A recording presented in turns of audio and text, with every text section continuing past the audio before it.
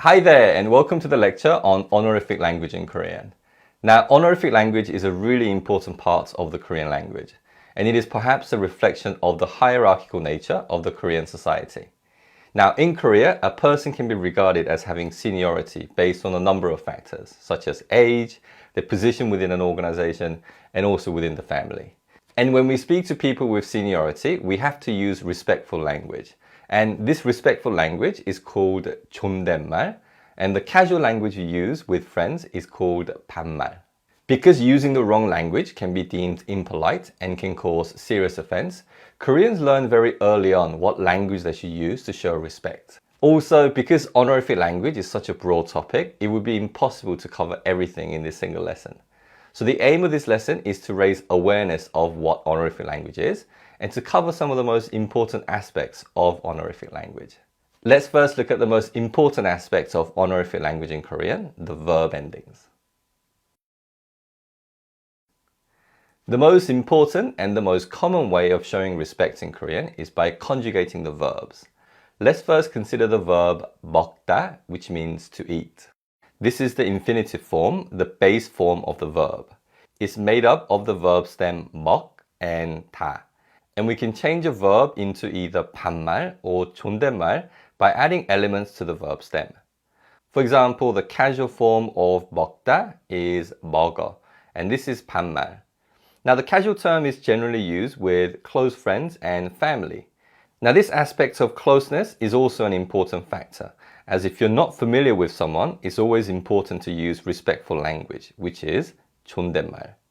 Now, when it comes to verbs, there are two forms of 존댓말, and the first is the polite form, and the polite form of 먹다 is 먹어요, and the second is the formal form, and for 먹다, it's 먹습니다. We use the formal form when we're in very formal settings, such as in job interviews and also often in business settings, so it's not commonly used in everyday speech. And this means that the most commonly used form of verb endings in everyday situation is the polite verb ending. Now, it's important to note that all verbs change into casual, polite, and formal forms. So whenever you learn verbs, you should always think about how they conjugate into different forms. And the way verbs change into casual, polite, and formal forms is something we will cover in one of our later courses.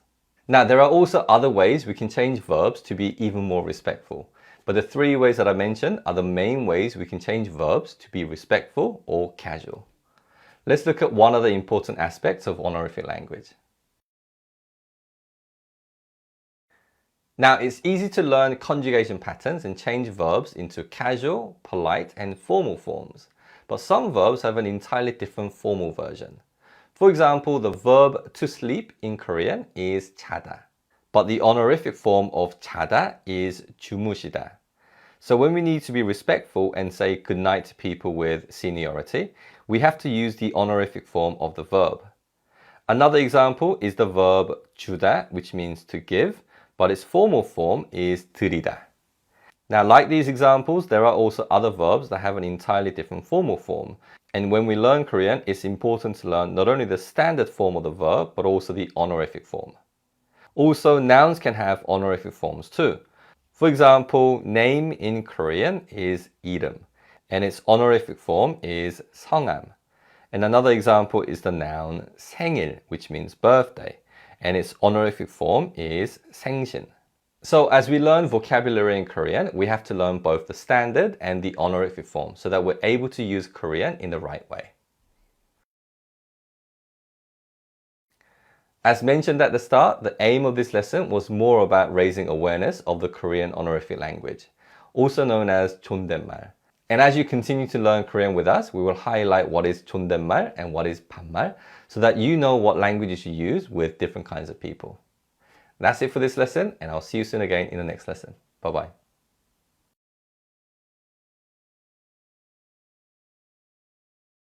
So you're finished with learning the elements of Hangul, and now we're going to move on and learn about the Korean sentences.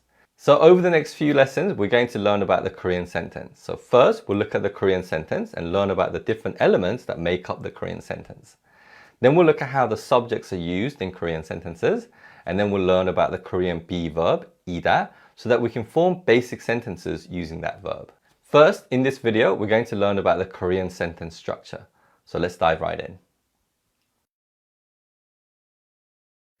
We're first going to look at two important aspects of Korean sentences, and they are word order, and the other is the use of particles.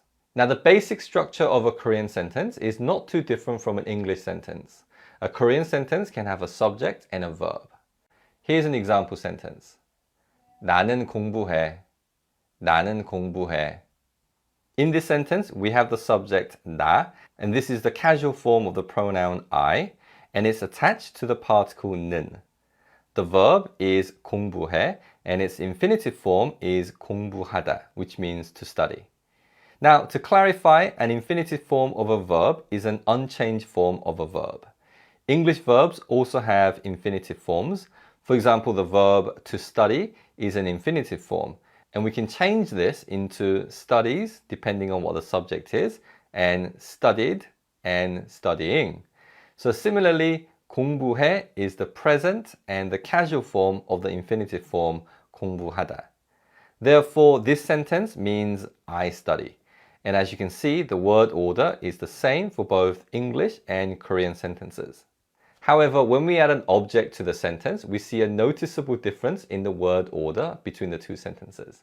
So let's add Korean to both sentences to make them I study Korean. Here are the sentences. 나는 한국어를 공부해. I study Korean. 나는 한국어를 공부해.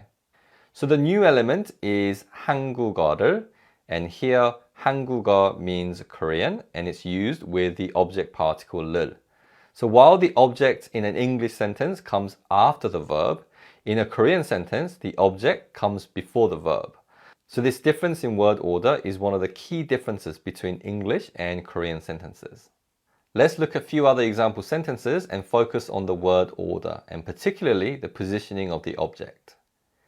나는 운전해. I drive. 나는 운전해.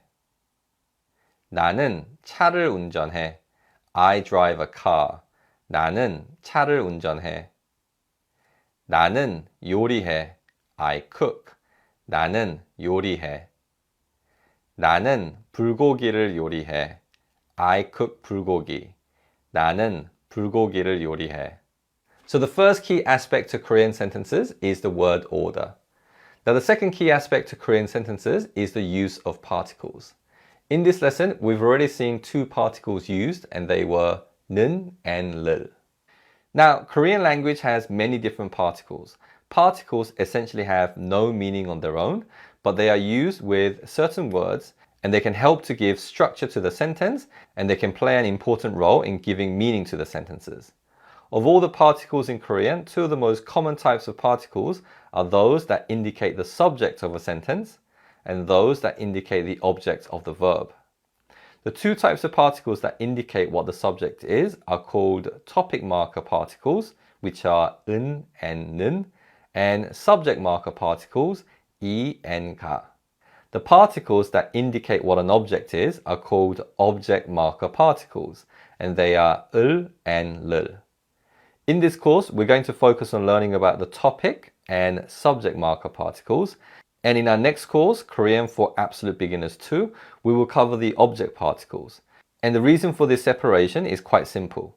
In this course, we're going to focus on learning just one verb, the be-verb 이다. And with the be-verb 이다, we don't use object particles. And in our second course for Absolute Beginners, we're going to focus heavily on learning about Korean verbs. So it makes sense to focus on object particles together in the same course with the verbs. So once this lesson is over, we're going to spend quite a bit of time learning about the topic and subject particles. Another important feature of a Korean sentence is that the only permanent part of a Korean sentence is the verb. So this means that a Korean sentence can omit the subject and the object and still form a grammatically Korean sentence. In Korean, if the subject of the sentence is obvious to the people in the conversation, we can just drop the subject. So in this sentence, 나는 한국어를 공부해. If it's obvious that I'm talking about myself, then I'll drop 나는 and just say 한국어를 공부해. Additionally, if someone's question focuses on the action rather than the object of the action, or who's doing the action, then we can just answer by using the verb. So if someone asks, what are you doing in Korean? I can simply respond and say, 공부해.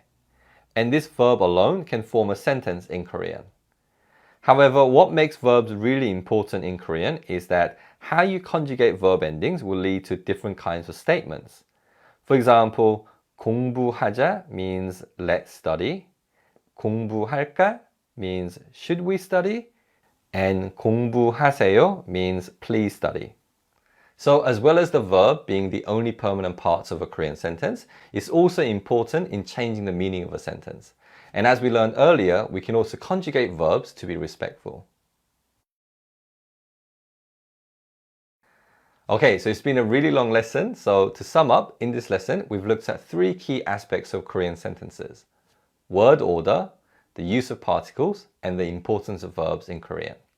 In the next lesson, we're going to look at how we use topic and subject particles. So I'll see you soon again in that lesson. Bye-bye.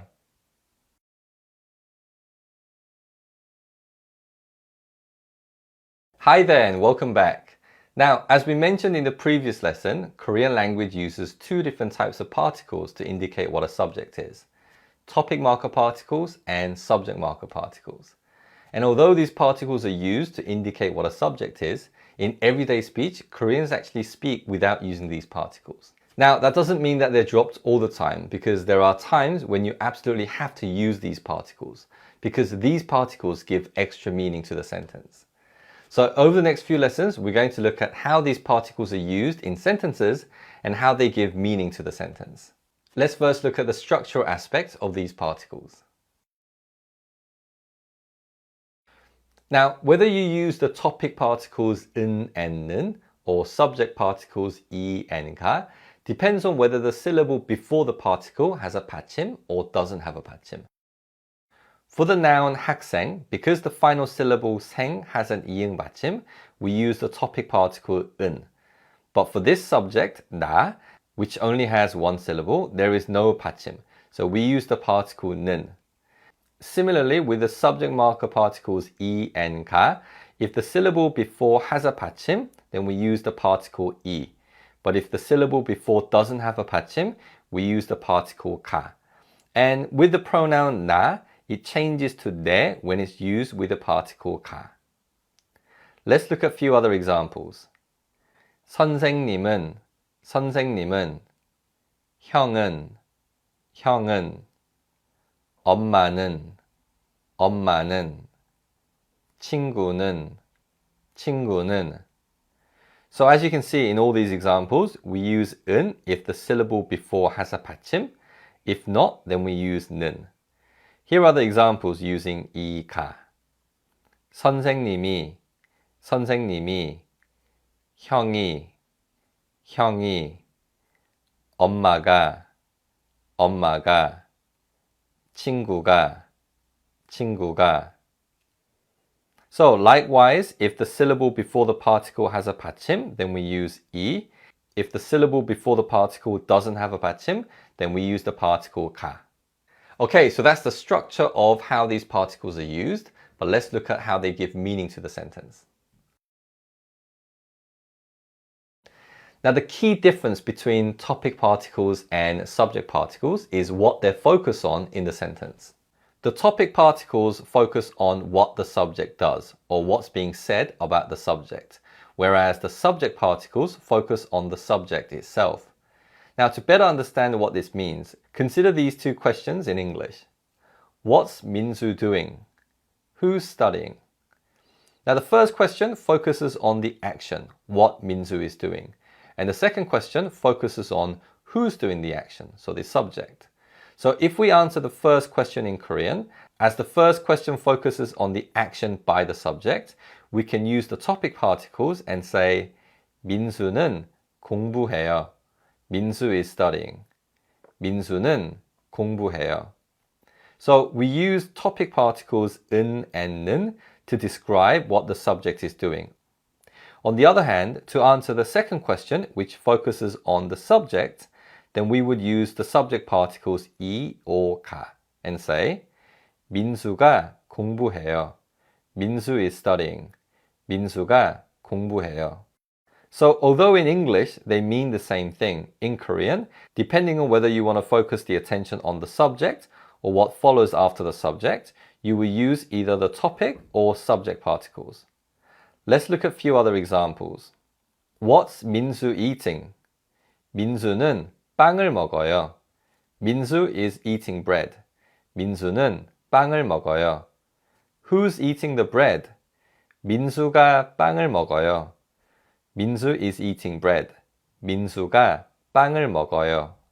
So as you can see, if the focus is on what the subject is doing, then we use topic particles. And if the focus is on the subject, then we use subject particles.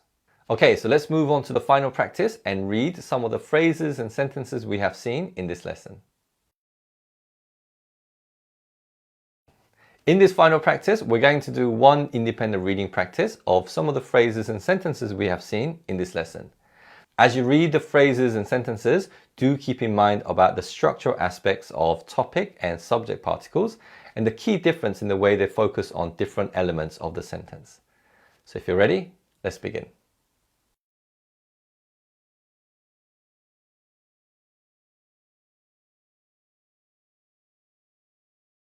나는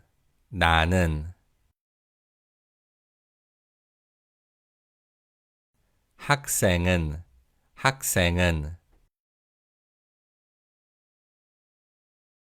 친구가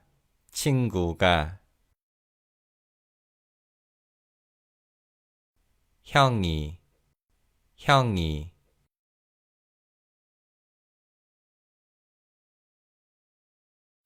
민수는 공부해요.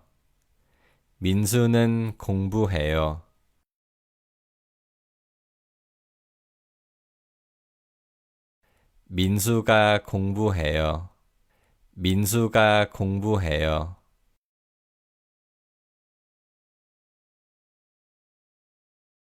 형은 빵을 먹어요.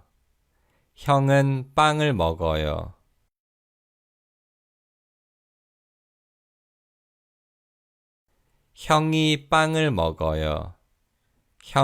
빵을 먹어요. Great job today, well done. In today's lesson, we learned the structural aspects of topic and subject particles and how they're used to focus on different elements in the sentence. In the next lesson, we'll learn another way we use topic and subject particles. So I'll see you soon again in that lesson. Bye-bye.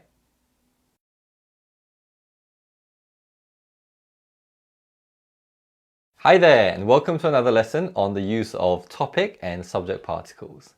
In this lesson, we'll first look at how these particles are used differently, and then we'll also look at a distinct use of the topic particles, 은 and 는. So let's begin. Now, another way that these topic and subject particles are used differently is that sometimes we use subject particles to introduce a new topic, and we use topic particles to refer to something mentioned earlier. For example, let's imagine that your friend studies Korean, and you want to tell your parents about this. The topic of your friend Minsu is new in the conversation, so to tell your parents about Minsu studying Korean, you can say 민수가 한국어를 공부해요. 민수 is studying Korean. 민수가 한국어를 공부해요. Now, we've already seen this sentence before, but 한국어 means Korean language, and 공부해요 is made from the verb 공부하다, which means to study. So coming back to the main point, we use the subject particles 이 and 가 to introduce a new topic in the conversation. However, let's say that you want to tell your parents why Minsu studies Korean, and that's because he likes Korean movies. So to refer to Minsu, who you've mentioned already in the conversation, you can say 민수는 한국 영화를 좋아해요. 민수 likes Korean movies. 민수는 한국 영화를 좋아해요. So here we have 한국 영화, which means Korean movie, and 좋아해요 is made from the verb 좋아하다, which means to like. And here, because I've already mentioned 민수 in the conversation, to mention 민수 again, I can use the topic particle 는. So the second important use of subject and topic particles is that we use subject particles to introduce a new topic in the conversation, and we use topic particles to refer to something mentioned earlier in the conversation. Let's look at one other important use of topic particles in and 는. Now, another important use of topic particles in and 는 is to show a contrasting information. To better understand this, let's imagine that you live in Seoul. It's the summer and the weather is always hot and sunny in Seoul. You're on the phone to your parents and your parents tell you that the weather back home is always cold and wet. So to tell your parents that the weather in Seoul is always hot and sunny, which contrasts the weather back home, you can say 서울은 더워요. Seoul is hot. 서울은 더워요. So although it seems like it's introducing a new topic in the conversation, as in Seoul wasn't mentioned before, so therefore it's a new topic, we actually use the topic particle because it helps to show a contrasting detail, which is that in Seoul it's 더워요, which means to be hot. To give you another example, let's imagine that you are at your friend's house and your friend is offering everyone a drink. Everyone tells your friend what they want, but you don't want a drink. So to tell your friend this contrasting bit of information, you can say 나는 괜찮아. I'm okay. 나는 괜찮아. So again, we have the topic particle 는, which is used to show a contrasting information, which is that I'm 괜찮아. And 괜찮아 means to be okay. So another important use of topic particles in and 는 is to show contrasting information. Let's move on to the final practice and practice reading some of the sentences from this lesson. In this final practice, we're going to do one independent reading practice of the sentences we have seen in this lesson. As you read the sentences, think about whether the subject particles are used to introduce a new topic and whether topic particles are used to refer to something mentioned earlier. Also think about whether the topic particles are used to show a contrasting bit of information. So if you're ready, let's begin with the practice.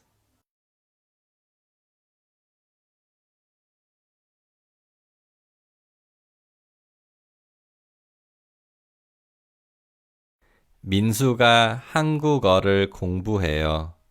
민수가 한국어를 공부해요.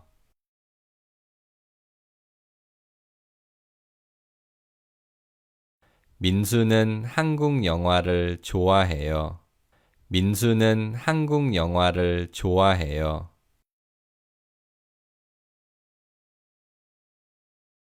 서울은 더워요. 서울은 더워요. 나는 괜찮아. 나는 괜찮아. Great effort today. Well done. So in today's lesson, we learned that sometimes we use subject particles to introduce a topic, and we can use topic particles to refer to something mentioned earlier. And we can also use topic particles to show contrasting information. In the next lesson, we'll look at how we can use topic and subject particles in the same sentence. I'll see you soon again in that lesson. Bye-bye.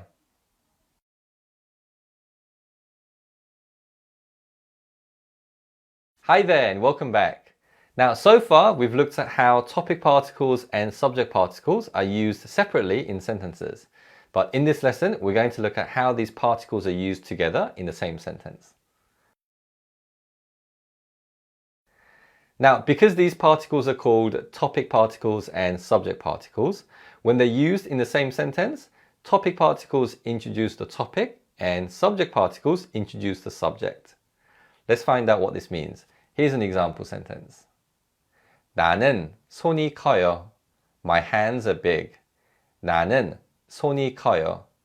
Now a simple translation of this sentence, 나는 손이 커요, could be I have big hands or my hands are big. But when 은는 are used to introduce the topic, they are interpreted as meaning as for or regarding. So in this sentence, 나는, which is made up of the pronoun 나, meaning I, and the particle 는, can be translated as meaning as for me. So this sentence actually means, as for me, my hands are big. In this sense, when nouns are attached to 이가, they are more similar to English subjects than when nouns are attached to 는, because topic particles essentially introduce the topic and subject particles essentially introduce the subject. Let's look at a few other example sentences.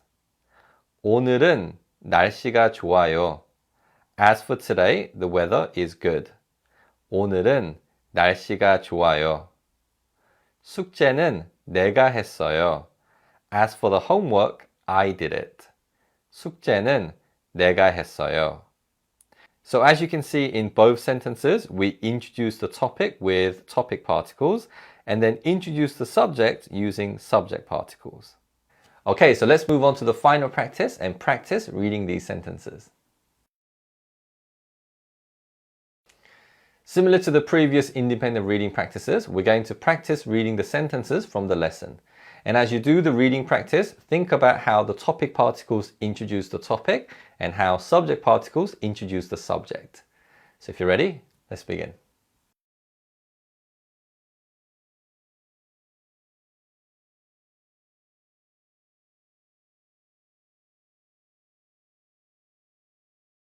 나는 손이 커요. 나는 손이 커요.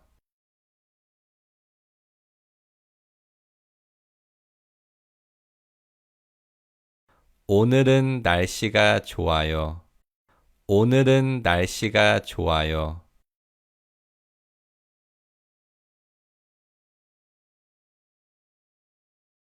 숙제는 내가 했어요. 숙제는 내가 했어요. Excellent job today. Well done. Okay, so in this lesson, we looked at how we used topic and subject particles in the same sentence and how the topic particles introduce the topic and subject particles introduce the subject.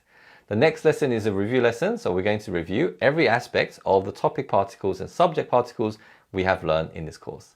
So I'll see you soon again in that review lesson. Bye-bye.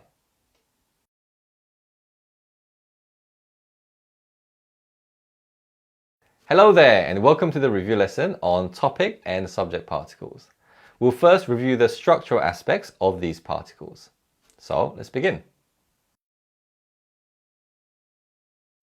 First, whether we use the topic particles 은 or 는 or subject particles 이 or 가 depends on whether the syllable before the particle has a 받침 or not. So let's first do a listen and repeat practice of using these particles with nouns. As you say the phrases, pay close attention to whether the syllable before the particle has a 받침 or not.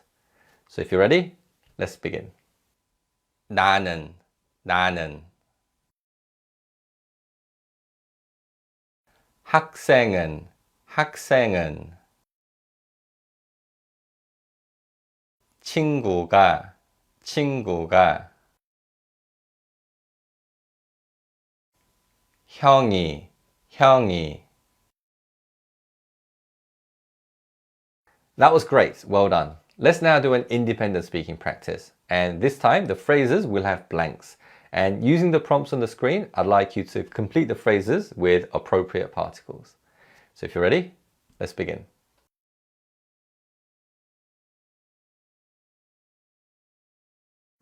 친구가, 친구가.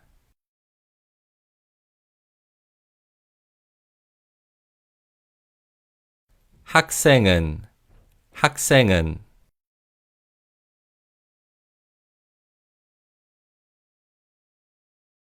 형이, 형이.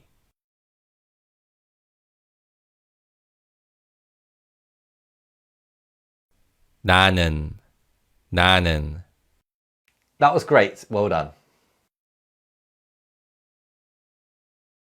Now the first distinct use of topic and subject particles is the different areas of focus they have on the sentence. The topic particles focus on the details related to the subject, while the subject particles focus on the subject itself. So in this practice, you will see questions on the screen that focus on different elements. And depending on whether the question focuses on the detail or the subject, I'd like you to complete the sentences that respond to these questions using appropriate particles. So if you're ready, let's begin. What's Minsu doing?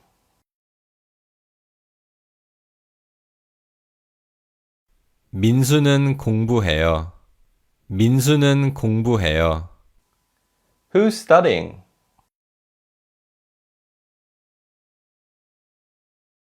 민수가 공부해요. 민수가 공부해요. What's Minsu eating?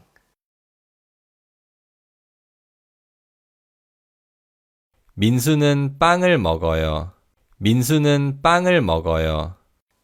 Who's eating the bread?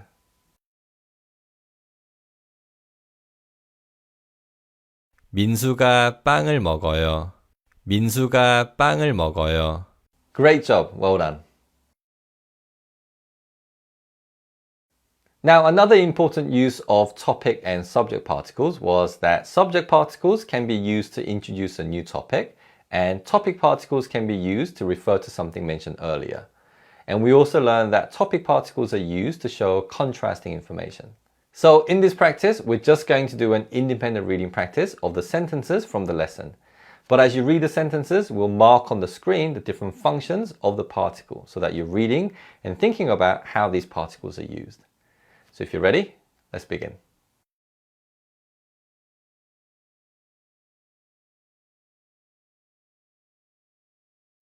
민수가 한국어를 공부해요. 민수가 한국어를 공부해요.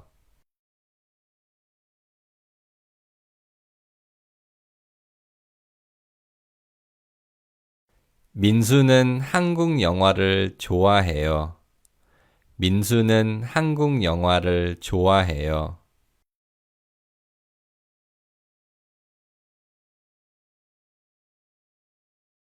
서울은 더워요.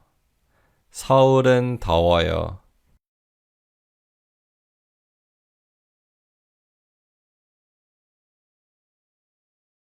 나는 괜찮아. 나는 괜찮아. Great job, well done. Finally, we learned to use topic and subject particles in the same sentence. And when these particles are used together in the same sentence, topic particles introduce the topic and subject particles introduce the subject.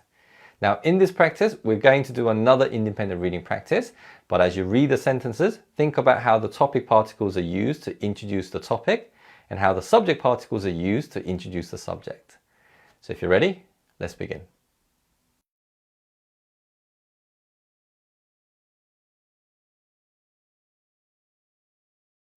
나는 손이 커요. 나는 손이 커요.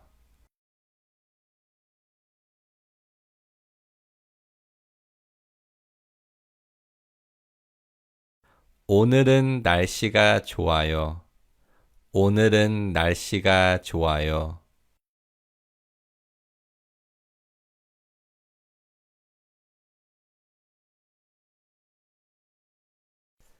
숙제는 내가 했어요.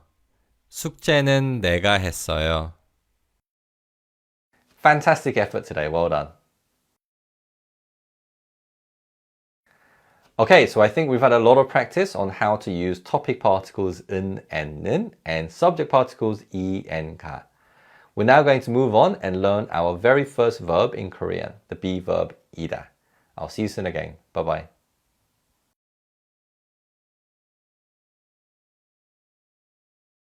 Hi there! So in this lesson, we're going to learn our very first verb in Korean, and that's the Korean be verb 이다. So let's begin. Now, the Korean equivalent of the English be verb is 이다, but these two verbs aren't exactly the same. So to better understand the differences between these two verbs, let's consider how we use the English be verb. Now, we can use the English be verb to say who someone is or what something is. So I can say, I'm a teacher, or Korea is a country. In this type of sentence, the be verb is followed by a noun. But we can also use the be verb to describe the state of something. So I can say, I am happy, or the weather is hot. And in this type of sentence, the be verb is followed by an adjective. Lastly, the be verb can be followed by a prepositional phrase to say where something is or what time it is. So we can say, I'm at home, or the class is at 2 o'clock. So these are the three ways of using the English be verb. However, the Korean be verb 이다 is only used to talk about who someone is or what something is. It's not used with adjectives, and although it can be used to talk about what time it is, it's not used with prepositions to describe where something is. So let's focus on how it's used to say who someone is and what something is. Let's begin with I'm a teacher. In Korean, this is 나는 선생님이다. 나는 선생님이다. So first we have 나, which is the standard way of saying I, and there is also a formal form of the pronoun I, and that's 저. And we use 나 with the topic particle 는. Then we have 선생님, which means a teacher, and lastly we have the Korean be-verb 이다. Now, 이다 is the infinitive form of the be-verb, and in Korean we can use the verb's infinitive forms to make sentences. And when we make sentences using the infinitive form of any verb, we're stating something as a matter of fact. So the infinitive form of verbs is not commonly used when we're communicating with people in dialogues, but it's more often seen in textbooks, newspapers, and journals. Now, an important aspect of the verb 이다 is that unlike other verbs which are separated from their objects, 이다 is always attached with the nouns they use with. So do keep that in mind. Let's take a look at a few more example sentences. 나는 학생이다. I am a student. 나는 학생이다. 나는 삼촌이다. I'm an uncle. 나는 삼촌이다. 한국은 나라다. Korea is a country. 한국은 나라다. 나는 남자다. I'm a man. 나는 남자다. So in the first two examples, we use 이다, but in the last two examples, we use 다.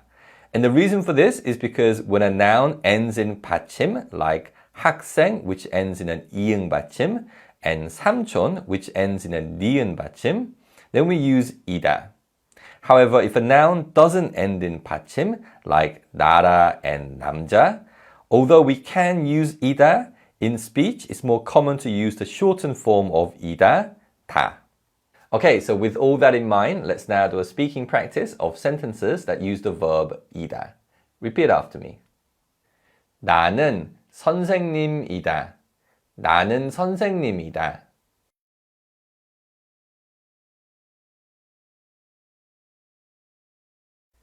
나는 학생이다. 나는 학생이다.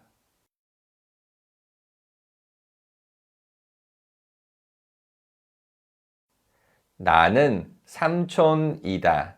나는 삼촌이다.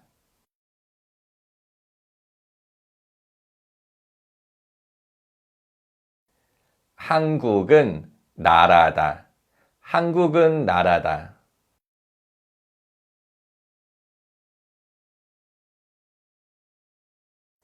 나는 남자다. 나는 남자다.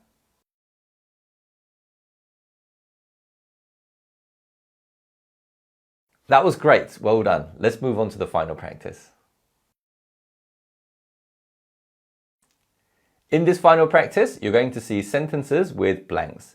And depending on whether the noun ends in a 받침 or not, I'd like you to say the full sentence by adding either 이다 or 다. Remember that if the noun doesn't end in 받침, we can add 이다 or 다. But for this practice, we'll practice using just 다. If you're ready, let's start the practice.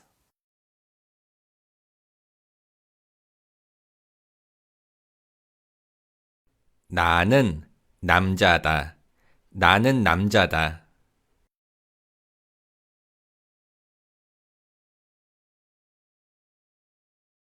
나는 선생님이다. 나는 선생님이다.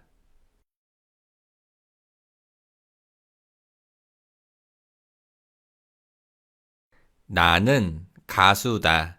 나는 가수다.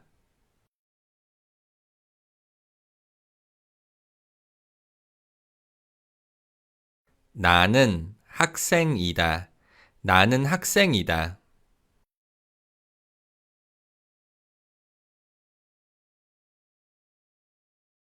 나는 삼촌이다. 나는 삼촌이다.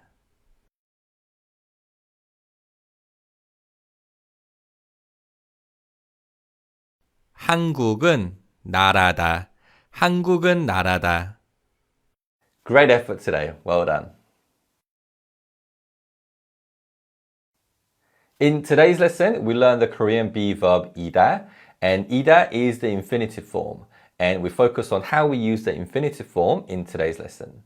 And in the next lesson, we're going to learn how we change 이다 into 3 levels of formality in Korean. So I'll see you soon again in the next lesson. Bye-bye.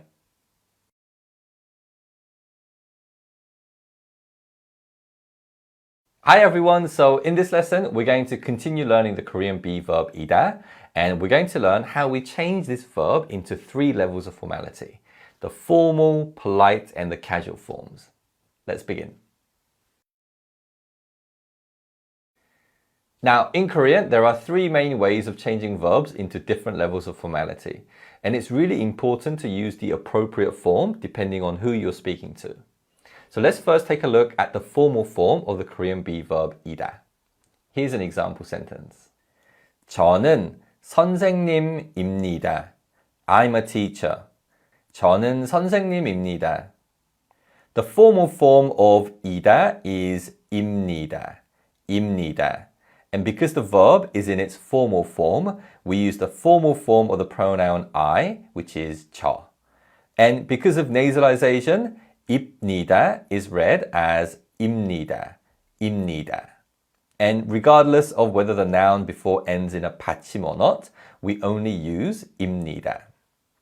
Now, as mentioned before in our lesson on honorific language, we use formal verb endings in formal settings only, such as at workplace, job interviews, and when we're talking to people who are much older than us and hold much more senior position at work. So the use of this formal form is actually not very common in everyday situation. However, one common setting where we use this formal form of the verb 이다 is when we introduce ourselves to a new group of people. So if I meet a new group of people and I were to introduce myself, I would say 저는 김기환입니다. I'm 김기환. 저는 김기환입니다. So this formal form does have a very important use in Korean. With that in mind, let's now do a speaking practice of sentences that use 입니다. Repeat after me. 저는 선생님입니다. 저는 선생님입니다.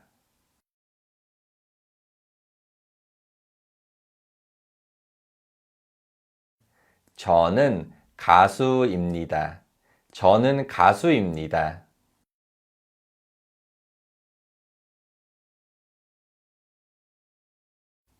저는 학생입니다. 저는 학생입니다.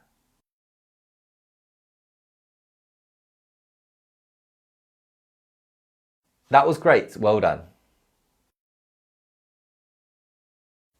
Next, let's take a look at the polite form of the verb 이다. Here are 2 example sentences. 저는 선생님이에요. I'm a teacher. 저는 선생님이에요. 저는 남자예요. I'm a man. 저는 남자예요. The polite form of 이다 can be 이예요 or 예요. If the noun ends in 받침, we use 이예요. But if the noun doesn't end in 받침, we use 예요. Now, one thing to keep in mind is that in natural speech, the vowel 예 in 예요 is pronounced as 에요 rather than 예요. So it's 남자예요, 남자예요. Also, as this is the polite form of the verb 이다, we can use the formal pronoun for I, 저. But we can also use the standard form 나. Both are correct, and it really depends on how formal you want or need to be. Okay, so let's now do a speaking practice of sentences that use 이예요 and 예요. Repeat after me. 저는 선생님이에요. 저는 선생님이에요.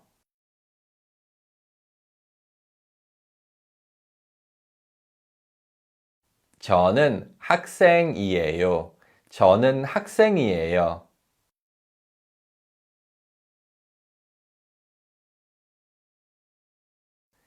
저는 남자예요. 저는 남자예요.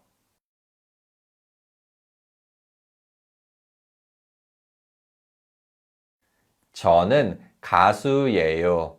저는 가수예요.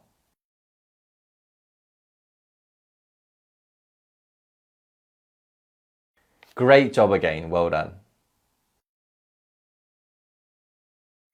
Let's now take a look at the casual form of the verb 이다. Here are two example sentences. 나는 선생님이야. I'm a teacher. 나는 선생님이야. 나는 남자야. I'm a man. 나는 남자야. Now, as you can see, the casual form of 이다 is 이야 or 야. If the noun ends in 받침, we use 이야. But if the noun doesn't end in 받침, then we use 야. And because this is the casual form, we have to use the standard pronoun of I, 나. It would sound very strange if we use 저, because 저 and 이야 contradict each other. One's formal and the other is casual.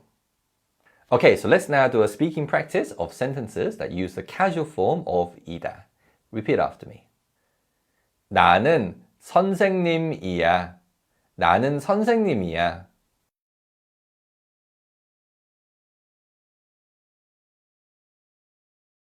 나는 학생이야. 나는 학생이야.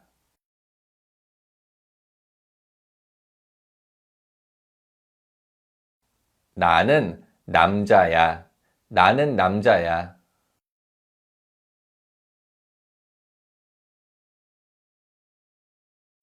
나는 가수야. 나는 가수야.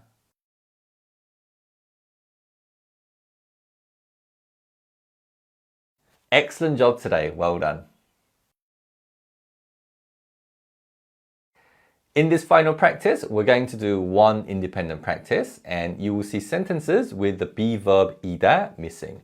And depending on whether the prompt is telling you to use the formal, polite or casual form, I'd like you to complete the sentences by using the appropriate form of the verb 이다. Okay, so if you're ready, let's begin the practice.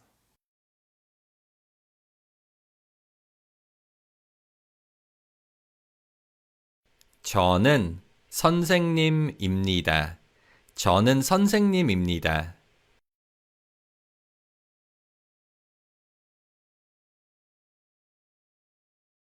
저는 학생입니다.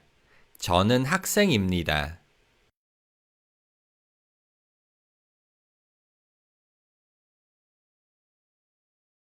저는 선생님이에요. 저는 선생님이에요.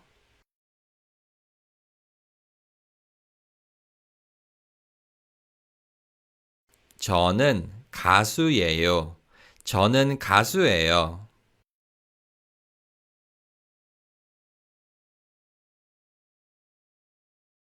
나는 선생님이야. 나는 선생님이야.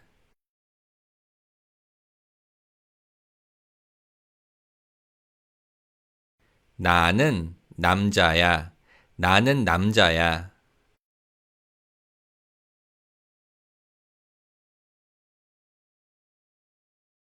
저는 학생이에요. 저는 학생이에요.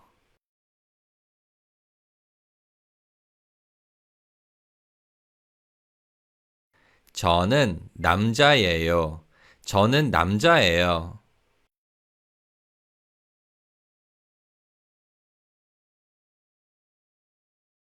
나는 학생이야. 나는 학생이야.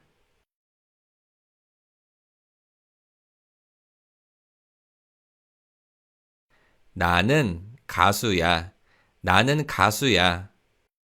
Fantastic job today. Well done. In today's lesson, we looked at 3 levels of formality for the Korean be-verb 이다. Formal, polite, and casual.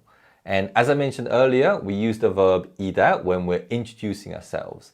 So depending on how formal we need to be or how formal I need to be, I may say 저는 김기환입니다. Or 저는 김기환이에요.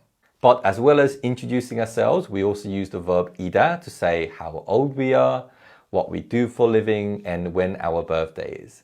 So it's a very important and basic verb to learn. In the next lesson, we're going to learn the negative form of the verb 이다, which is 아니다.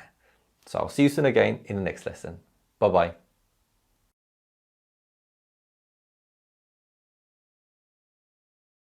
Hi everyone, so in this lesson we're going to learn the negative form of 이다, which is 아니다, 아니다. Now the first part of this word 아니 simply means no. And 아니 can be used in many different ways in Korean to mean different things. But in this lesson we're going to focus on how it's used as 아니다 to mean to be not in Korean. So let's begin. Now, the use of 아니다 is quite simple, but unlike 이다, which is attached to the noun it's used with, 아니다 is not attached to the noun it's used with. Let's take a look at an example sentence. 나는 선생님이 아니다. I'm not a teacher. 나는 선생님이 아니다. So, as you can see, 아니다 is separated from the noun, and the noun uses the subject particle, which in this case is 이. And similar to 이다, because 아니다 is the verb's infinitive form, sentences using this verb form are commonly used in textbooks, journals, and newspapers, and are not often used in dialogue. Let's take a look at a few other examples. 나는 학생이 아니다. I'm not a student. 나는 학생이 아니다. 나는 여자가 아니다. I'm not a woman. 나는 여자가 아니다. So as you can see in the second example, because 자 in 여자 doesn't have a 받침, we use the subject particle 가. Also in these sentences, because we're using both topic and subject particles together, these sentences could be interpreted as meaning, as for me, I'm not a student. And as for me, I'm not a woman. Okay, so let's now do a speaking practice of sentences that use 아니다. Repeat after me. 나는 선생님이 아니다. 나는 선생님이 아니다.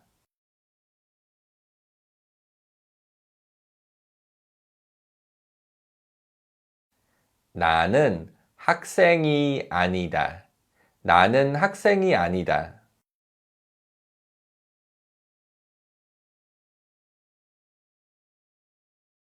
나는 여자가 아니다.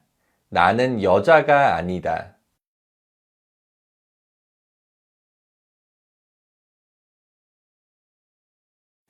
나는 가수가 아니다.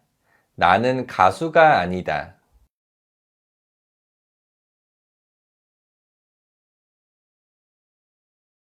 That was great. Well done. Okay, so in this final practice, we're going to do one independent practice, and all the sentences are missing their subject particles.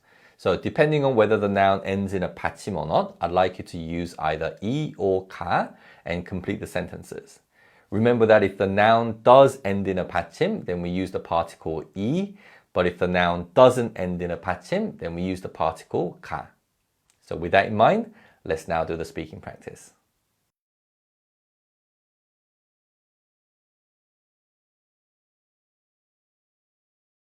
나는 여자가 아니다.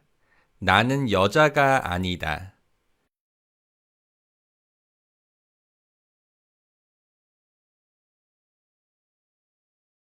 나는 의사가 아니다. 나는 의사가 아니다.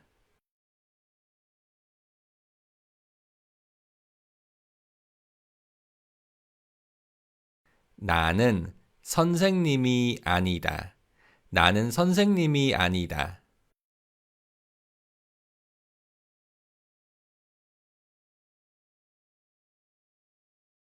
나는 학생이 아니다. 나는 학생이 아니다.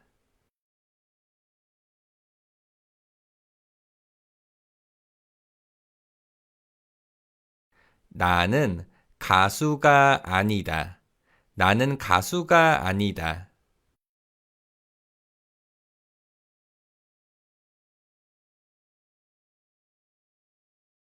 나는 배우가 아니다. 나는 배우가 아니다. Great effort today. Well done. Okay, so today we looked at the negative form of the verb 이다, which is 아니다. And in the next lesson, we're going to look at the 3 levels of formality for the verb 아니다. So we'll look at the formal, polite, and the casual form. I'll see you soon again in the next lesson. Bye-bye.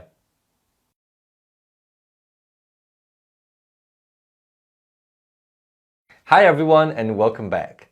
In today's lesson, we're going to look at the 3 levels of formality for the verb 아니다. Now the 3 levels of formality for 아니다 is a lot simpler than 이다. So let's begin. Okay, so let's begin with the formal form. Here's an example sentence. 저는 선생님이 아닙니다. I'm not a teacher. 저는 선생님이 아닙니다. The formal form of 아니다 is 아닙니다. 아닙니다. And we simply add this after the subject particle, which we've already learned. And just like 입니다, because of nasalization, this is pronounced 아닙니다. 아닙니다. And how we use this formal form is the same as any other formal forms. We use these verb forms in formal settings and with people with seniority. Here are 2 more example sentences. 저는 학생이 아닙니다. I'm not a student. 저는 학생이 아닙니다.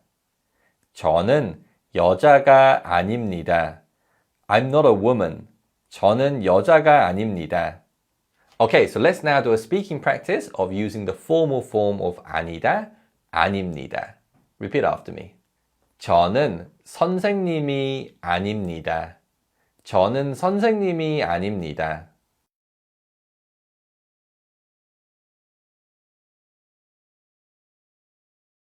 저는 학생이 아닙니다. 저는 학생이 아닙니다.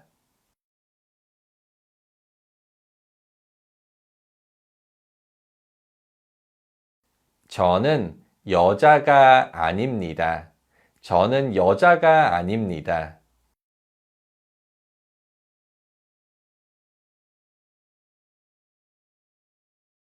저는 가수가 아닙니다. 저는 가수가 아닙니다.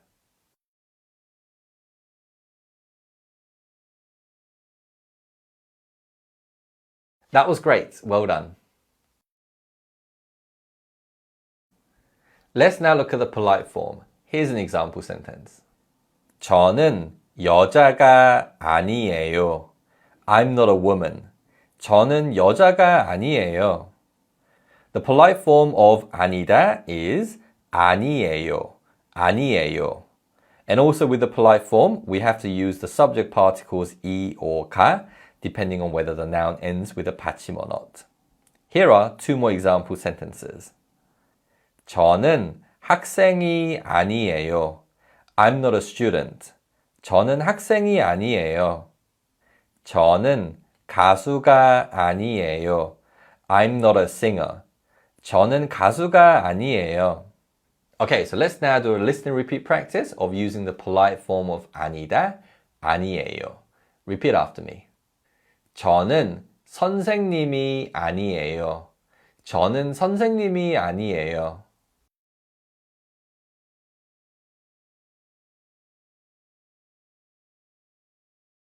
저는 학생이 아니에요. 저는 학생이 아니에요.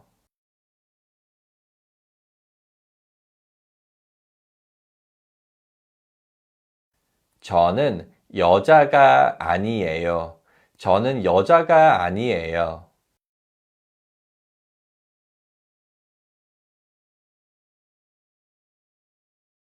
저는 가수가 아니에요. 저는 가수가 아니에요.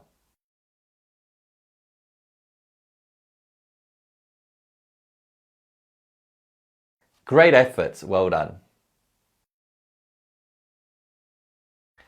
Okay, so finally, let's now look at the casual form of 아니다. Here's an example sentence. 나는 가수가 아니야. I'm not a singer. 나는 가수가 아니야. Now, the casual form of 아니다 is 아니야. 아니야. And with casual form also, we use the subject particles 이 or 가, depending on whether the noun has a 받침 or not. We also use the informal form of the pronoun I, 나, with the verb's casual form. Here are 2 more example sentences. 나는 선생님이 아니야. I'm not a teacher. 나는 선생님이 아니야. 나는 여자가 아니야. I'm not a woman. 나는 여자가 아니야. Okay, so by now I think you know the drill. Let's do a speaking practice of using the casual form of 아니다, 아니야. 나는 선생님이 아니야. 나는 선생님이 아니야.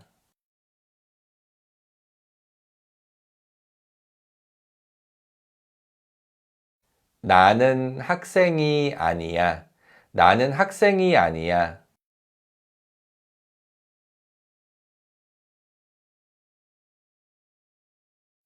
나는 가수가 아니야. 나는 가수가 아니야.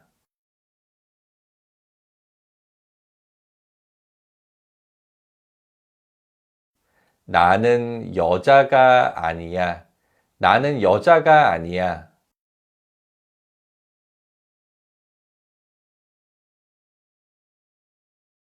Great effort. Well done. Let's move on to the final practice. In this final practice, we're going to do one independent practice, and depending on whether the prompt is telling you to use the formal, polite, or casual form of 아니다, I'd like you to fill in the blanks and complete the sentences. Okay, so if you're ready, let's start the practice.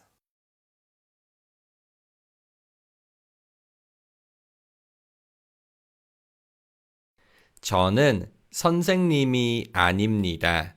저는 선생님이 아닙니다.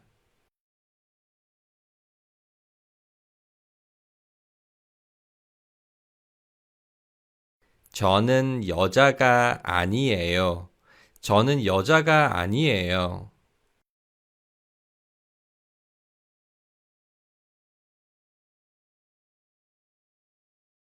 나는 선생님이 아니야. 나는 선생님이 아니야.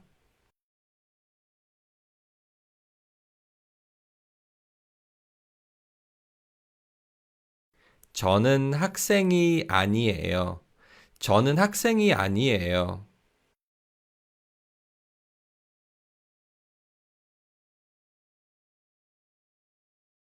저는 여자가 아니에요. 저는 여자가 아니에요.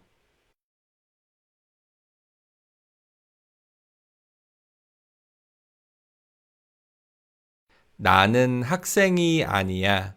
나는 학생이 아니야.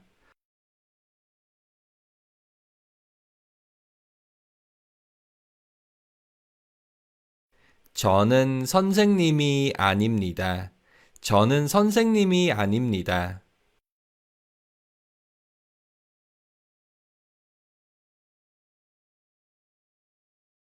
나는 가수가 아니야. 나는 가수가 아니야. Amazing job today. Well done. Okay, so today we looked at the formal, polite, and casual form of the verb 아니다, which means to be not in English. The next lesson is a review lesson, and we're going to review everything we learn on the Korean be verbs 이다 and the negative form 아니다. So I'll see you soon again in the next lesson. Bye bye.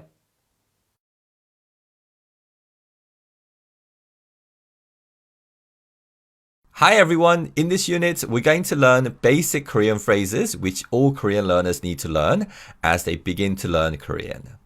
In this lesson, we're going to start things off by learning how to say yes and no in Korean. Let's begin with yes. Okay, so first there is the formal form of yes, and this is yeah, yeah. Yeah is very formal, and generally it's quite rare to use yeah in everyday speech. A common situation where I would use yeah is when I'm speaking to someone much older than me and someone that I need to be extra respectful to, such as my friend's parents and elderly people I might speak to on the streets. The polite form of yes is 네, 네. 네 is the polite yes, and it's the most common form of yes we use in Korean.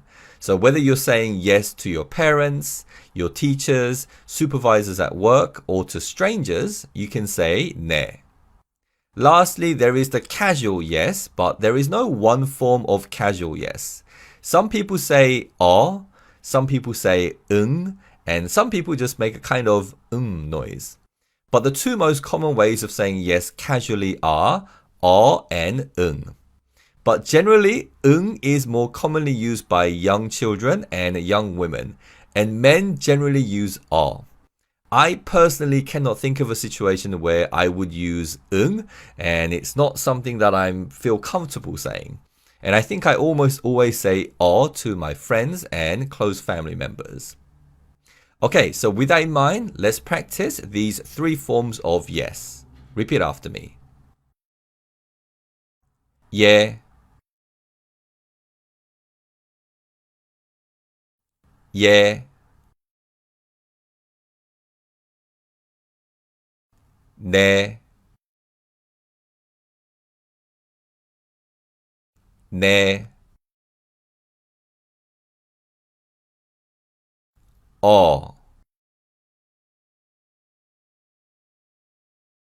응. Great job, well done. To say no in Korean, we use 아니. 아니. 아니 is an interjection and it simply means no. The formal form is 아닙니다. 아닙니다. The polite form is 아니요. 아니요. And the casual form is 아니. 아니. Similar to yes, the formal form 아닙니다 is not so common and it's only used in very formal settings. However, unlike the formal form of yes, 예, 아닙니다 is a little more common in everyday speech. So if you want to say no at workplace, the use of 아닙니다 is quite common. When we say 아닙니다, 비읍 받침 changes to a 미음 sound. So it's 아닙니다. 아닙니다. 아니요 is the polite form and the most common form, and you can use it in various situations in everyday life, such as when talking to parents, in shops talking to the staff, or with strangers. And the casual form 아니 is mainly used with close friends and close family members. Okay, so with that in mind, let's practice saying the three forms of no. 아닙니다.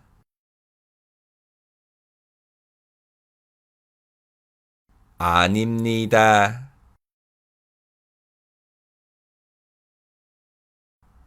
아니요.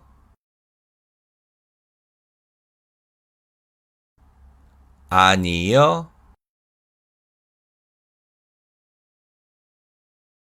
아니. 아니. That was great. Well done.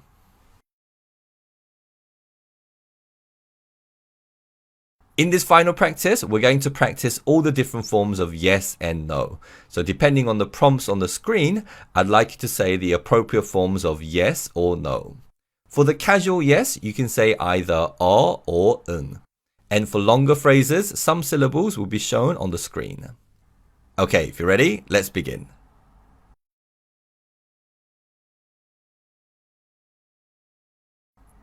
예, 예.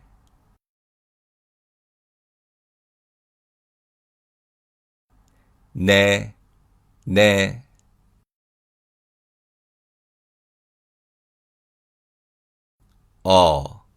응.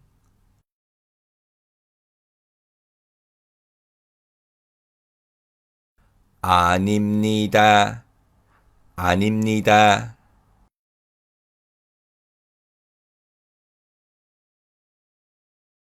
아니요. 아니요.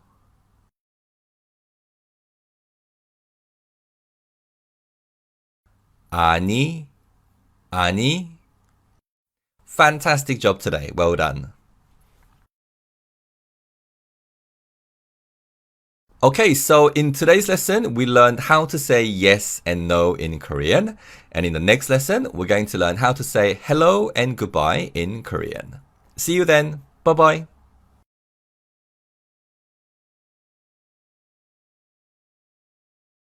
Hi everyone and welcome back. In this lesson, we're going to learn how to say hello and goodbye in Korean. Let's begin with hello.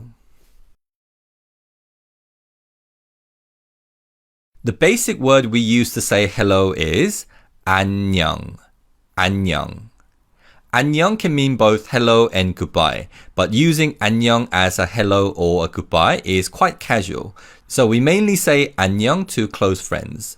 And although 안녕 is the casual form of hello, it's more commonly used by those who are college students or younger. Adults, particularly men, rarely use 안녕 to say hello to their friends. They're more likely to use phrases that mean how are you when they're greeting their friends.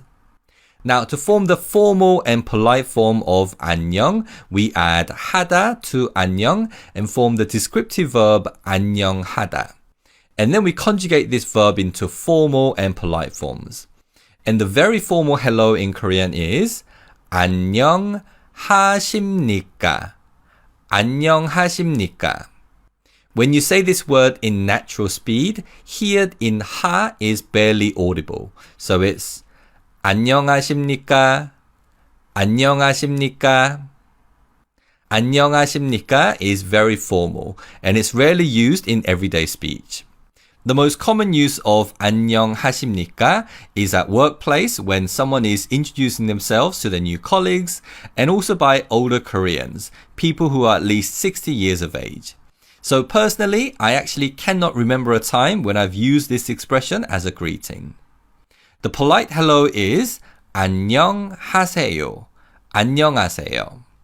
Similar to 안녕하십니까, here in 하 is barely audible in natural speech. So it's 안녕하세요. 안녕하세요. And 안녕하세요 is the most common form of hello. So when you say hello to your work colleagues or supervisor in the morning, when you're saying hello to people working in shops and restaurants, and when you're saying hello to people you're meeting for the first time, you can use this form of hello, 안녕하세요. So let's first do a listen and repeat practice of 3 forms of hello in Korean. We'll begin with the most casual form. 안녕. 안녕. 안녕하세요.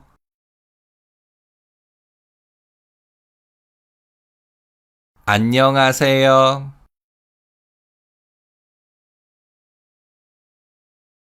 안녕하십니까?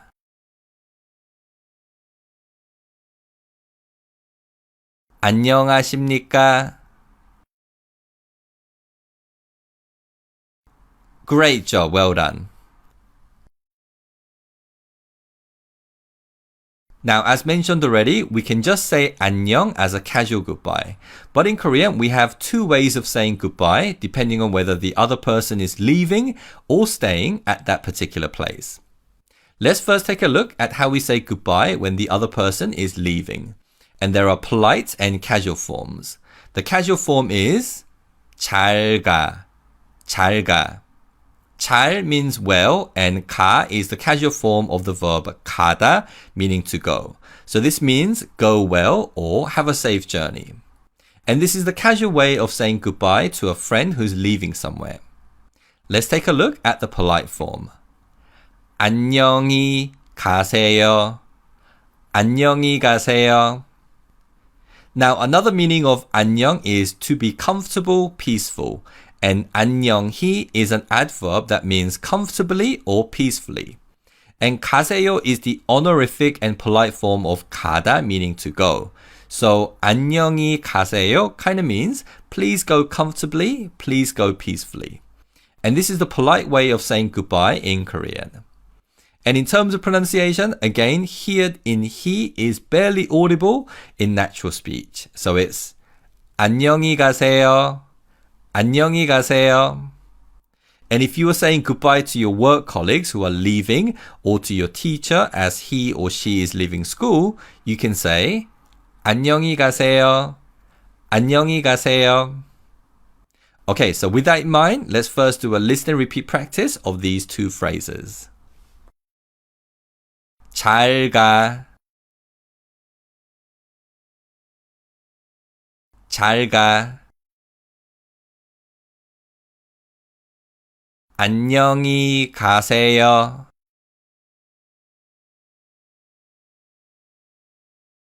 안녕히 가세요. Great job, well done. The second goodbye is when the other person is staying at a particular place and you're leaving that place. And first, the casual form is 잘 있어, 잘 있어. 잘, as we have learned before, means well. And 있어 is the casual form of 있다, which means to be somewhere or to stay. So this phrase literally means to stay well. And it's a way of saying goodbye to someone who is not leaving. Perhaps because we are the ones leaving their workplace or their home. Let's take a look at the polite form. 안녕히 계세요. 안녕히 계세요. As we have learned already, 안녕히 means comfortably, peacefully. And 계세요, the polite form of 계시다, is the honorific form of 있다, which means to be somewhere or to stay. So altogether, 안녕히 계세요 means please stay comfortably, please stay peacefully. And similar to 안녕히 가세요, this is the polite and respectful way of saying goodbye. So we can use it to our work colleagues and to others who have seniority. And in terms of pronunciation, in 계세요, 개 uses the Y glide vowel 예, but the Y sound weakens and we pronounce it as 계세요, 계세요. Okay, so let's practice these different ways of saying goodbye when the other person is staying. 잘 있어. 잘 있어. 안녕히 계세요.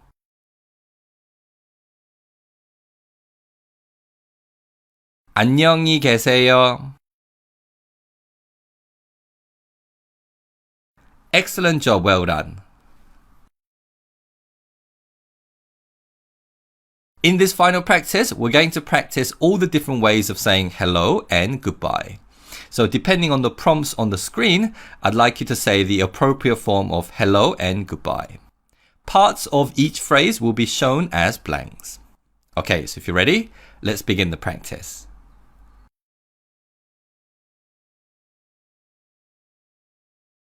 안녕, 안녕.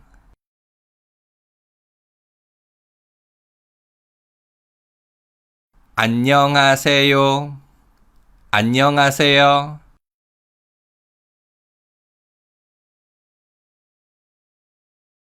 안녕하십니까? 안녕하십니까?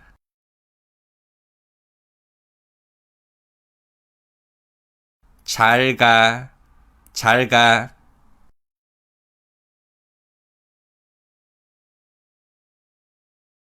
안녕히 가세요. 안녕히 가세요.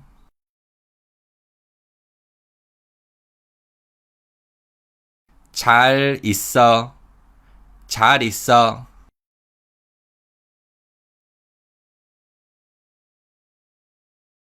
안녕히 계세요. 안녕히 계세요. Fantastic job today. Well done. Okay, so in today's lesson, we learned various ways of saying hello and goodbye in Korean. In the next lesson, we're going to review what we learned on saying yes and no and hello and goodbye in Korean. See you then. Bye-bye.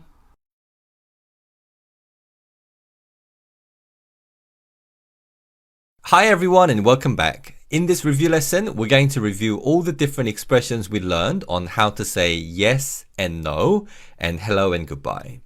So let's begin with yes and no. 2 lessons ago, we learned that for yes, formal yes is 예, the polite yes is 네, and to say yes casually, we can say or 응, though 응 is more common among kids and young women. For no, formal no is 아닙니다. The polite no is 아니요. And the casual no is 아니. So let's begin with a listen and repeat practice of these expressions. 예, 네,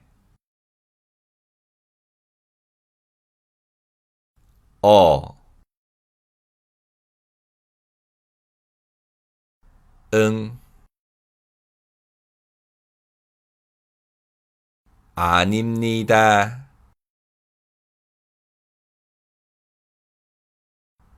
아니요,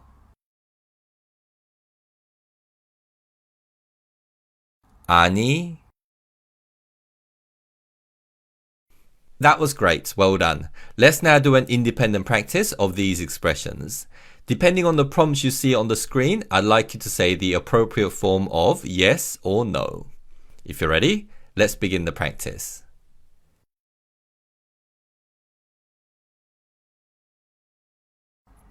예, 예,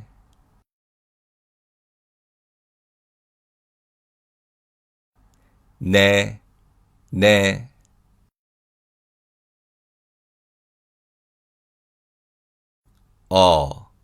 응,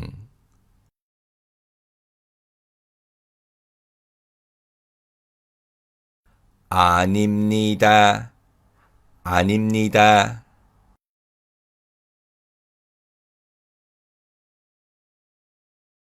아니요, 아니요,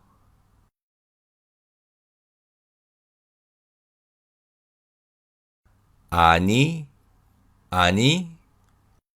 Great job, well done.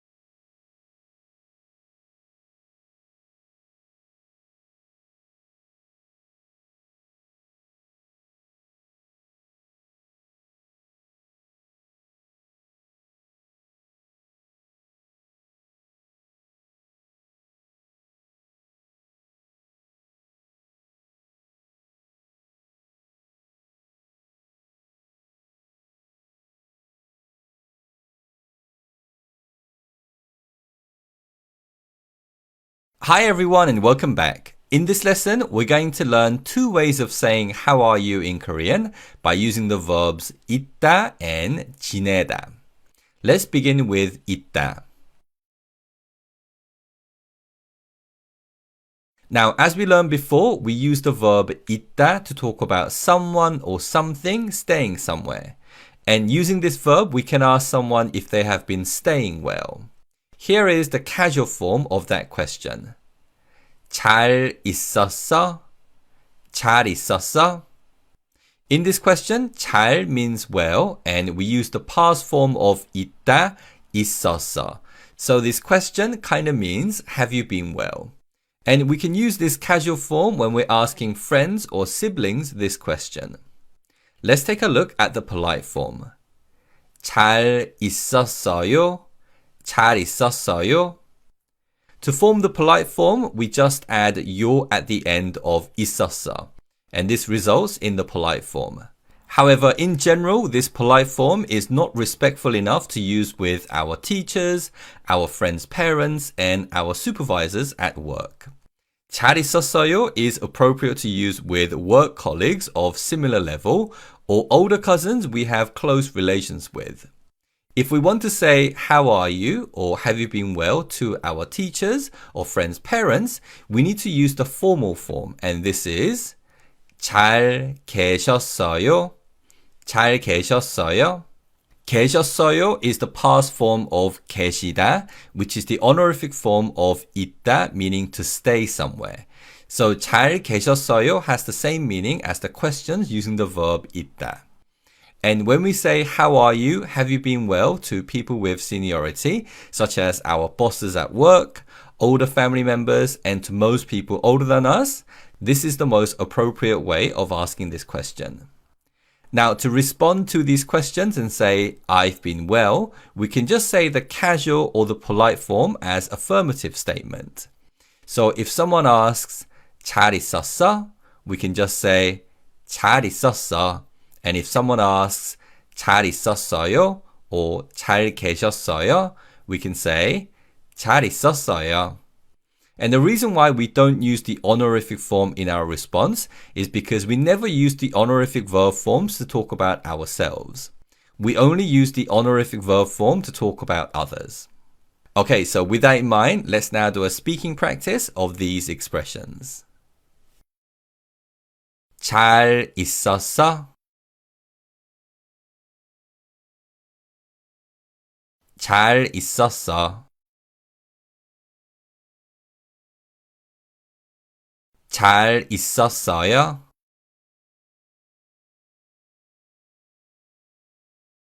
잘 있었어요.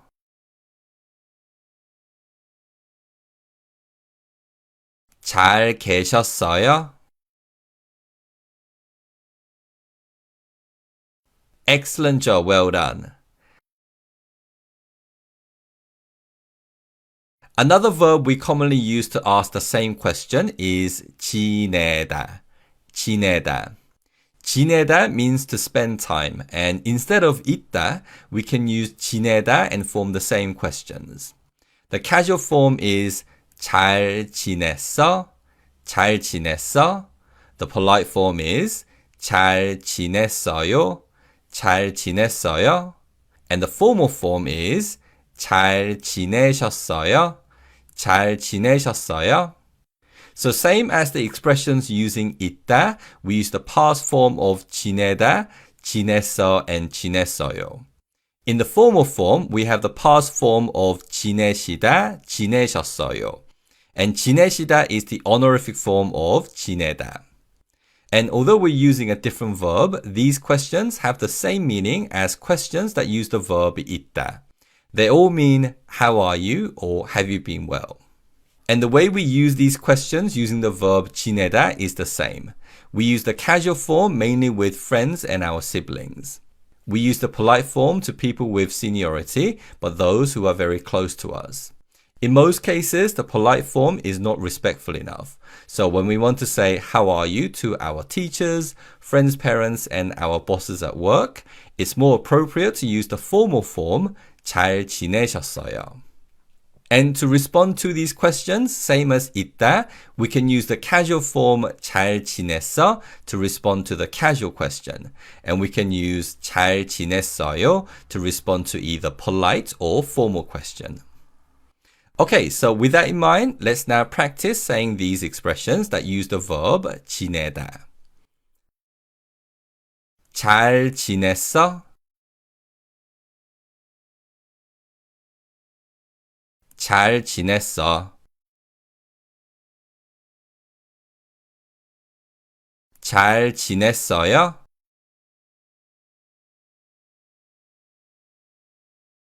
잘 지냈어요.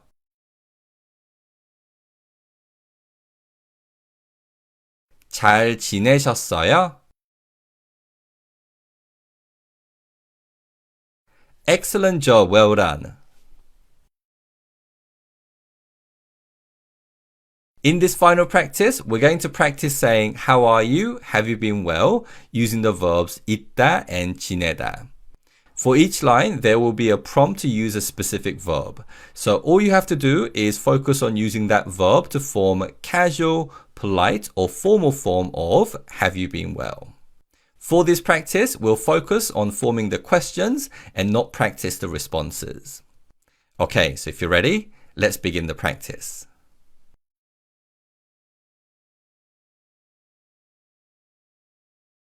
잘 있었어? 잘 있었어?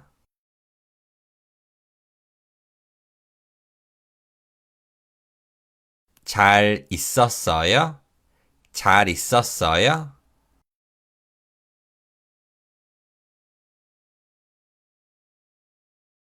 잘 계셨어요? 잘 계셨어요?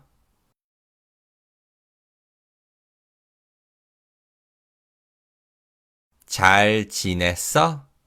잘 지냈어?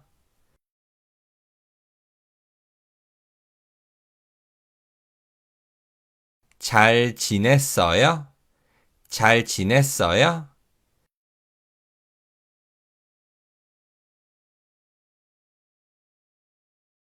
잘 지내셨어요? 잘 지내셨어요? Excellent job today. Well done.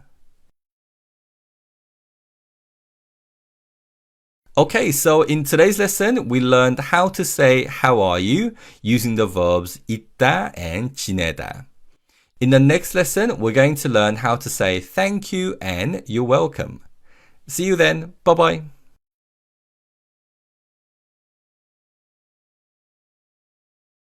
Hi everyone and welcome back. In this lesson, we're going to learn how to say thank you and you're welcome in Korean.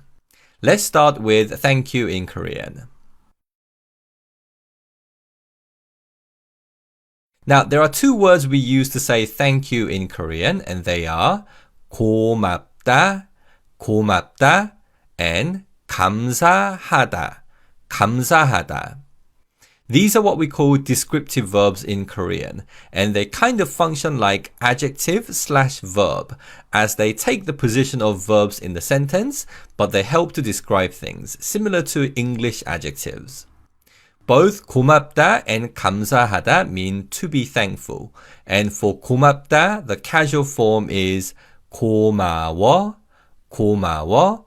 The polite form is 고마워요, 고마워요, and the formal form is 고맙습니다, 고맙습니다. For 감사하다, the polite form is 감사해요, 감사해요, and the formal form is 감사합니다, 감사합니다. And as you can see here, 감사하다 does not have a casual form. So when we want to say thank you to our friends, we always use 고마워. Now, of the two polite forms, 고마워요 is more commonly used in everyday speech than 감사해요. However, although the polite form is a respectful way of saying thank you, in many situations, it's far more appropriate to use the formal form. And these situations include saying thank you to strangers, saying thank you to teachers, saying thank you to friends' parents, saying thank you to workers in shops and restaurants, and saying thank you to most people older than you. In all these situations, it's more appropriate to say 고맙습니다 or 감사합니다 rather than 고마워요 and 감사해요. So do keep that in mind. One other point to note is that there is a misconception that 감사하다 is more formal than 고맙다. And this may be for various reasons, such as the Chinese origin of 감사하다. And in Korean, words that have Chinese origin is more formal than a native Korean word. Also, it may be due to the fact that 감사하다 does not have a casual form. However, both 고맙다 and 감사하다 are equally formal, so you can use either expression in all situations. Okay, so let's now do a listen and repeat practice of these expressions that mean thank you. 고마워, 고마워요, 고맙습니다.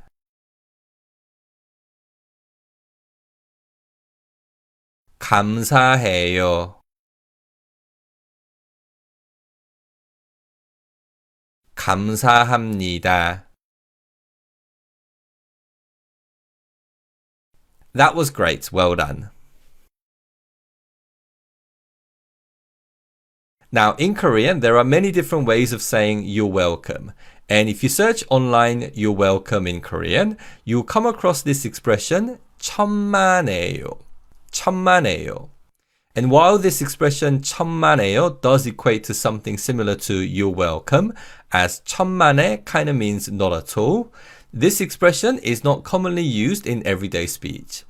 The use of 천만에요 is highly formal, so you will never hear a Korean person use this expression in everyday situation. I certainly have never heard anyone actually use this expression, nor can I remember a time when I've used this expression. Instead, there are less formal expressions we can use to say you're welcome. And in this lesson, we will learn the most common expression that we use, and that's 아니에요. 아니에요. 아니에요 is the polite form of 아니다. And we've already learned that 아니다 functions like the negative form of the verb to be, so to not be. However, when we use 아니다 as a form of you're welcome, we're kind of saying, not at all, you don't have to thank me. It's not necessary. So it works similar to you're welcome in English. The casual form is 아니야, 아니야. The polite form is 아니에요, 아니에요. And the formal form is 아닙니다, 아닙니다. So this formal form 아닙니다 has many different functions as it works like to not be, like the word no, and also as you're welcome in Korean. Generally, the formal expression is more common in formal settings, such as at workplace, and the polite form 아니에요 is the one that you'll use the most. The casual form 아니야 is only used with close friends and siblings. Okay, so let's now practice saying you're welcome in Korean. Repeat after me. 아니야, 아니에요, 아닙니다. Excellent job, well done. In this final practice, we're going to practice saying thank you and you're welcome. And depending on the prompts on the screen, I'd like you to say the correct form of thank you and you're welcome. Okay, so let's begin the practice.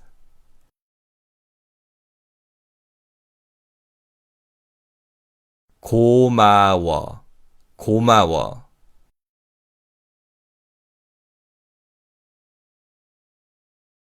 고마워요, 고마워요.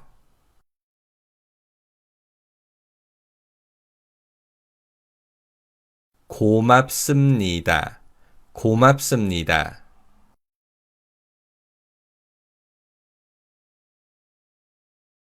감사해요, 감사해요.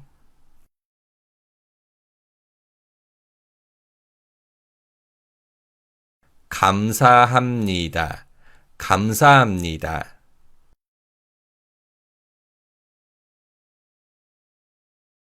아니야. 아니야.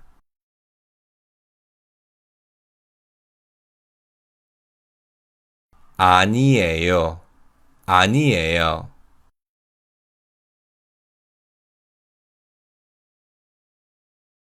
아닙니다. 아닙니다. Fantastic job today. Well done. Okay, so in today's lesson, we learn how to say thank you and you're welcome in Korean. The next lesson is a review lesson, and we're going to review what we learned on saying how are you, thank you, and you're welcome. See you then. Bye-bye.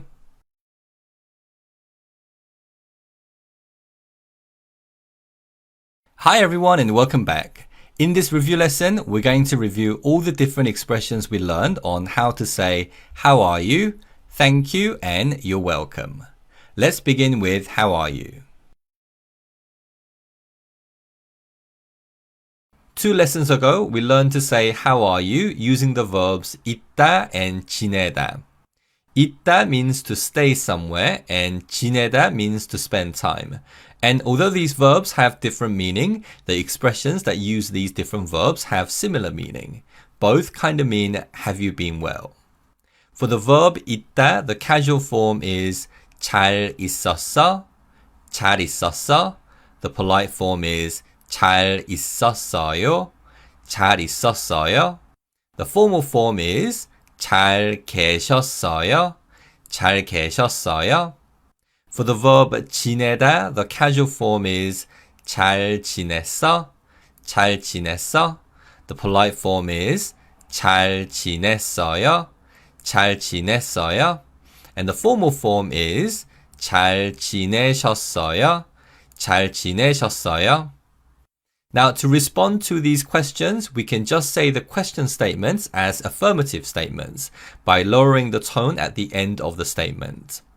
And one thing to keep in mind is that we don't use the formal form as a response, as we don't use honorific verbs to talk about ourselves. Okay, so let's first start with a listen and repeat practice of the question statements. 잘 있었어? 잘 있었어요? 잘 계셨어요?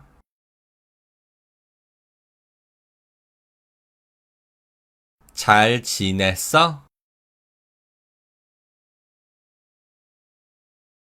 잘 지냈어요?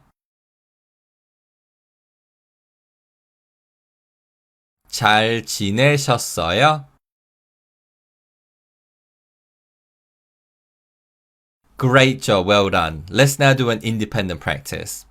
Depending on the prompts on the screen, I'd like you to say the appropriate form of have you been well using the verbs 있다 or 지내다. Okay, so if you're ready, let's begin the practice.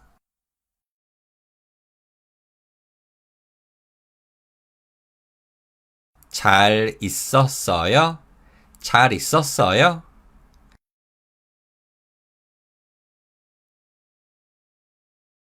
잘 있었어? 잘 있었어?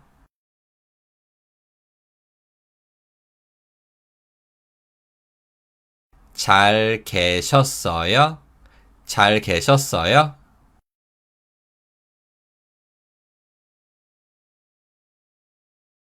잘 지내셨어요? 잘 지내셨어요?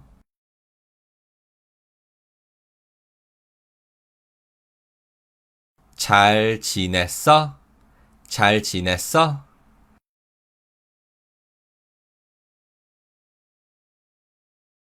잘 지냈어요? 잘 지냈어요? Excellent job, well done. In the previous lesson, we learned to say thank you and you're welcome. To say thank you, we use descriptive verbs 고맙다 and 감사하다, which both mean to be thankful. For 고맙다, the casual form is 고마워, 고마워. The polite form is 고마워요. 고마워요. And the formal form is 고맙습니다. 고맙습니다. For 감사하다, there is no casual form, but the polite form is 감사해요. 감사해요. And the formal form is 감사합니다. 감사합니다. To say you're welcome, we learn to use 아니다 and say something close in meaning to not at all. There is no need to say thank you. The casual form is 아니야, 아니야. The polite form is 아니에요, 아니에요. And the formal form is 아닙니다, 아닙니다. Okay, so let's first do a listen and repeat practice of all the expressions. 고마워. 고마워요. 고맙습니다.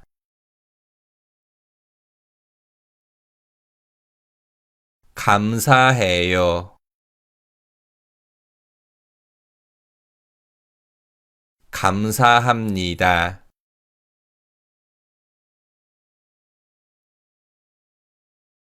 아니야. 아니에요. 아닙니다. That was great. Well done.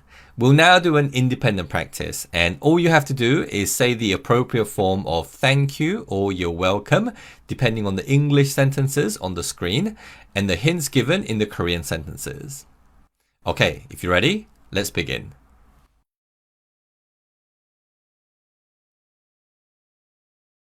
고마워요. 고마워요.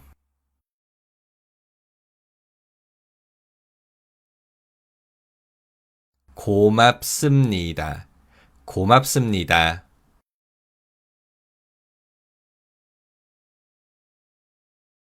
고마워. 고마워.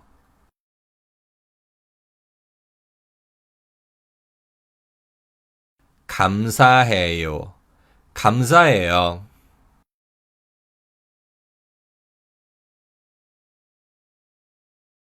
감사합니다.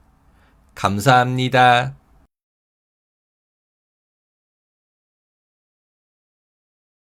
아니야. 아니야.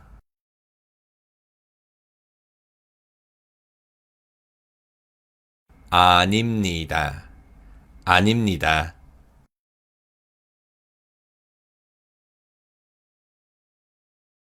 아니에요. 아니에요. Fantastic job today. Well done. Okay, so in this lesson, we review the expressions we learned to say, how are you, thank you, and you're welcome. In the next lesson, we're going to learn how to say sorry in Korean. See you then. Bye-bye.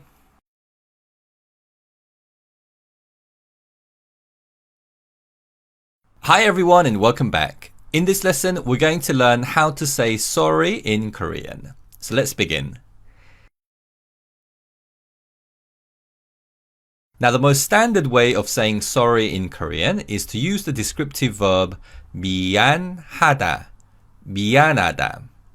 This is made up of the noun 미안, which means sorry, and the verb 하다, meaning to do. So 미안하다 means to do sorry or to be sorry.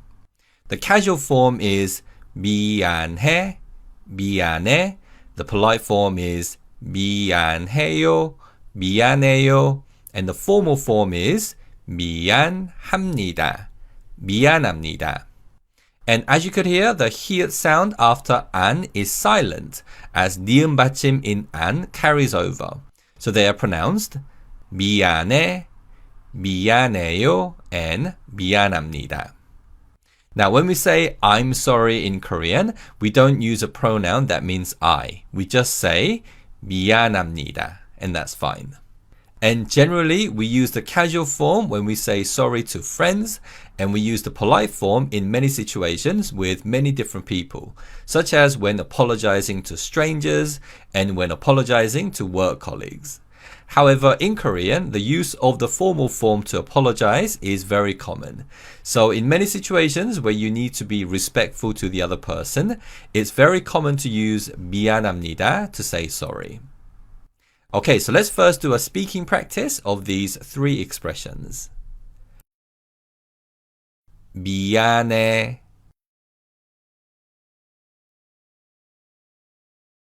미안해요,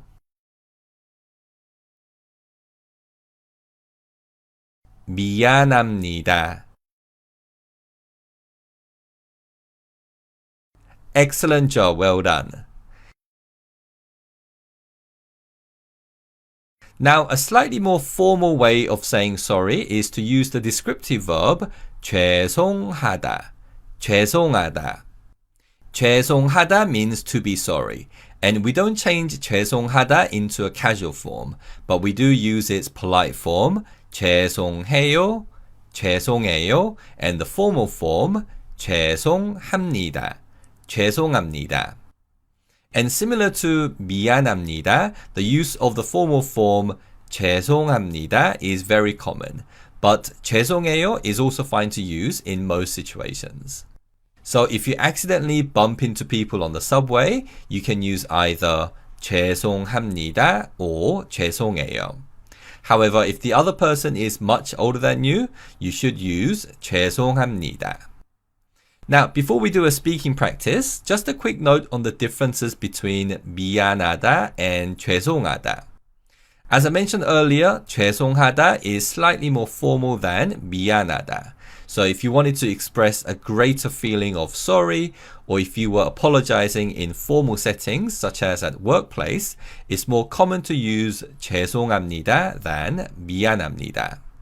However, both are very common expressions in Korean, so in nearly all situations, you can use either of them. Okay, so let's practice the polite and formal form of 죄송하다. 죄송해요. 죄송합니다.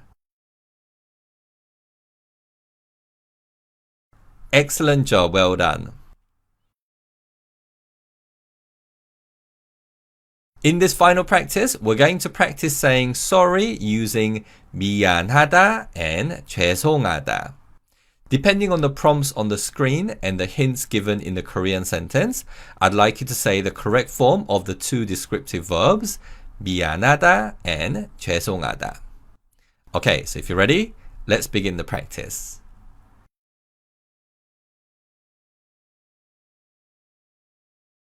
미안해. 미안해.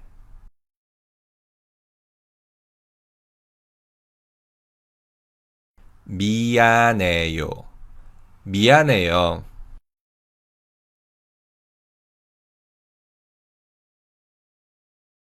미안합니다. 미안합니다.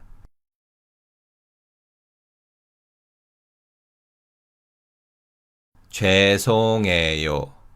죄송해요.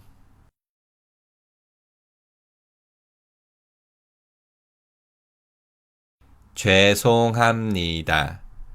죄송합니다. Excellent effort today. Well done. Okay, so in today's lesson, we learned how to say sorry in Korean using 미안하다 and 죄송하다. In the next lesson, we're going to learn how to say excuse me in Korean. See you then. Bye-bye.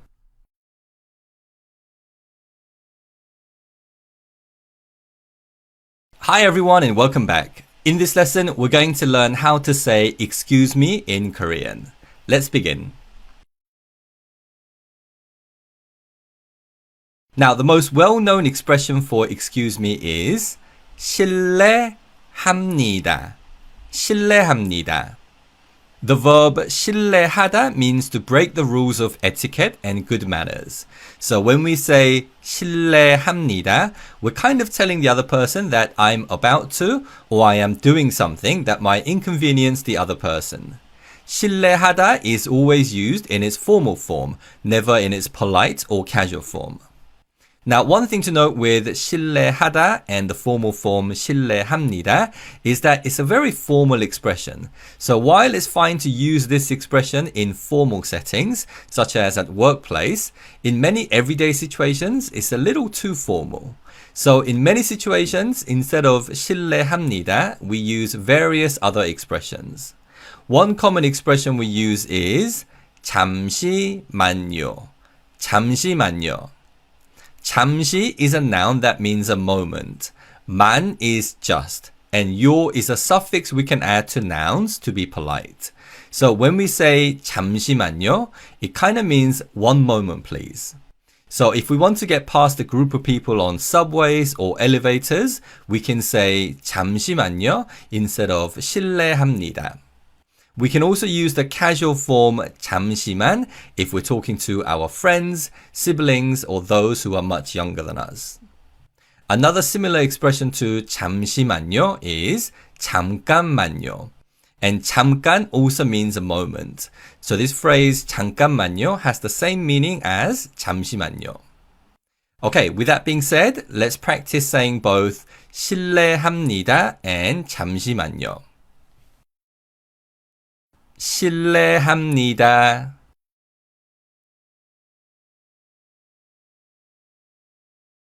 실례합니다.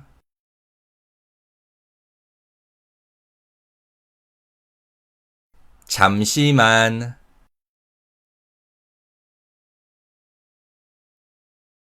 잠시만요. Excellent job, well done. Now, if you are fighting your way through a crowd, then 실례합니다 or 잠시만요 is appropriate phrase to use to say excuse me in that situation. However, let's say that someone dropped their wallet and walked off. So you want to say excuse me to catch that person's attention. In that situation, you can say 실례합니다, but it is quite a formal expression. So another common expression we use in that particular situation is 저기요, 저기요. 저기 means over there. So when we say 저기요, we're kind of saying, hey, you over there. So in Korean, we commonly use this expression to catch a person's attention. Perhaps to let them know that they have dropped their wallet, but also perhaps to ask them something. 저기요 is never used in other forms, and it's always used as 저기요. Let's do a speaking practice of this expression. 저기요. 저기요. Excellent job, well done. In this final practice, we're going to practice 3 ways of saying excuse me in Korean. So depending on the prompts on the screen and the hints given in the Korean sentence, I'd like you to say the correct form of excuse me. Okay, so if you're ready, let's begin.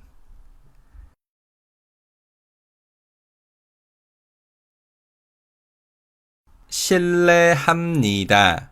실례합니다.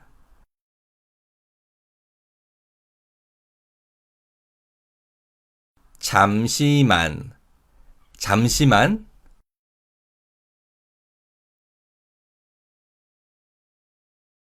잠시만요. 잠시만요.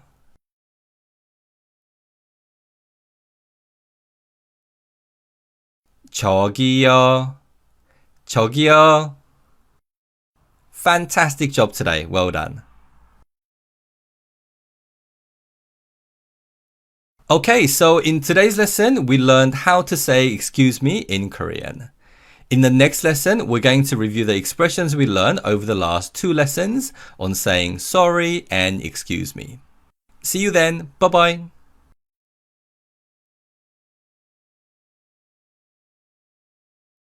Hi everyone and welcome back.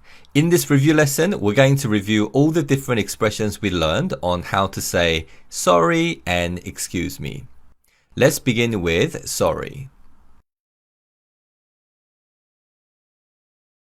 2 lessons ago, we learned to say sorry using the descriptive verbs 미안하다 and 죄송하다. 미안하다 can be conjugated into 미안해, 미안해요, and 미안합니다. And 죄송하다 can be conjugated into 죄송해요 and 죄송합니다. We don't use 죄송하다 in its casual form. Also, of the 2 expressions, 죄송하다 is slightly more formal than 미안하다. But both are very common expressions in Korean. Okay, so let's first do a listen and repeat practice of these expressions. 미안해,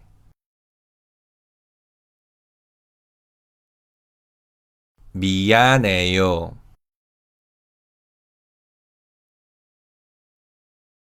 미안합니다,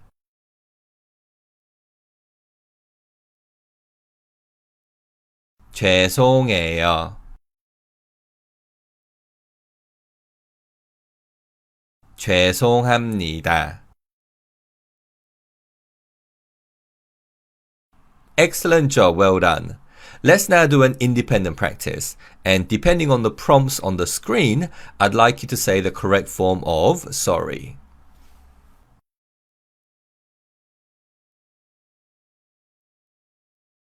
미안해, 미안해.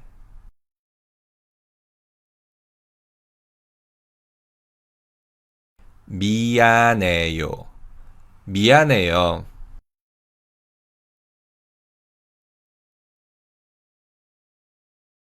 미안합니다, 미안합니다.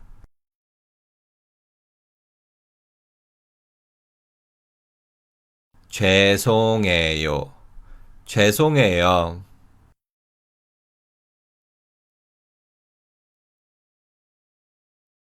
죄송합니다, 죄송합니다. Fantastic job, well done.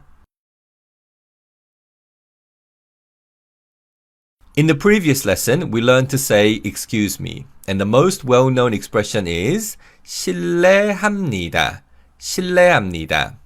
However, this is somewhat formal, so in everyday speech, we use 잠시만요, 잠시만요. 잠시만요 kind of means one moment please, and we can also use the casual form 잠시만. Now these 2 expressions are commonly used when trying to get past people. And when we want to say excuse me to catch someone's attention, we can say 저기요, 저기요. And this expression kind of means hey you over there. 저기요 is always used in its polite form. Okay, so let's first start with a listen and repeat practice of these expressions. 실례합니다.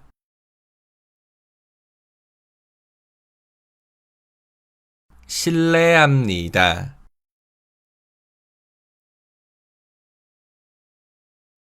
잠시만.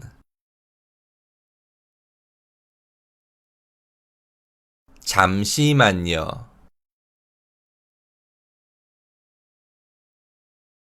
저기요.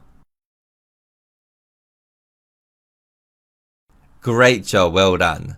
Let's now do an independent practice of these expressions. Now, depending on the prompts on the screen, I'd like you to say the appropriate form of excuse me. If you're ready, let's start the practice.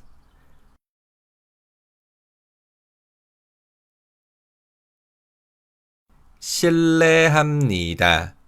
실례합니다.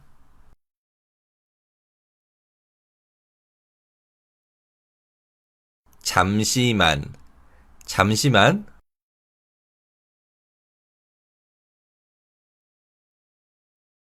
잠시만요. 잠시만요.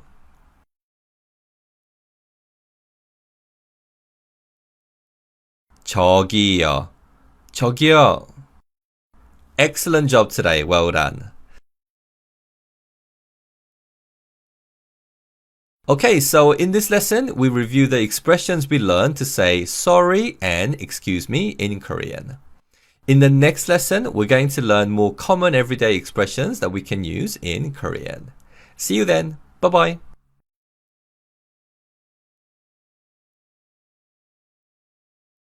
Hi everyone and welcome back. In this lesson, we're going to learn how to say fine and okay in Korean. So let's begin with fine. Now the key word is 괜찮다. 괜찮다. And this means to be fine. However, depending on the context this word is used in, it can mean to be okay or even to be nice. Generally, when we use 괜찮다, we're saying that the person, the thing, or the situation is fine, okay, that there is no problem. So to ask someone if they are okay, we can ask 괜찮아요? 괜찮아요? And this is the polite form of 괜찮다. The casual form is 괜찮아, 괜찮아. And if we want to be more formal and respectful, we can ask 괜찮으세요? 괜찮으세요? And this uses the honorific form of the verb 괜찮다, 괜찮으시다. And in most situations, we would use 괜찮아요, but to be more respectful, we can use 괜찮으세요. And with friends and siblings, we would generally use 괜찮아. Now these are questions, and to respond and say, I'm fine, that I'm okay, that there is no problem, we can say the same statements, but with a falling tone at the end. So we can say, 괜찮아, 괜찮아, or 괜찮아요, 괜찮아요. We don't use 괜찮으세요 to say that we're fine, as this is the honorific form of 괜찮다. And we don't use the honorific form of verbs to talk about ourselves. However, if we're talking about our parents or our teachers being fine, then we can use 괜찮으세요. Okay, so let's first do a speaking practice of asking, are you okay? And saying, I'm fine, or someone is fine. Remember to raise the tone at the end for questions and lower the tone at the end for statements. 괜찮아? 괜찮아요? 괜찮으세요?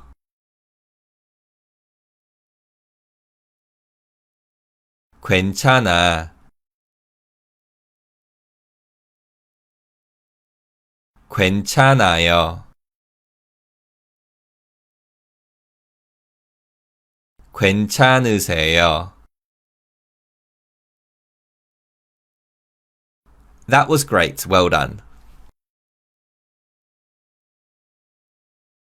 The English word okay can be used in many different ways. And over the next 2 lessons, we're going to learn several expressions we can use to mean okay in Korean. Now, one way of using okay is when we say okay to show agreement, to give a positive response to an offer or a suggestion.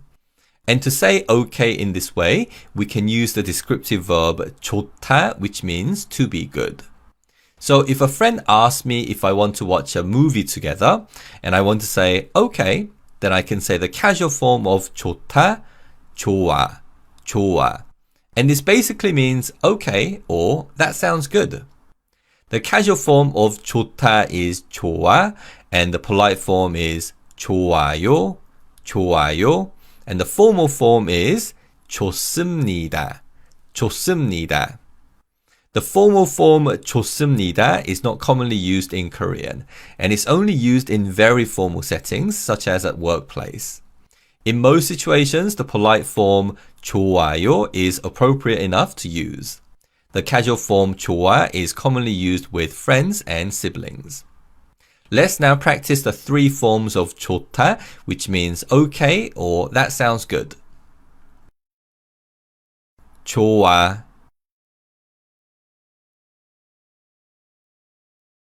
좋아요, 좋습니다. That was great. Well done.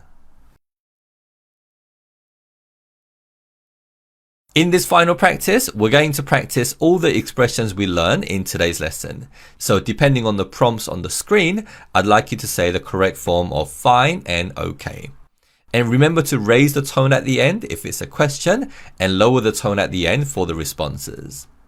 Okay, let's begin the practice.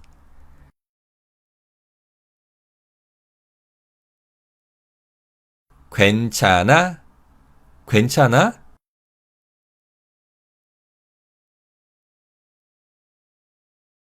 괜찮아요? 괜찮아요?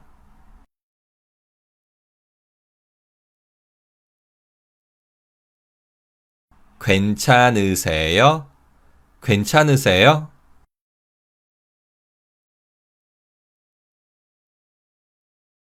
괜찮아. 괜찮아.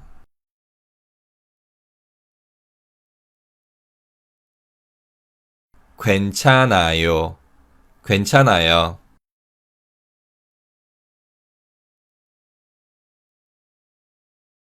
괜찮으세요. 괜찮으세요.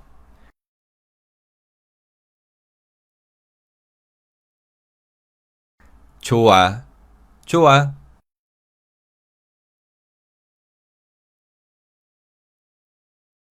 좋아요. 좋아요.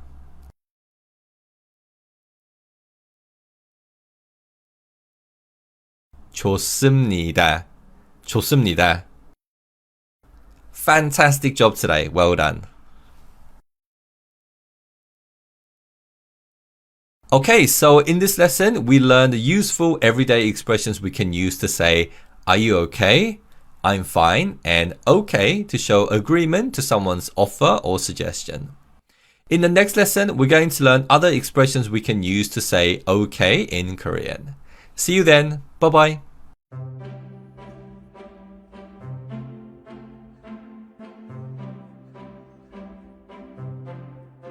Hi there, and welcome to the second course in our Korean for Absolute Beginner series. I'm your instructor, Kim Gi-hwan. Now, if you took our first course, then you would have learned how to read Hangul and how to form basic sentences in Korean. And our second course is going to build on this and help you develop further knowledge of the basics in Korean. We're first going to look at the number system in Korean. We'll learn two number systems, yes, two number systems, Sino-Korean and native Korean numbers. And we'll look at in detail how these numbers are used in Korean language. After that, we're going to learn how pronouns are used in Korean, and then we'll spend quite a bit of time looking at verb conjugation rules in the present tense. And then we'll look at how objects are used in Korean sentences. Finally, we're going to wrap up the course by learning to form negative sentences and questions in Korean. While the aim of this course is to help you develop the fundamental knowledge in grammar, we want you to learn by doing rather than just listening. So every lesson involves guided speaking practice, as well as independent speaking practice to help you learn the lesson content. There are also review lessons at regular interval with further speaking practice for all the different concepts to stick in your mind. And don't forget to download the exercise sheet after each review lesson to practice writing Korean. We've packed a lot in this one course, so when you're ready, dive in and we'll get learning more Korean. See you soon. Bye-bye.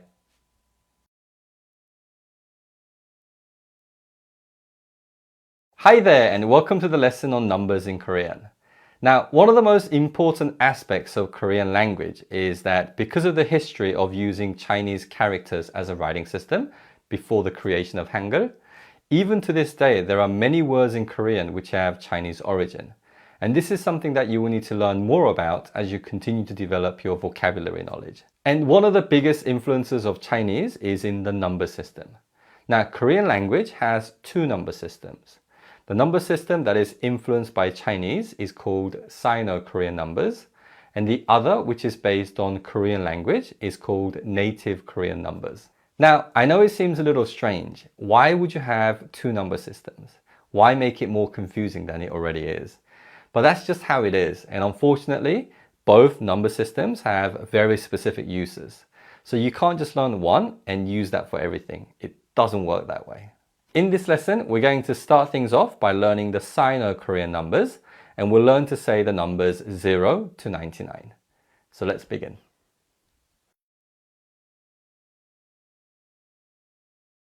Now, Sino-Korean numbers are really easy because if you can master the numbers 0 to 10, you've mastered almost the entire number system because most of the other numbers are basically a combination of these small numbers. So we'll first do a listen and repeat practice of the numbers 1 to 10, and we'll do this practice twice. So if you're ready, listen and repeat after me.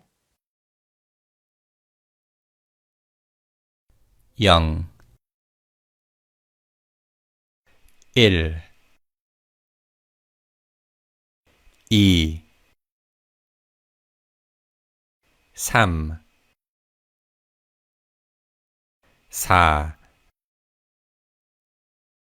4 5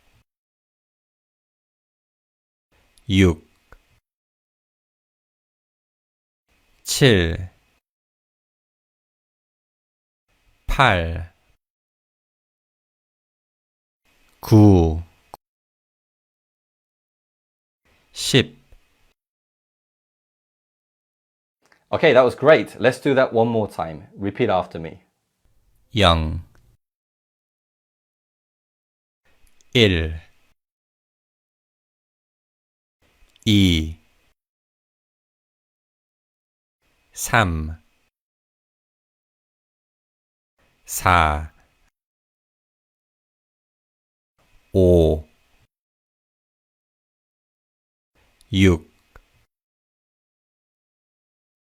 6 7 8 9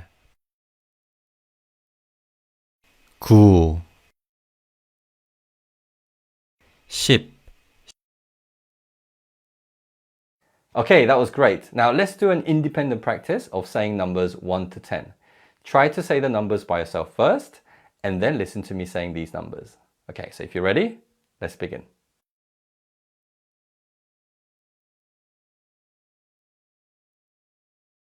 0 0 1 1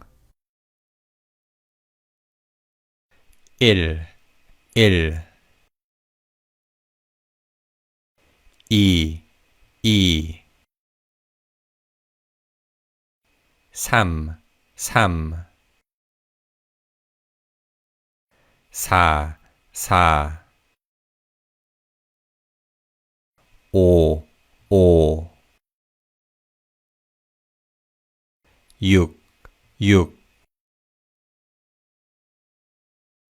6 6 7 7 8 8 9 9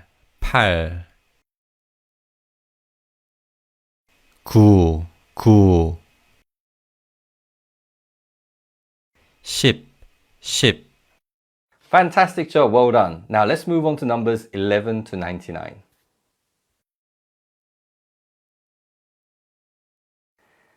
Now, saying the numbers 11 to 99 is really simple. As I mentioned already, saying the big numbers in Sino-Korean number system is all about combining the smaller numbers. For example, to say number 14, you basically have to say number 10 and 4 together. So 14 in Korean is 14, 14. And you basically apply the same rule to all the other numbers. Now, to give you another example, to say 28 in Korean, you first make 20 by saying 2 and 10, which is 20. And then you say 8 in Korean, which is 8. So 28 in Korean is 28, 28. Okay, so let's look at one more example. To say 86, first you make 80 by saying 8 and 10 together, which is 80. And then you say number 6 in Korean, which is 6. So 86 in Korean is 86.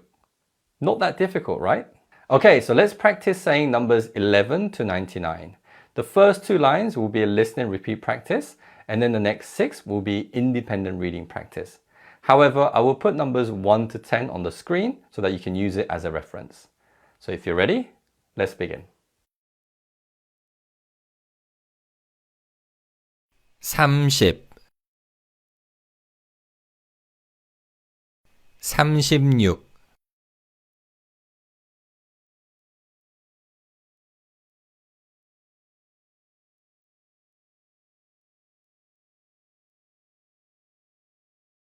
20 20 50 50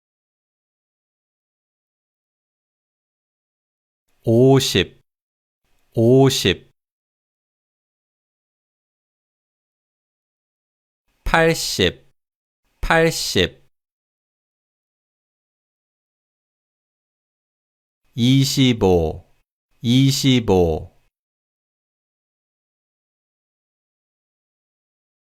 25 25 54 54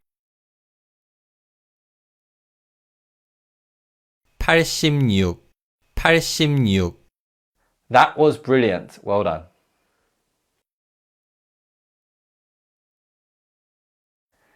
Okay, so in this final practice, we're going to do two independent speaking practices. The first is on numbers 0 to 10, and the second is on numbers 11 to 99. So this is a simple practice of saying the numbers. So if you're ready, let's begin with the first practice. These are numbers 0 to 10. Let's begin.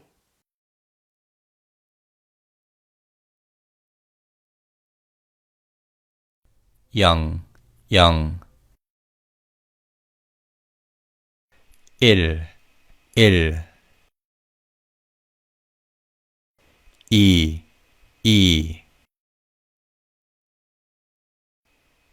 2, 2 3,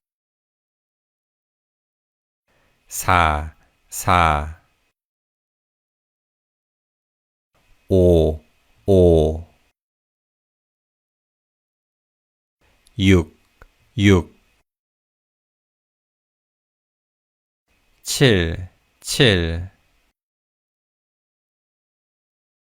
8, 8 9, 9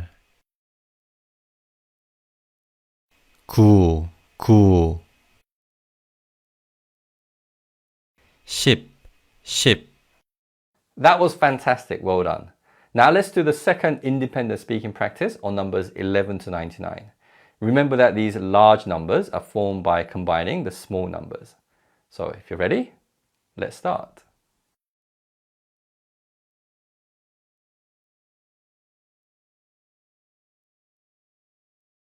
삼십, 삼십 구십, 구십 이십, 이십 구십오, 구십오 삼십팔, 삼십팔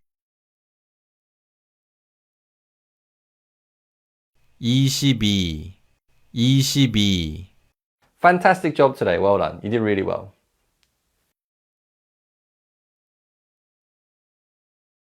In today's lesson, we learned the Sino-Korean numbers. First, we learned the numbers 0 to 10, and then we learned the numbers 11 to 99 and how they are formed by combining the smaller numbers together.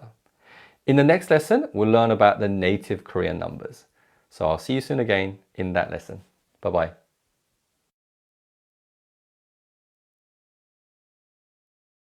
Hi there! So in this lesson, we're going to learn about native Korean numbers and we'll learn to say numbers 1 to 99. So let's begin.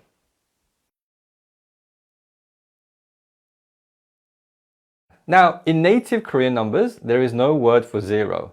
But if we need to say 0 with native Korean numbers, we actually use the word for 0 from Sino-Korean numbers. So first, we're going to practice saying numbers 1 to 10 in native Korean numbers. This is a listen and repeat practice. So if you're ready, let's begin.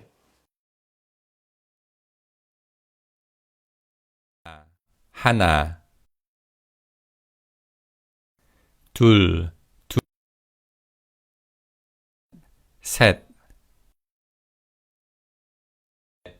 넷 다섯 여섯 일곱 여덟 아홉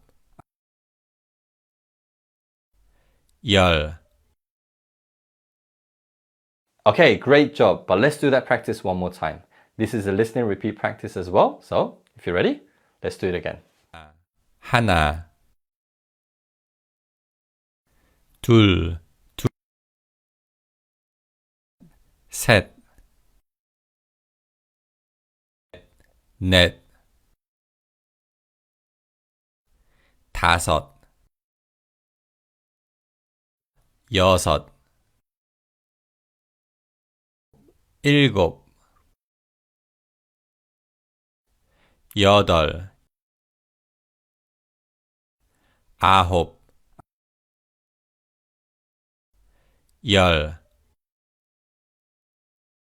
That was great. Now let's do an independent speaking practice of the numbers 1 to 10 in native Korean numbers.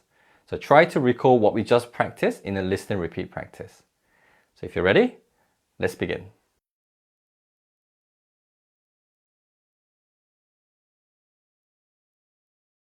하나, 하나, 둘, 둘, 셋, 셋, 넷, 넷, 다섯, 다섯, 여섯, 여섯, 일곱, 일곱, 여덟, 여덟, 아홉, 아홉, 열, 열. Great job, well done.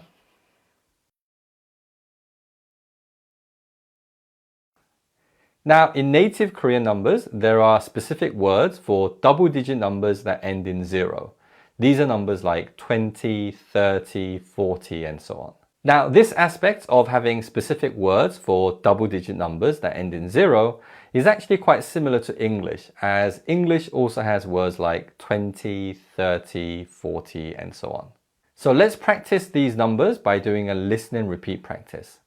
So if you're ready, let's begin. 스물,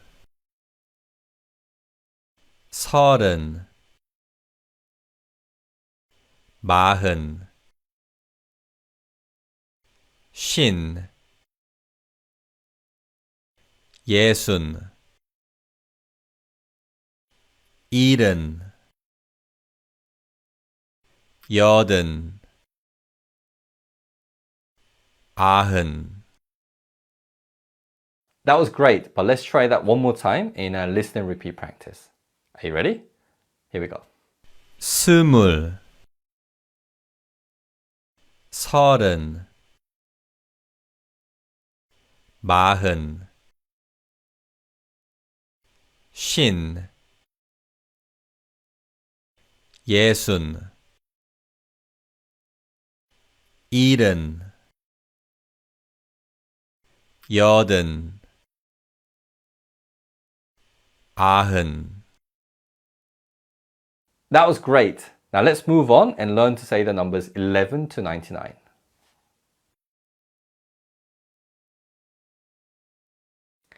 Now, to say numbers 11 to 99 in native Korean numbers, you basically have to just combine the double-digit numbers that end in 0 with the single-digit numbers.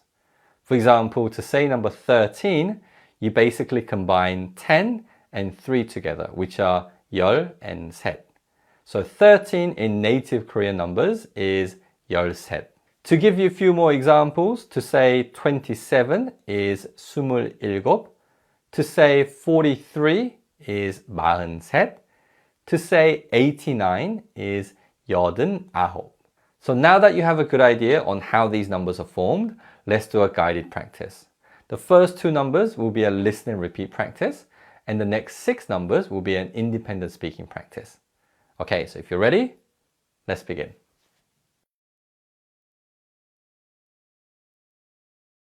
서른, 서른다섯,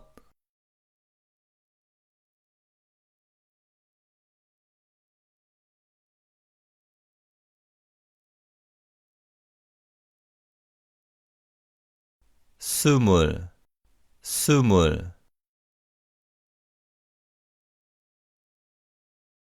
신, 신. 예순, 예순.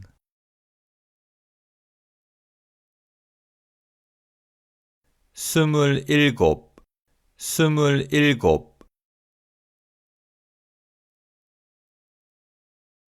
신하나, 신하나.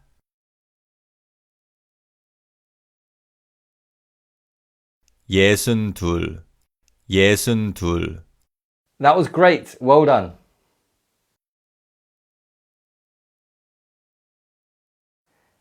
In this final practice, we'll do two independent speaking practices. The first one is on the numbers 1 to 10, and the second one is on the numbers 11 to 99. So let's start with the first one, and we're going to do an independent speaking practice of the numbers 1 to 10. So if you're ready, let's begin.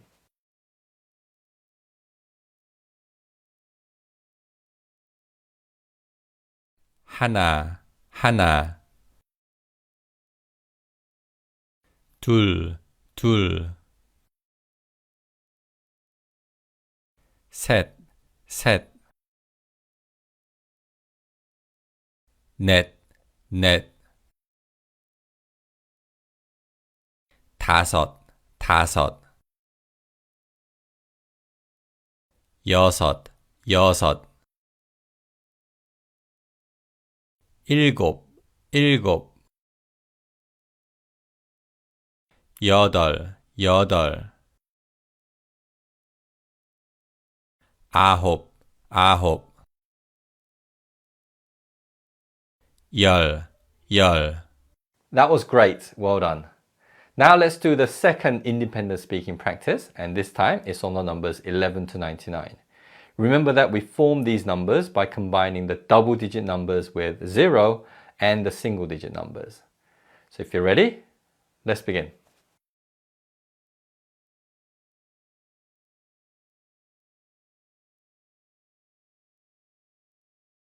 마흔, 마흔. 일흔, 일흔. 스물여섯, 스물여섯. 서른일곱, 서른일곱. 마흔다섯, 마흔다섯. 일흔여덟, 일흔여덟. That was great. It was not easy, but you did really well.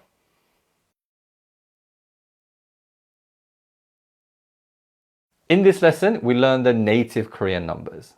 First, we learned the numbers 1 to 10. Second, we learned the double-digit numbers that end in 0.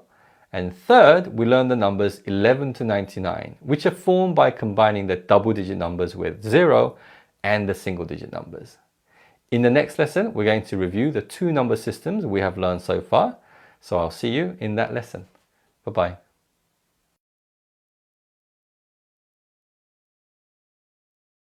Hello there. So in this lesson, we're going to review the two number systems we have learned so far.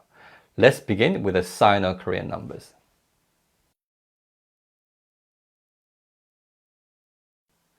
Okay, so let's start off by doing a listen and repeat practice of the numbers 0 to 10. Let's begin.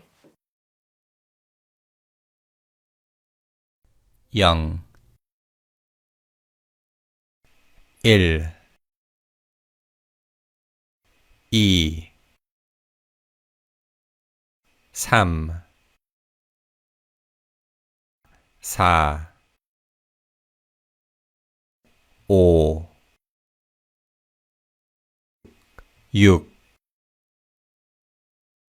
6 7 8 9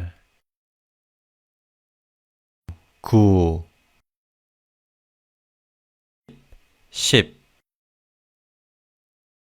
That was great. Now that you're warmed up a little bit, let's do an independent speaking practice of the same numbers. So this is an independent speaking practice of the numbers 0 to 10. Are you ready? Let's begin.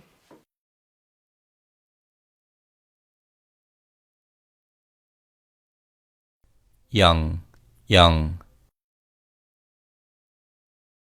일, 일.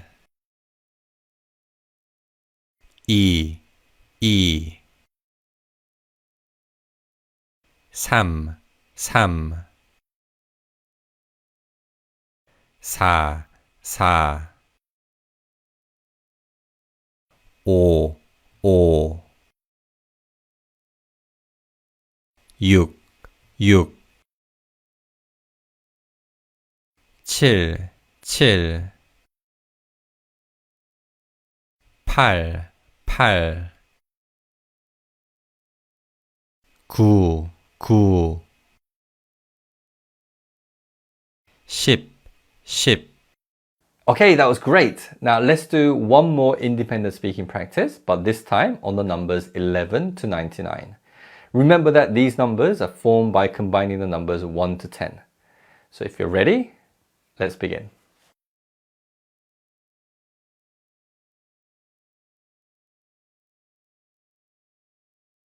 삼십이, 삼십이. 칠십사, 칠십사. 십구, 십구.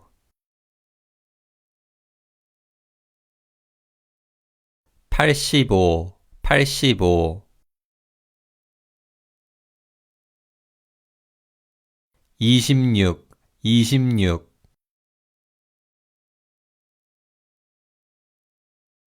오십사, 오십사. That was brilliant. Now let's move on to reviewing the native Korean numbers.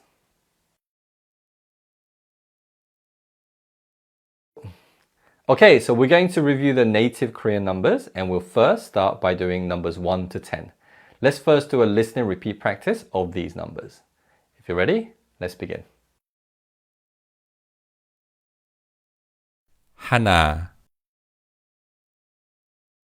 둘, 셋, 넷, 다섯, 여섯, 일곱, 여덟, 아홉, 열. That was great. Now let's practice the same numbers again, but this time this is an independent speaking practice. So are you ready? Let's try that again.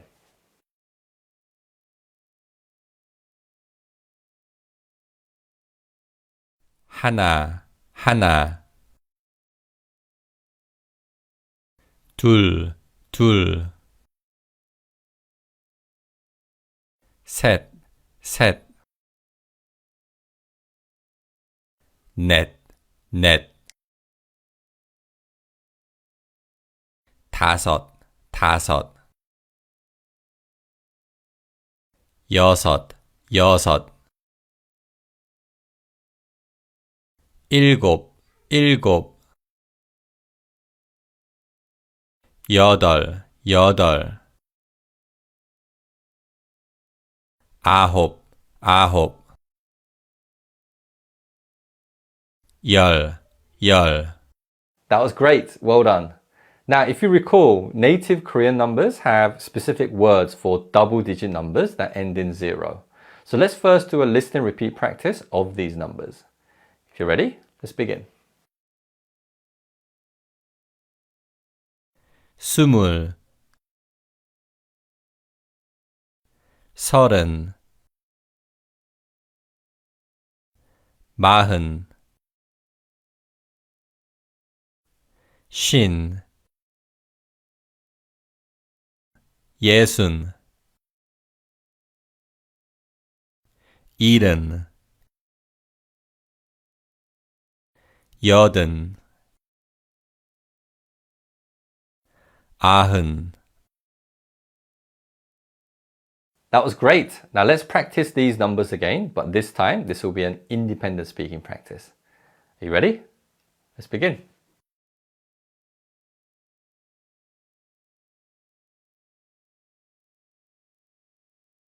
스물, 스물.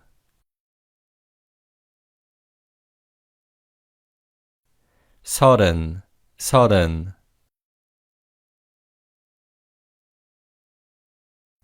마흔, 마흔.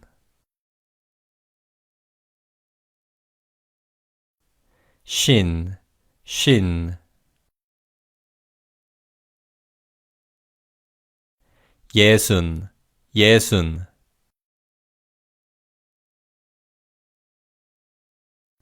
일흔, 일흔.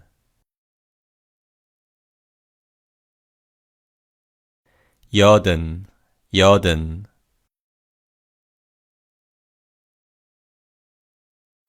아흔, 아흔. That was fantastic. Well done. Now, the final practice of this review lesson is on the numbers 11 to 99 for native Korean numbers. Remember that we formed these numbers by combining the double-digit numbers that end in 0 and the single-digit numbers. So if you're ready, let's do an independent speaking practice of the numbers 11 to 99. Let's begin.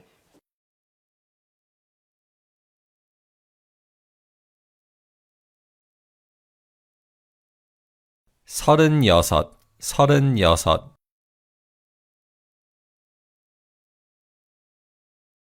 열둘, 열둘. 스물넷, 스물넷.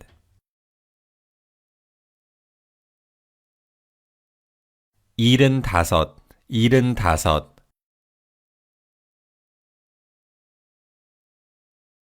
아흔둘, 아흔둘.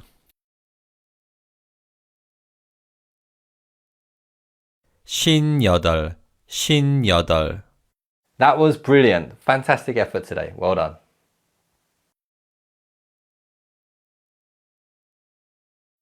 In this lesson, we review the two number systems in Korean and practiced all the different ways of saying numbers 0 to 99. In the next lesson, we'll start learning how to say bigger numbers in Korean. So I'll see you soon in that lesson. Bye-bye.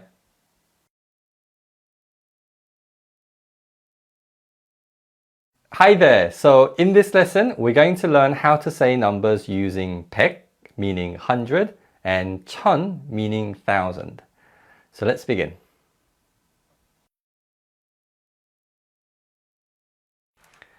Now, the first thing you need to know about saying numbers above 100 is that we only use Sino-Korean numbers for numbers above 100. There are words for numbers above 100 in native Korean, but we never use these. So we only have to learn the words for above 100 for Sino-Korean numbers. And when we say numbers 100 and above, we again combine smaller numbers together to form larger numbers. Let me explain what I mean by this. Now, in Korean, 100 is 백, 백, 백. Let's practice saying this first. Repeat after me. 백, 백. That was great. Now, if we try to say 150 in Korean, we basically follow the same pattern we use to form double-digit numbers. So first, we say 100, which is 백, and then we say 50, which is 50. So 150 in Korean is 150. Let's look at two more examples. To say 458, we first have to say 400, which is 400, and then we say 50, which is 50, and then 8, which is 8. So 458 in Korean is 458. Another example that follows this pattern is 623, which would be 623. Pretty simple, isn't it? Okay, so let's do a few listen and repeat practice of the numbers in the 100 range. Repeat after me.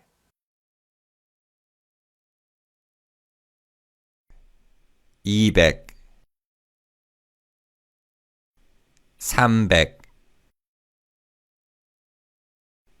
400, 410,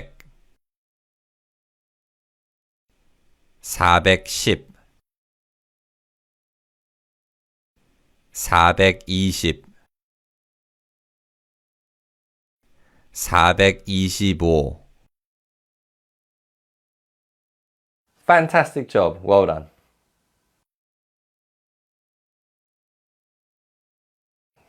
Okay, so the next large number unit is 천, which means 1,000. So let's first do a listen and repeat practice of saying 천. Repeat after me. 천, 천, That was great. Now, similar to 백, to say the numbers in the 1,000 range, we basically combine 천 with other small numbers. So to say 1,250, we would say 1,250. And to say 4,328, we would say 4,328. So as before, it's just a case of putting the small numbers together to form larger numbers. Let's practice saying the numbers in the 1,000 range.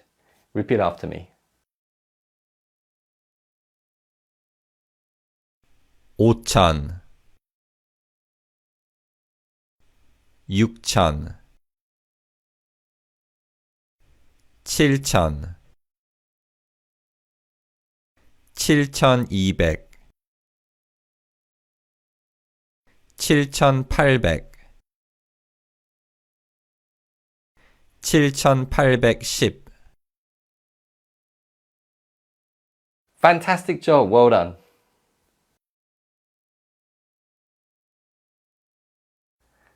Okay, so in this final practice, we'll do two independent speaking practices. The first one on saying the numbers in the 100 range, and the second one on saying the numbers in the 1,000 range. So we'll do the first one. This is an independent speaking practice, so try saying the numbers by yourself first, and then listen to me saying them. So if you're ready, let's begin.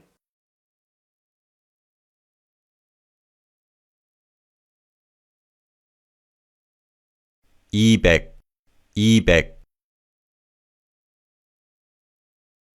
500, 500,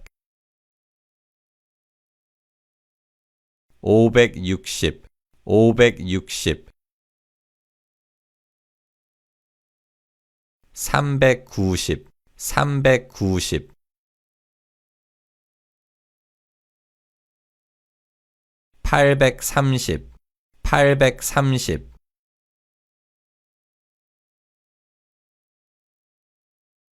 390, 830, 830, 724, 724. That was great, well done. Now let's do the second independent speaking practice, and this time we're going to practice saying the numbers in the 1,000 range. This is an independent speaking practice, so you go first and then listen to me saying the numbers. Are you ready? Let's begin.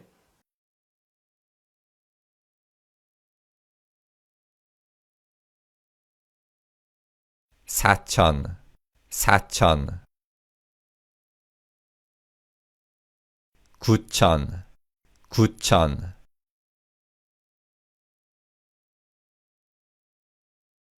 2,800, 2,800,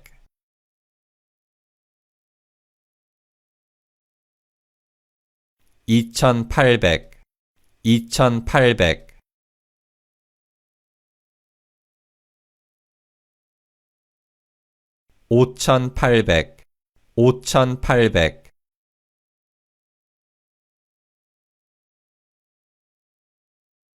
5,490, 5,490.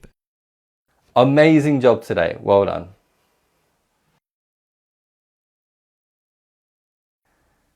So in today's lesson, we learned to say the numbers in the 100 and 1,000 range. In the next lesson, we'll learn to say the numbers above 10,000. So I'll see you in that lesson. Bye-bye.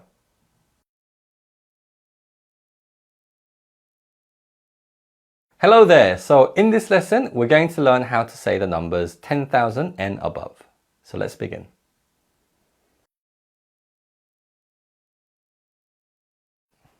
Now, Korean word for 10,000 is 만. And 만 is a very important word because we can add words that mean 10, 10, 100, 100, 1,000, 1,000 to make 100,000, million, and 10 million. Now, these numbers are obviously very big numbers, but if we're talking monetary terms in Korea, remember that 100만 won, a million won, is only about $1,000. And your lunch in Korea could easily cost 10,000won, 10,000 won, which is again only about $10. So the use of man in Korea is very common. Now, to say the numbers 10,000 and above, it's again about putting together the small numbers to form larger numbers. For example, to say 15,000, we say 15,000. To say 245,000, we say 24만 5천. To say 742,300, we say 74만 2,300. However, what makes learning man tricky is that this word man doesn't exist in English. So it takes a bit of time getting used to saying man. So why don't we do a listen and repeat practice of saying numbers using this word man. Repeat after me.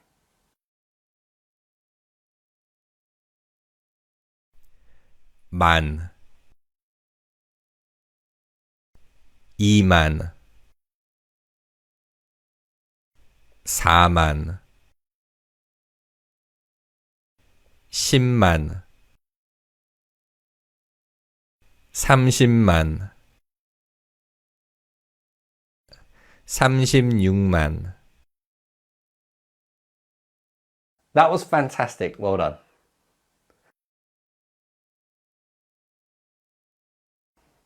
Let's now look at the numbers in the million and 10 million range.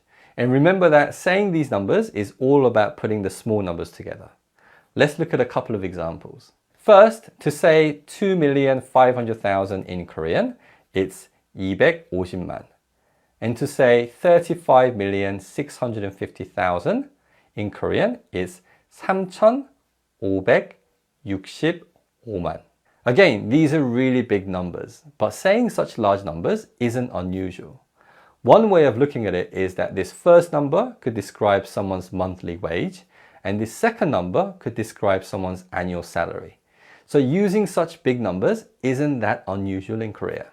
Okay, so let's now do a listen and repeat practice of saying the numbers in the million and 10 million range. Repeat after me.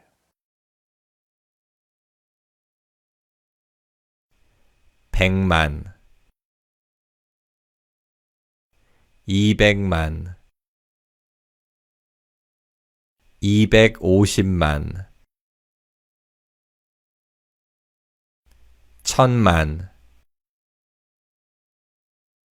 5천만 5250만. That was great, well done. Now the next large number word is 억, which refers to 100 million.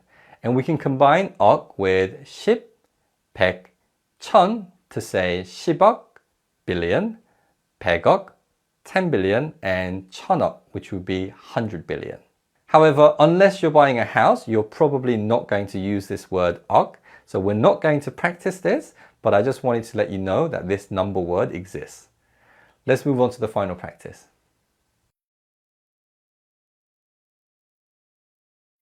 Okay, so let's review what we learned today. We're going to do 2 independent speaking practices.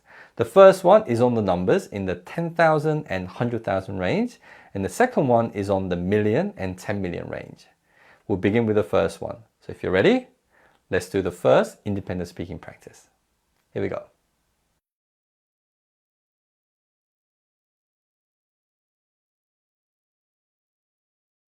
사만 8만 20만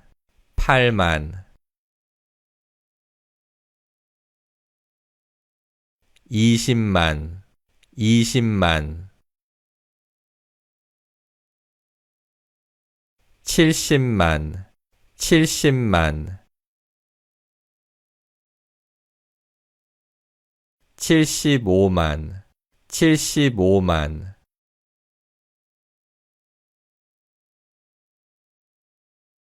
75만 8천.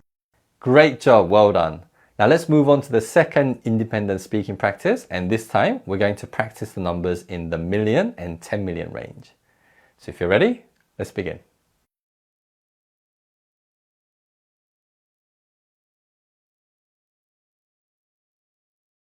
300만, 300만. 600만, 600만. 1000만, 1000만. 4천만, 4천만.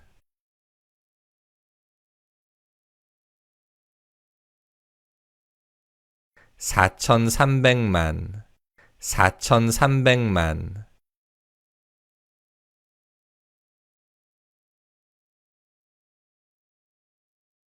4370만, 4370만.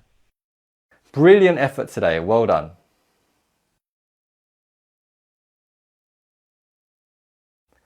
So in today's lesson, we learned to say the numbers above 10,000 using the word man. In the next lesson, we'll actually start learning how to use numbers in Korean. So I'll see you soon again in that lesson. Bye-bye.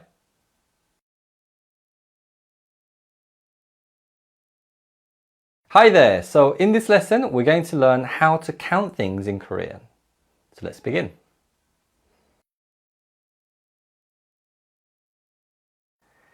Now, in English, when we want to count uncountable nouns, we use certain counting words.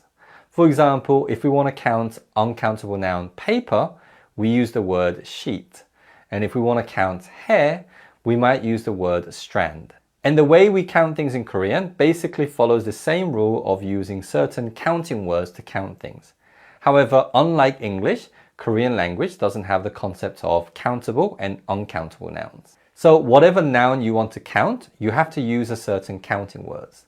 So naturally, in Korean, we have to learn many different counting words to count different nouns. Now let's start with the most common word, which is 개. We use 개 to count most inanimate objects. So if you're ever unsure what counting word to use with a certain object, then you should use 개.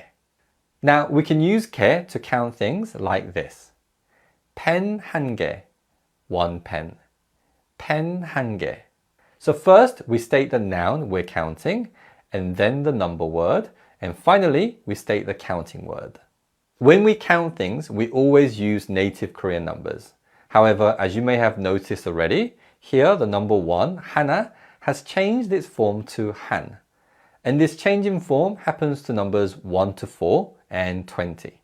So 하나 becomes 한, 둘 becomes 두, 셋 becomes 세, 넷 becomes 네, and 스물 becomes 스무.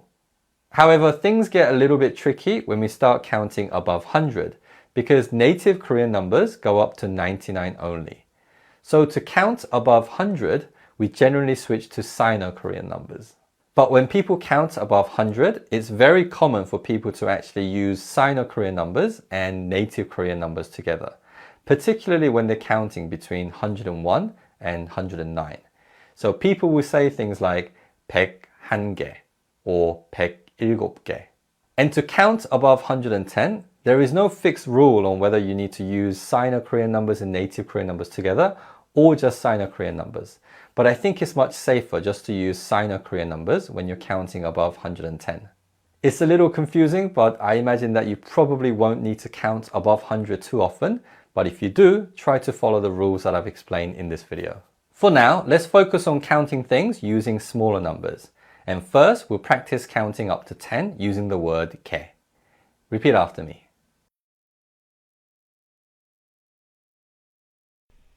한 개, 두 개, 세 개, 네 개, 다섯 개, 여섯 개, 일곱 개, 여덟 개,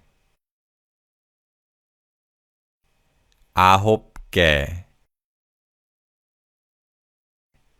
열 개. That was great. Now let's look at some other counting words.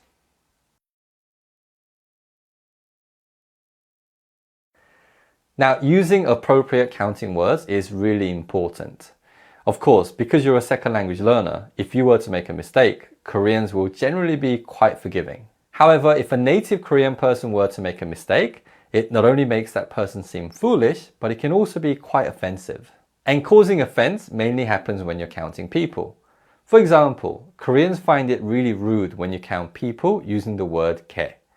Also in Korean, there are two different counting words when you count people.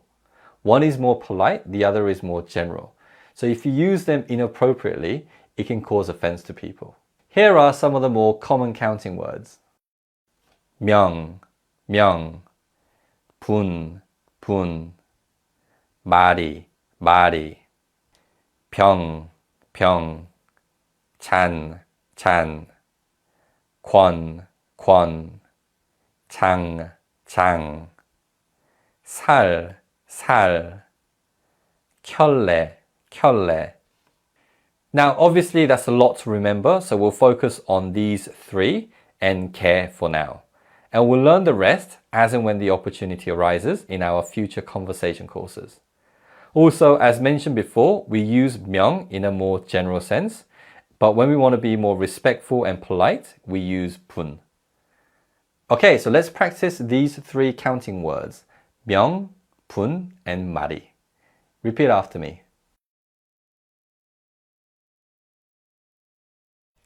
한 명, 10명, 두 분, 8분, 세 마리, 네 마리. Fantastic job, well done. Now let's do the final practice.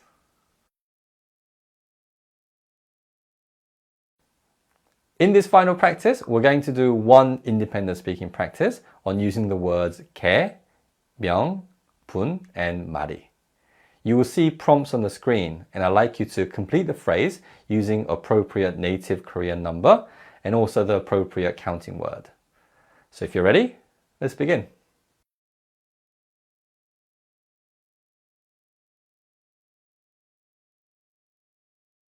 다섯 명, 다섯 명. 두 명, 두 명. 10분, 10분. 7분, 7분. 6개, 6개. 1개, 1개. 8마리, 8마리. 4마리, 4마리. Fantastic job today. You did really well. Well done.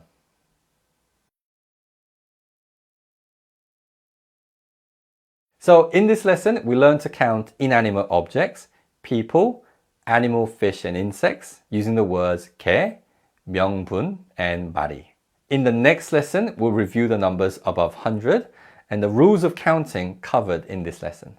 So I'll see you soon in that lesson. Bye-bye.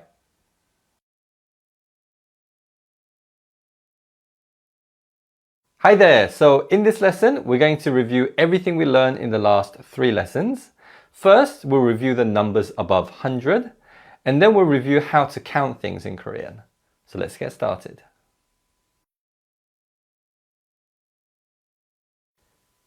First, we'll do a listen and repeat practice of the numbers in the 100 and 1000 range.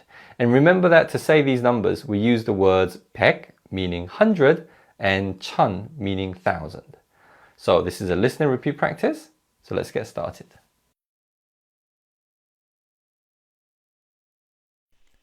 100, 300, 1000, 5000, 3000, 5,300 Okay, so that was great. Now let's do an independent speaking practice of the numbers in the 100 and 1000 range. So you're going to go first, and then you can listen to me saying the numbers. Are you ready? Let's begin.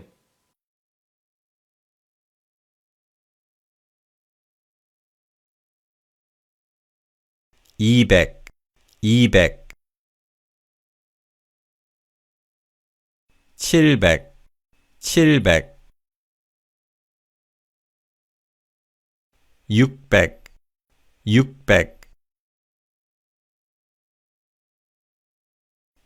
700 600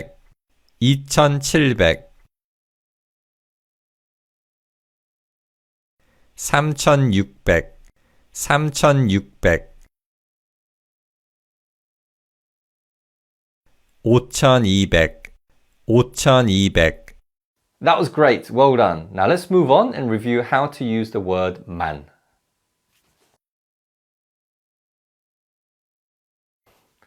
Okay, so this time we're going to do a listen and repeat practice of using the word man. Remember that we can attach 10, 100, 1000 to man and say 100,000, million and 10 million. So we're going to say a lot of big numbers. So if you're ready, let's do this listen and repeat practice. Here we go.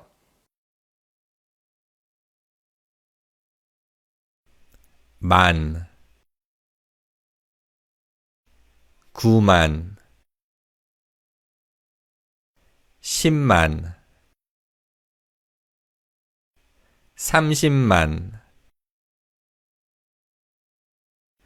39만 500만 4천만 4,500만 That was great. Well done. Now let's do an independent speaking practice of using the word man. If you're ready, let's begin.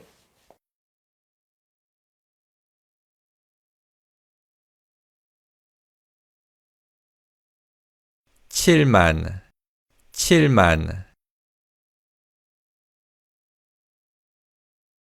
9만 9만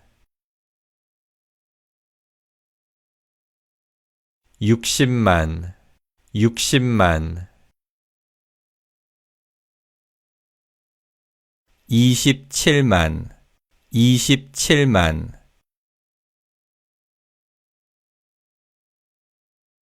27만 79만 79만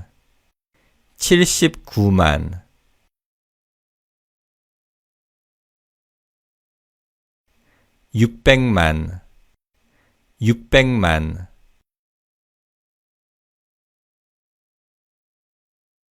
3천만 3천만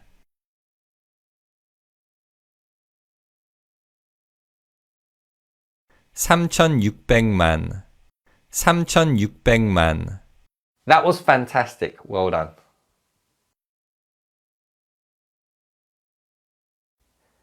Final review of the lesson is on counting words, and our focus was on learning the words 개, 명, 분, and 마리, which we use to count objects, people, and animals. We also learned that to count things, we use native Korean numbers. And we also learned that numbers 1 to 4 and 20 change their form when counting things. So 하나 becomes 한, 둘 becomes 두, 셋 becomes 세, 넷 becomes 네, and 스물 becomes 스무. So let's now do a listen and repeat practice using two of the counting words, 개 and 마리. Repeat after me. 한 개, 세 개, 6마리, 10마리. Great job. Now this time, let's do a listen and repeat practice of the counting words which we use to count people. Remember that we use 명 to count people in a more general sense, and we use 분 to be more respectful. This is a listen and repeat practice. So if you're ready, let's begin. 2명 8명 5분 4분 Well done, that was great. Now the final practice is an independent practice on all 4 counting words. Using the prompts on the screen, I'd like you to use the correct native Korean number and also use the correct counting word. So this is an independent practice, which means that you speak first and then you can listen to me next. Are you ready? Let's begin.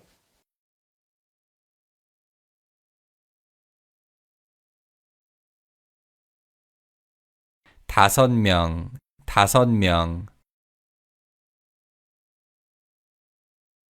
한 명 일곱 분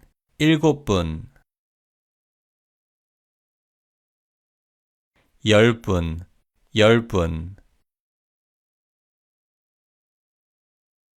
두 개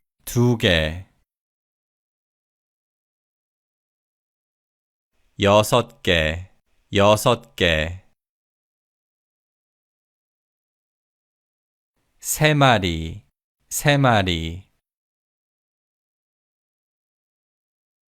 여덟 개 Fantastic job, well done. You did really well today.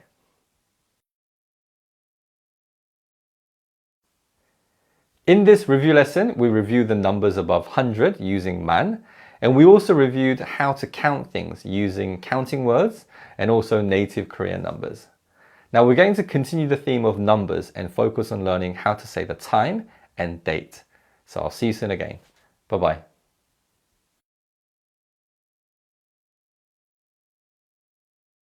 Hi there, great to see you again. Now in this lesson, we're going to focus on how to say the days of the week, but we're also going to learn how to count the number of days. So let's begin.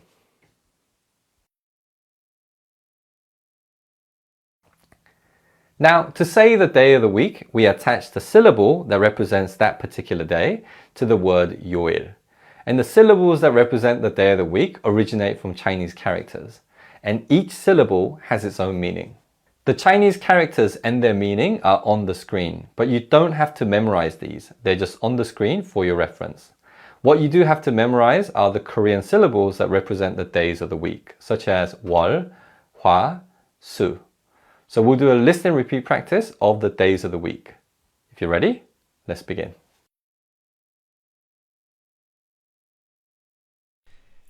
월요일 화요일 수요일 목요일 금요일 토요일 일요일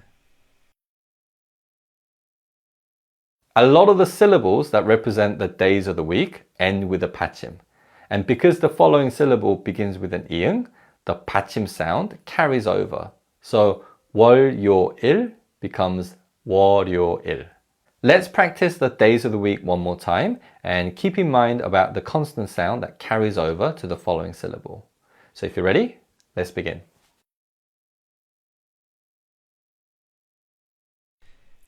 월요일 화요일 수요일 목요일 금요일 토요일 일요일 That was great. Now let's move on and learn how to count the number of days.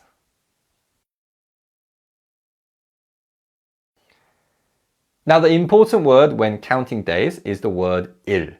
This word originates from Chinese characters and it means day. So to say how many days, we simply put a Sino-Korean number in front of the word 일 to say how many days. Like this. 3일, 3 days. 3일.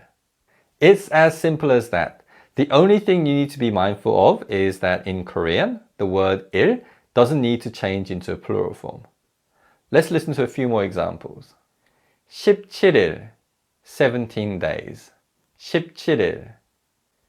6일, 6 days. 6일. 24일, 24 days. 24일. Okay, so I think now you probably have a pretty good idea on how to count days, but we'll do a listen and repeat practice of what we've learned so far.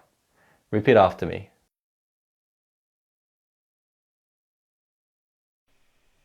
3일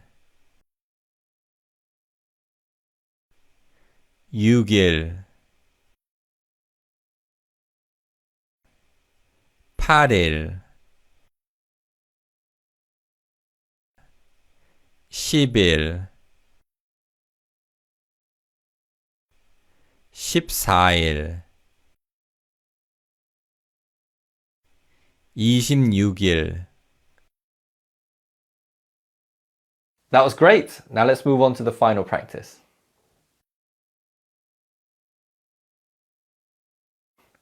Okay, so we're going to do 2 independent speaking practices. The first one on the days of the week and the second one on counting the number of days.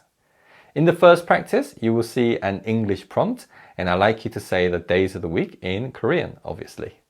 Okay, so if you're ready, let's begin.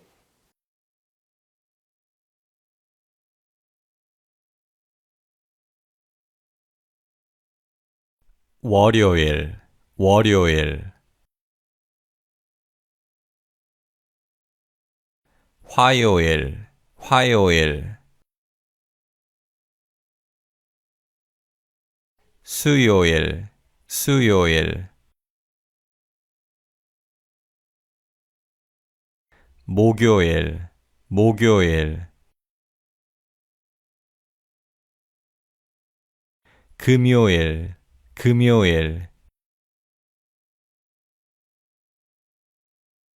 토요일 토요일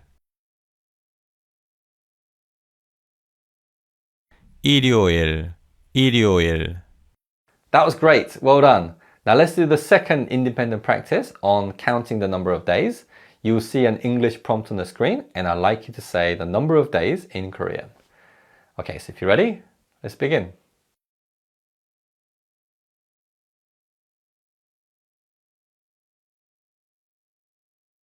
일일 일일 6일 6일 10일 10일 14일 14일 20일 20일 28일 28일 Amazing job. Well done.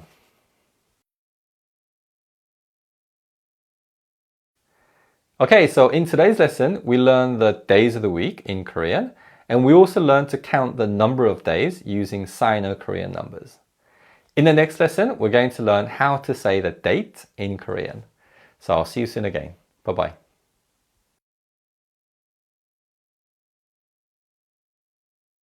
Hi there, welcome back. So in this lesson, we have one objective, and that is to learn how to say the date in Korean. So let's get started.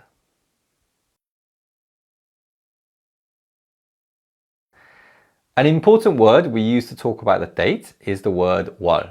This word originates from Chinese characters and it means month. And to say what month it is, we say Sino-Korean number plus 월. So to say January, it's 1월. To say February, it's 2월. And to say March, it's 3월. However, there are always exceptions because to say June and October, we have to remove the 받침 from the number word and then add 월. So it's not 6월, it's 6월, and it's not 10월, it's 10월. Okay, so let's first practice saying the months in Korean. Repeat after me.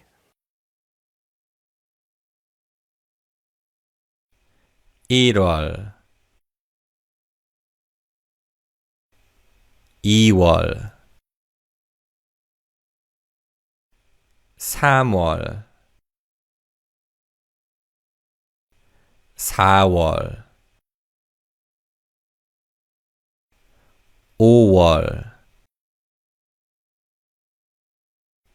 6월 7월 8월 9월 10월 11월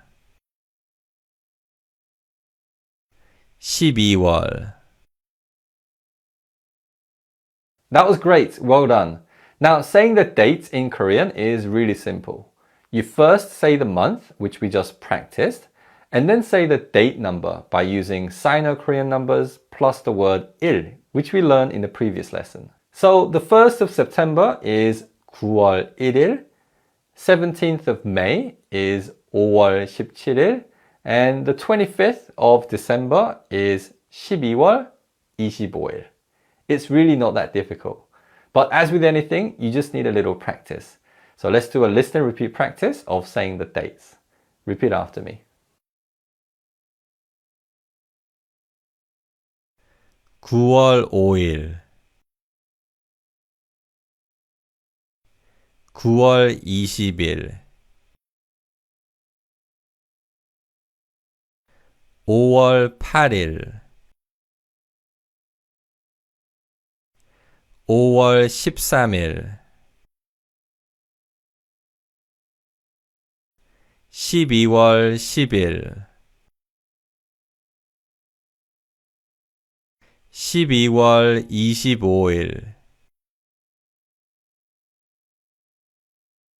That was great. Now let's move on to the final practice.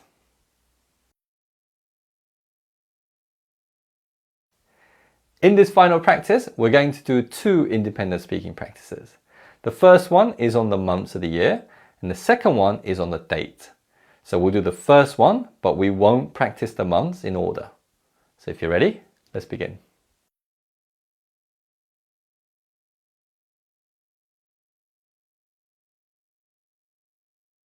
3월 3월 9월 9월 10월 10월 8월 8월 12월 12월 7월 7월 That was great. Now let's do the second independent speaking practice. And this time, you're going to need that important word, which means day. 일. Are you ready? Let's begin.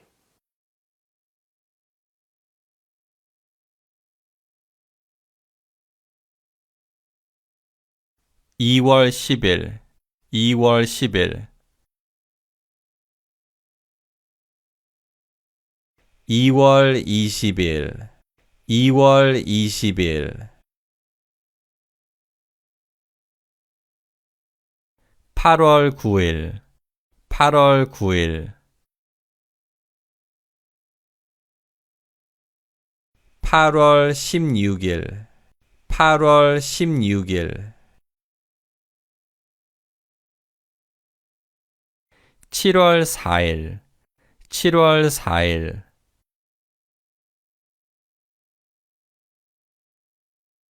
11월 27일 11월 27일 Fantastic job today. Well done.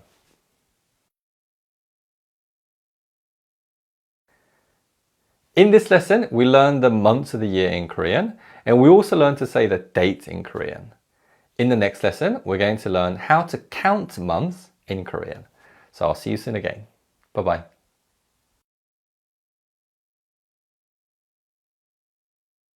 Hi there! So in this lesson, we're going to review what we learned in the previous two lessons, talking about the days of the week and the date. Let's begin.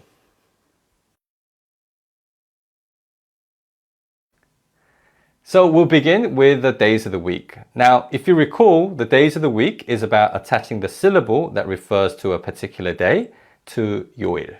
So let's do a listen and repeat practice of saying Monday to Sunday. Let's begin. 월요일, 화요일, 수요일, 목요일, 금요일, 토요일, 일요일. That was great. Now let's review how we count the number of days. To count the number of days, we use Sino-Korean numbers with the word 일, which means day. So let's do a few listen and repeat practice of how we count the number of days.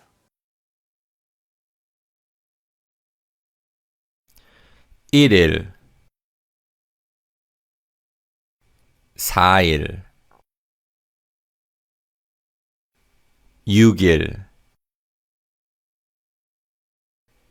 10일, 15일, 28일. That was great. Now let's do an independent practice of what we practiced so far. The first 3 lines will be on the days of the week, and the last 3 will be on counting the number of days. So if you're ready, let's practice.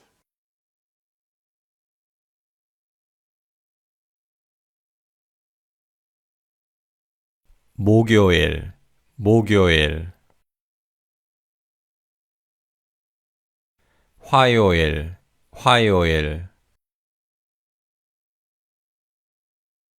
토요일, 토요일. 8일, 8일. 10일, 10일. 24일, 24일. Fantastic job, well done. Now let's move on and review how to say the date.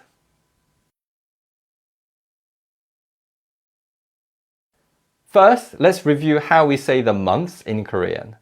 To say a particular month in Korean, we say a Sino-Korean number that refers to a particular month with the word 월, which means months.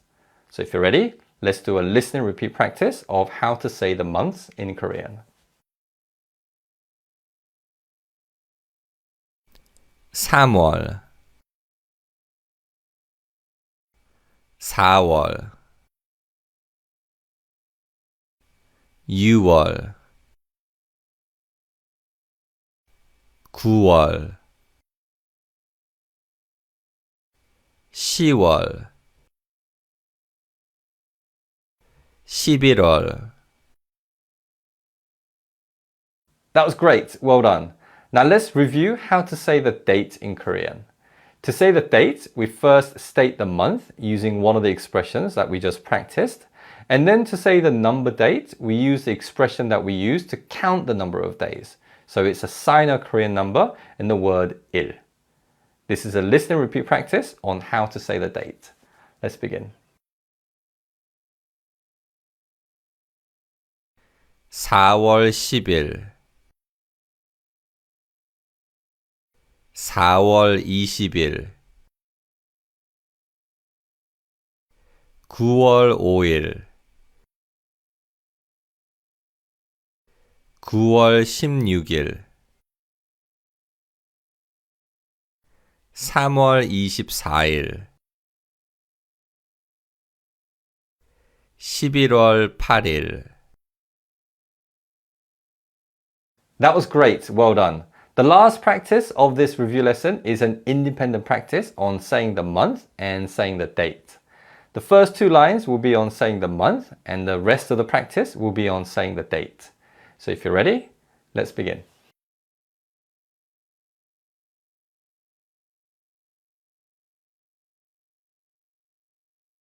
(8월) 8월 10월 10월 8월 10일 8월 10일 10월 5일 10월 5일 6월 16일 6월 16일 12월 24일 12월 24일 Great job today. Well done.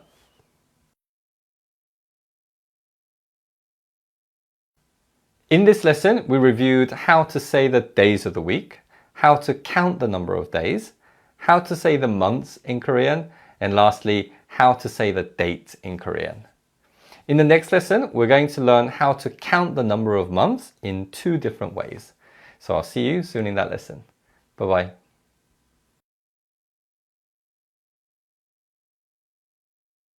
Hi there, welcome back. So in this lesson, we're going to learn two different ways to count months in Korean. So let's begin.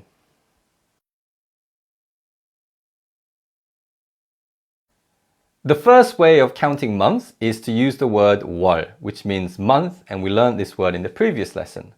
And to count the number of months, we put the counting word 개 in front of 월. So we say 개월. And then we use a Sino-Korean number to indicate the number of months in front of 개월. So to say 5 months, we say 5개월, 5개월.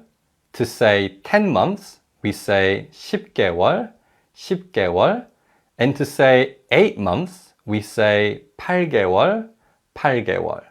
And that's all there is to it. So let's go straight into a practice of counting months using 개월. Repeat after me. 4개월 5개월 6개월 9개월 10개월 That was great. Well done. Now let's look at the second way of counting months in Korean.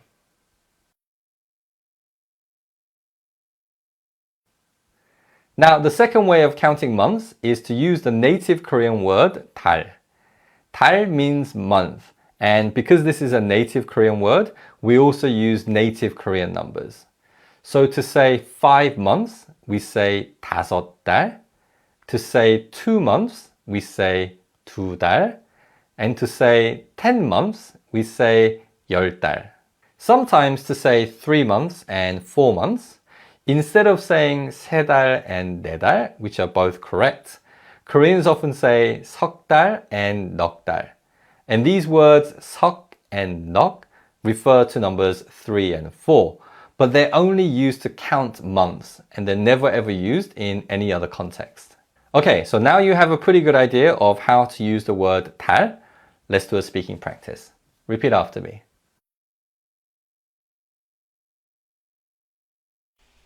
한 달, 2 달, 4 달, 6 달,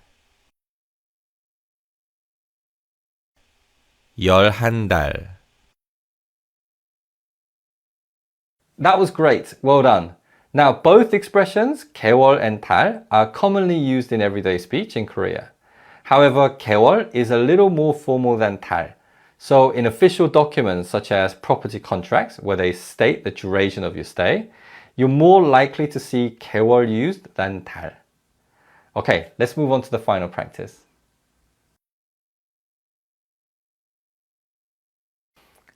In this final practice, we're going to do two independent speaking practices. The first one is on using the word 개월, and the second one is on using the word 달. We'll begin with the first one on using 개월. Remember that with 개월, we use Sino-Korean numbers. So if you're ready, let's begin.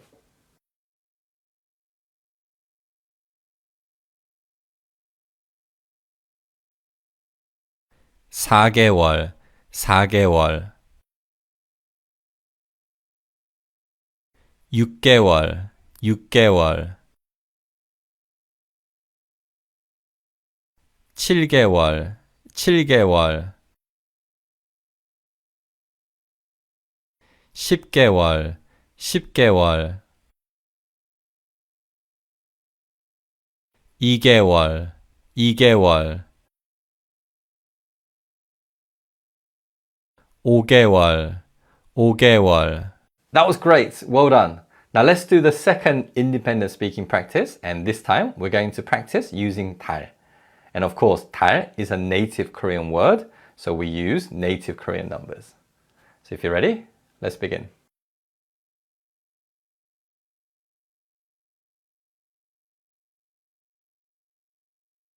한 달, 한 달. 5달, 5달. 7달, 7달. 11달, 11달.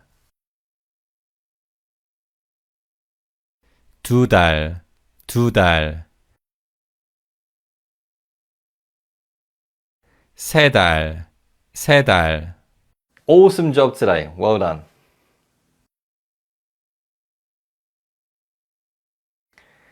In this lesson, we learned to count months using the phrases 개월 and 달. And we also learned that we use Sino-Korean numbers with 개월 and native Korean numbers with 달. In the next lesson, we're going to learn how to tell time in Korean. So I'll see you soon in that lesson. Bye-bye.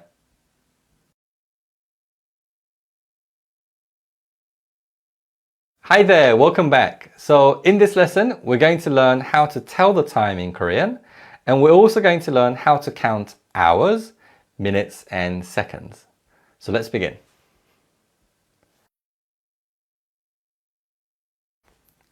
Now, to talk about time, there are two very important words. One is 시, which means hour, and the other is 분, which means minutes. And telling the time is very similar to saying the date, because to tell the time, we say blank 시, blank 분. And each blank, we say a number word that refers to the hour and the minute. Here's an example. 10시 30분, 10:30, 10시 30분. Now, I don't know if you noticed it already, but there is one unusual aspect to telling the time in Korean, and this is the use of both number systems. To say the hour, we use native Korean numbers, but to say the minute, we use Sino-Korean numbers. Here are a few other examples. 2시 5분, 2:05, 2시 5분. 11시 10분, 11:10, 11시 10분. 5시 반, 5:30, 5시 반. So as you can see, we use native Korean numbers to say the hour and Sino-Korean numbers to say the minute. And in the final example, we have this word 반.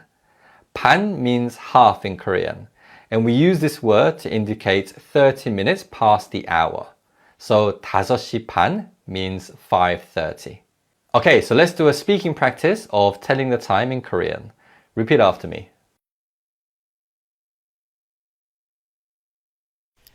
1시 1시 10분 4시 20분 4시 반 10시 10분 10시 50분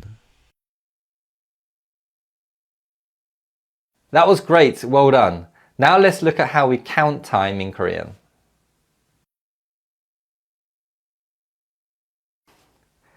To count time in Korean, there are three very important words. 시간, 분, and 초. Now this word 시간 is made up of 시, which means hour, and 간, which means duration. So 시간 refers to the whole duration of the hour. And then we also learned this word 분, which means minute. And the final word is 초, which means second. Now listen to the following examples that use these words. 2시간, 2 hours. 2시간, 40분, 40 minutes. 40분. 5초, 5 seconds. 5초. So as you can see, to count the hours in Korean, we use native Korean numbers. And to count the minutes and seconds, we use Sino-Korean numbers. So let's do a speaking practice of counting the hours, minutes, and seconds using 시간, 분, and 초. Repeat after me.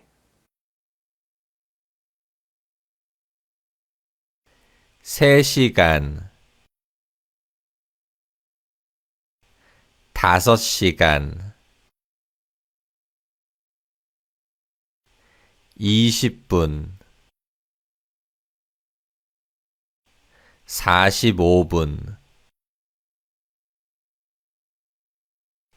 30초 8초 That was great, well done. Now let's do the final practice.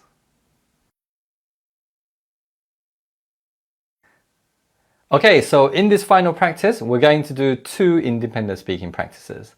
The first one is on telling the time, and the second one is on counting the time. We'll begin with the first one on telling the time. Remember that we use native Korean numbers to say the hour, and Sino-Korean numbers to say the minute. So if you're ready, let's begin.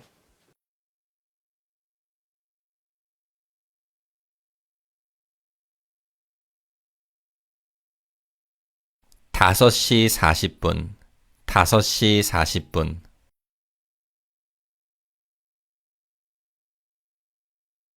10시 25분 10시 25분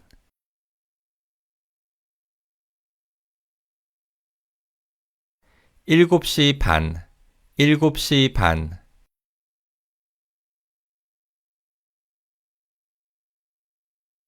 2시 10분 2시 10분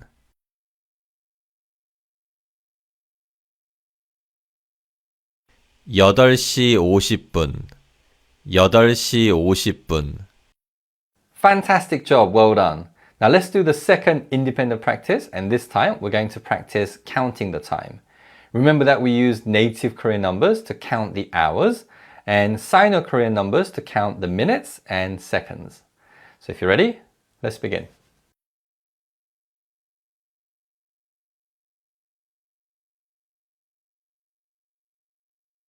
1시간 1시간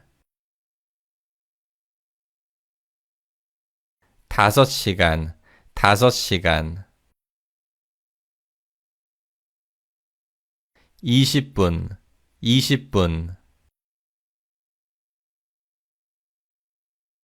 54분 54분 10초 10초 30초 30초 Great job today, well done.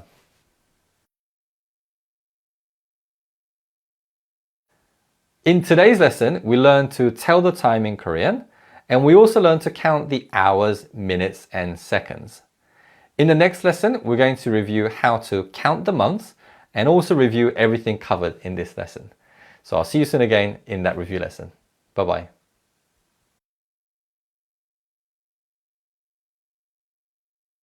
Hi there, welcome back. So in this lesson, we're going to review how to count months in Korean, how to tell the time, and how to count hours, minutes, and seconds.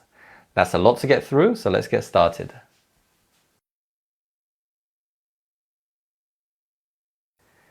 We learned to count months using 개월 and 달. We learned that we use Sino-Korean numbers with 개월, and we use native Korean numbers with 달. Let's do a listen and repeat warm-up practice of using 개월 and 달.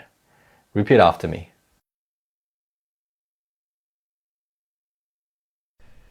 1개월 4개월 8개월 5달 10달 12달 That was great. Well done. Now let's do an independent speaking practice of using 개월 and 달. And in this practice, the key is to use appropriate number words with 개월 and 달. So if you're ready, let's begin.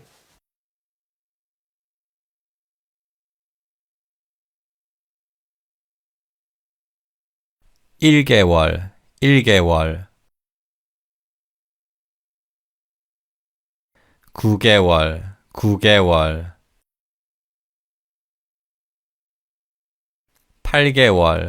8개월 4달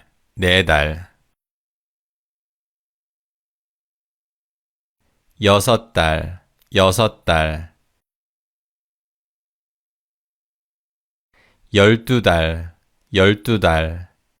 That was great. Well done. Now let's move on and review how to tell the time and how to count the hours, minutes, and seconds.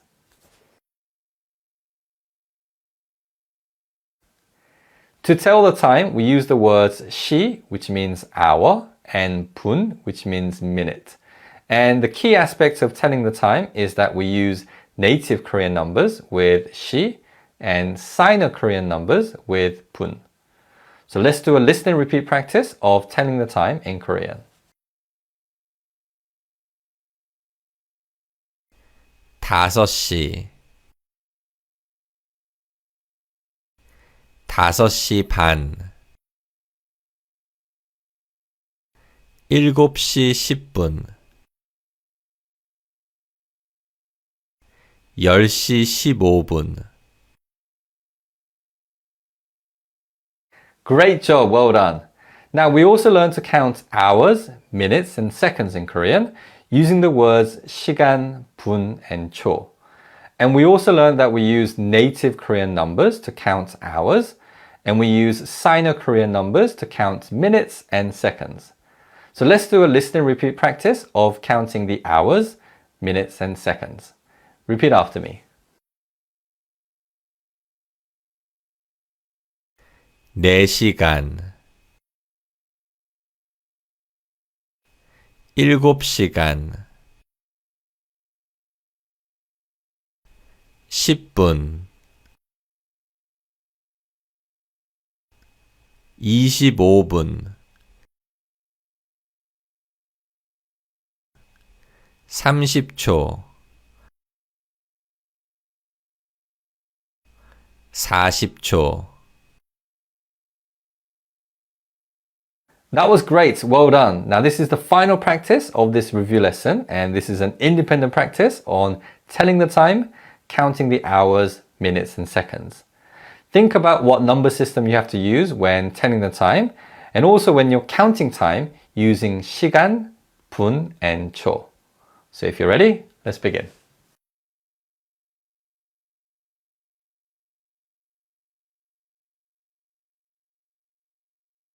5시 10분 5시 10분 4시 5분 4시 5분 2시간 2시간 7시간 7시간 25분 25분 6분 6분 30초 30초 8초 8초 Great effort today. Well done.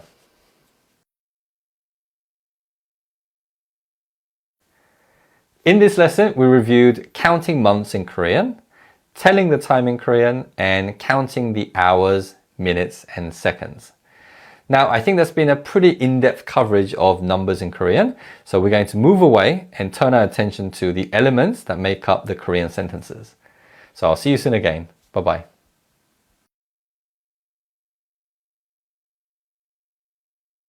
Hi everyone, so in this lesson, we're going to look at the use of pronouns in Korean.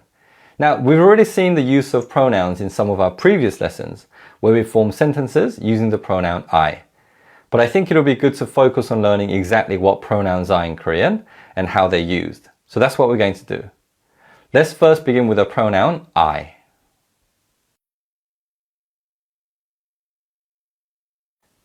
First, unlike English, Korean doesn't have different pronouns for subjects and objects in a sentence. So in that regard, it's a little easier.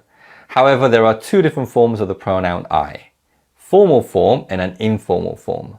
The formal form is 저, and we use 저 with the particle 는. However, when we use the particle 가, 저 changes to 제. So in sentences, they look like this. 저는 선생님입니다. 제가 선생님입니다. The informal form of I is 나, and similar to the formal form, 나 is used with the particle 는, but when we use the particle 가, 나 changes to 네. So in sentences, they look like this. 나는 선생님이야. 내가 선생님이야. Now, the important thing to keep in mind is that the pronouns 나 and 저 change form when they're used with the particle 가. So with that in mind, let's go into a practice of using these pronouns with different particles. This is a listen and repeat practice of the sentences we have seen so far.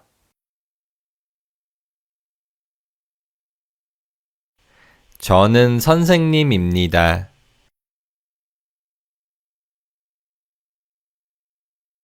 제가 선생님입니다.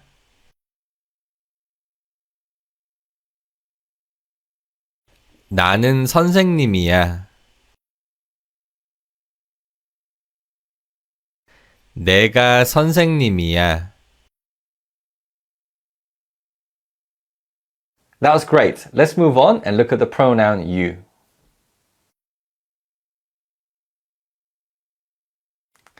The use of you in Korean is very different from how it is used in English.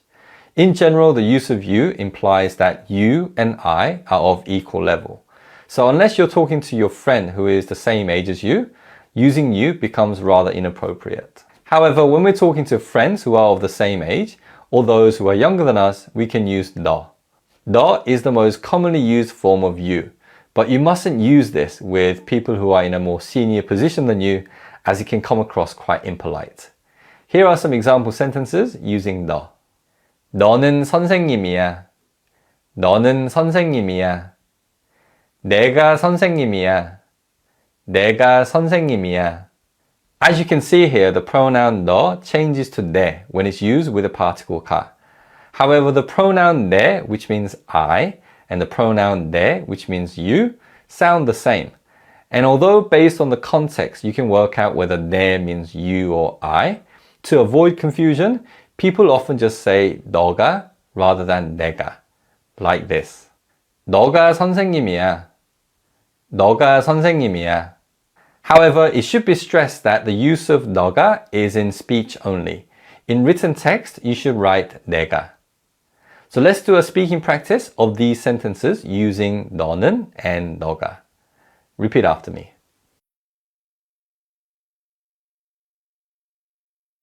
너는 선생님이야.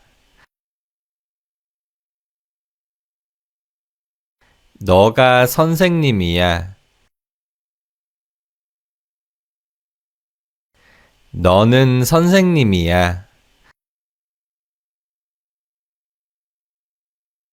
너가 선생님이야. That was great. Now, as I mentioned already, 너 is only ever used with people who are of the same age, usually with friends. So when Koreans address people who are older or who they aren't familiar with, Koreans generally don't use the pronoun you. In many textbooks, you will see words like 당신 and 그대. But 당신 is only ever used between married couple and also in written text. So it's rarely used in everyday speech. Also, 그대 is a term of endearment. So you might see this word used in musical lyrics when someone is trying to express their love to another person. So it's rarely used in everyday speech. If you talk to people in a more senior position or people who you aren't familiar with, you will most likely address them by their title, such as their job title or family title, or just not use you entirely if it's unnecessary. So the important things to remember about using the pronoun you is that we use 너 when we're talking to people of the same age or those who are younger than us. And if we're talking to people who are in a more senior position, we either address them by their title or not use any pronouns if it's unnecessary. Okay, so that's enough of me lecturing. Let's move on to the final practice.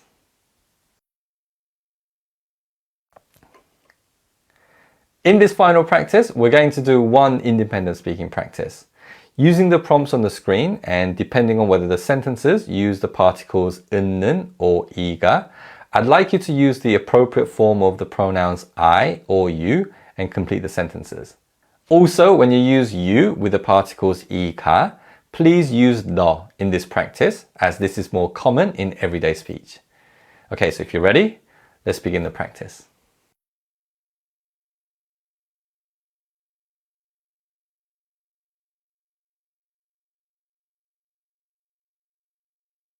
저는 선생님입니다. 저는 선생님입니다.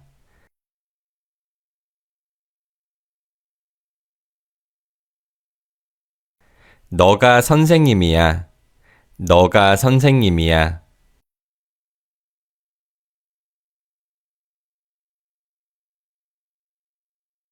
제가 선생님입니다.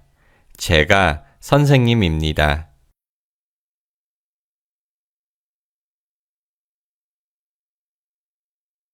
나는 선생님이야.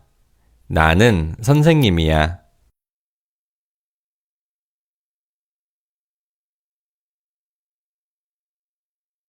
내가 선생님이야. 내가 선생님이야.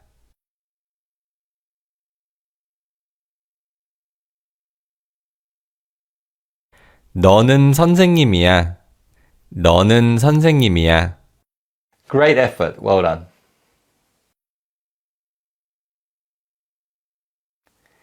In today's lesson, we looked at two forms of pronoun I and the different ways in which the pronoun you is used in Korean. In the next lesson, we'll look at how the pronouns he and she are used in Korean. So I'll see you soon in that lesson. Bye-bye.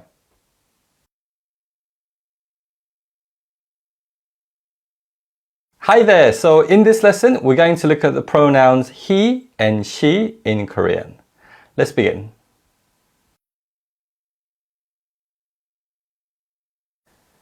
When you look at Korean textbooks, he and she are often translated as 그 and 그녀. But these words are rarely used in everyday speech. The word 그 means that. And when we refer to people in the third person, we often use 그 and a noun that refers to that person. This noun is commonly some form of title, such as a job title or family title. So we might say something like 그 선생님, that teacher, 그 선생님. We can also say 그 남자, that man, and 그 여자, that woman. And although these terms are formal, they're not very respectful terms, so you shouldn't use them if you need to be polite. Another common term is 그 친구, that friend. And 그 친구 is a very common way of referring to someone in a very friendly way. But this is a rather casual way of referring to someone in third person. So again, you shouldn't use this term if you need to be polite. Okay, so let's practice using all the different ways of referring to someone in third person in sentences. Repeat after me. 그 선생님은 피자를 먹어요. 그 선생님은 피자를 먹어요.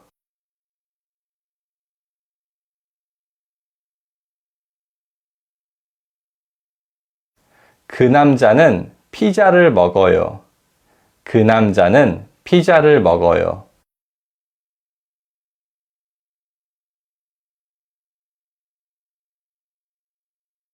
그 여자는 피자를 먹어요.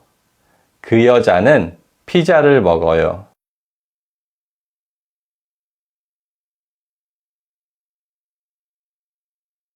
그 친구는 피자를 먹어요. 그 친구는 피자를 먹어요.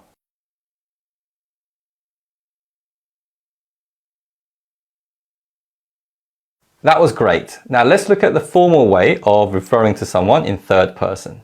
그분, 그분. We saw this word 분 in an earlier lesson on counting people.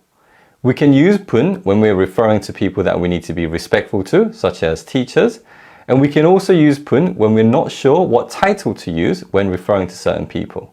And when we're not sure, it's better to be respectful than to use casual language and potentially cause an offense. Lastly, we can use 분 to refer to both men and women. Let's practice using 분 in sentences. Repeat after me.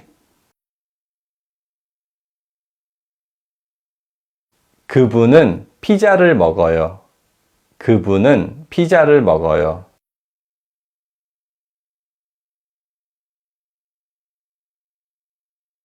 그분은 피자를 먹어요. 그분은 피자를 먹어요.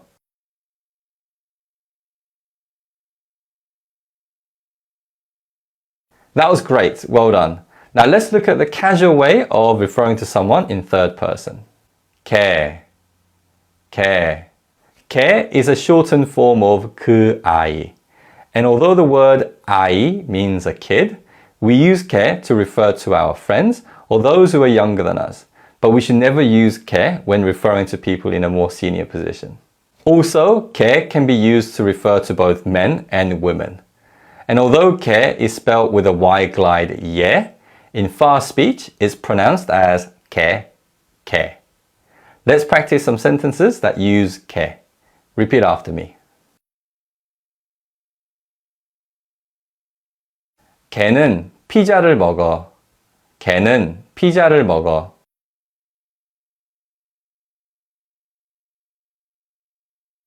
걔는 피자를 먹어.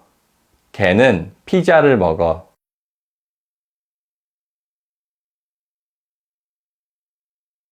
Great job, well done. Let's do the final practice.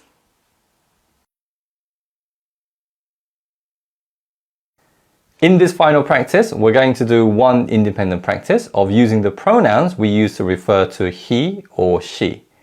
Using the prompts on the screen, I'd like you to complete the sentences using appropriate nouns. So if you're ready, let's begin.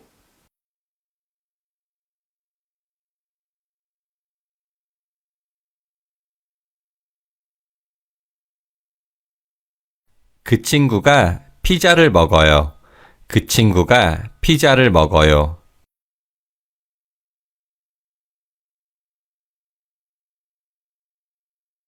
그 학생은 피자를 먹어요. 그 학생은 피자를 먹어요.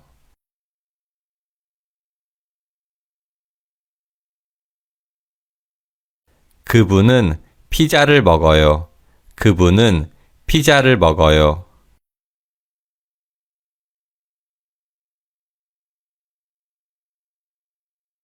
걔는 친구야.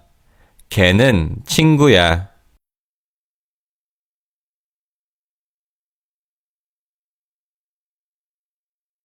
걔는 피자를 먹어. 걔는 피자를 먹어. Great job today. Well done.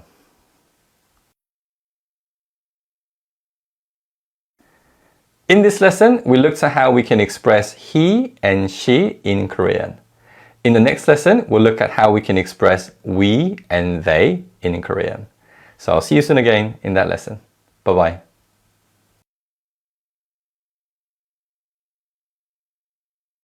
Hello there! So in this lesson, we're going to look at the pronouns we and they in Korean.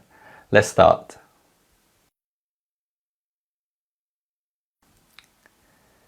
The standard form of the pronoun we is 우리. 우리 is the same for both the subject and the object of the sentence. However, 우리 has a formal form and an informal form.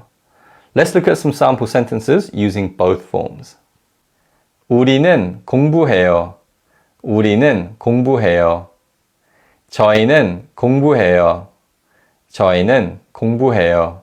So these sentences mean the same, but 저희 is formal and 우리 is informal. One other important point to note is that in everyday speech, 우리 contracts with the particle 는. So 우리는 becomes 우린. But 저희 does not contract with the particle 는. And of course, these two pronouns can be used with the particle 가 as well. So let's do a speaking practice using 저희 and 우리. Repeat after me. 우리는 공부해요. 우리는 공부해요.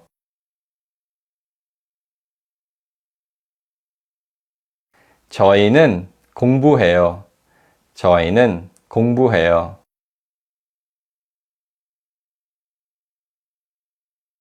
우리가 피자를 먹어요. 우리가 피자를 먹어요.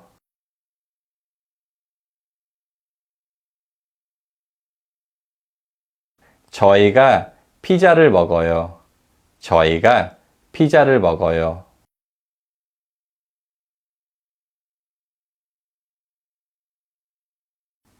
That was great. Well done. Now the last point to note about the pronoun we is that the formal form 저희, when used in sentences, the here sound in the second syllable almost disappears. So that's something to keep in mind as you do the speaking practice later. Let's now move on and look at the pronoun they in Korean.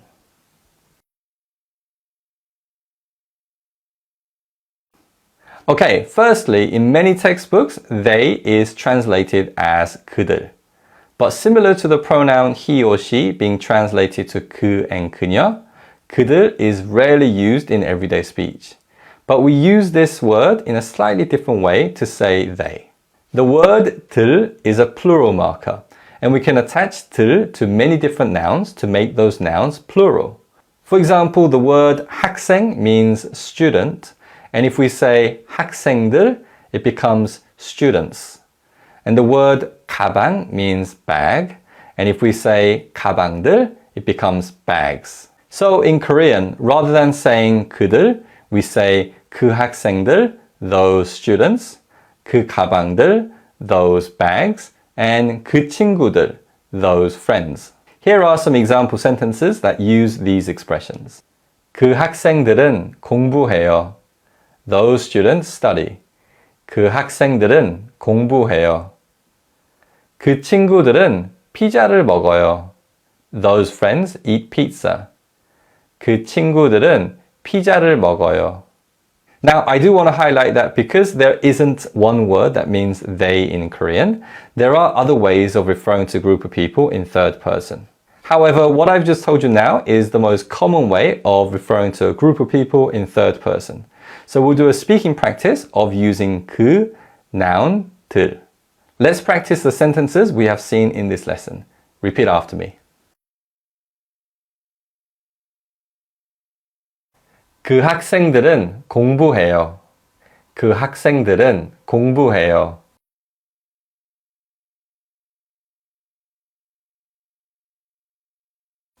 그 친구들은 피자를 먹어요. 그 친구들은 피자를 먹어요.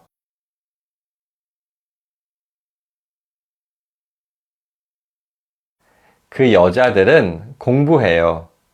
그 여자들은 공부해요.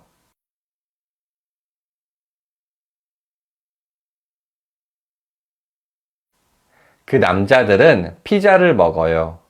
그 남자들은 피자를 먹어요.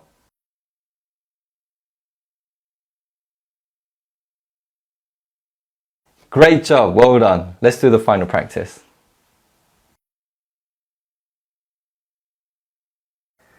In this final practice, we're going to do one independent speaking practice of using the pronouns we and they we learned from this lesson. Using the prompts on the screen, I'd like you to complete the sentences using appropriate nouns, pronouns, or any plural markers that you need to use. So if you're ready, let's begin.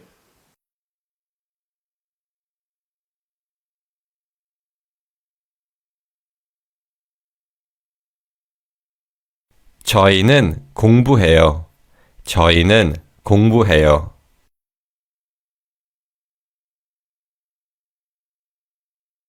우리가 공부해요. 우리가 공부해요.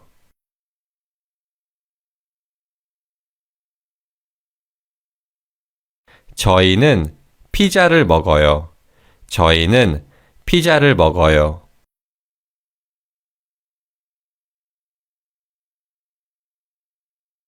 그 학생들은 공부해요. 그 학생들은 공부해요.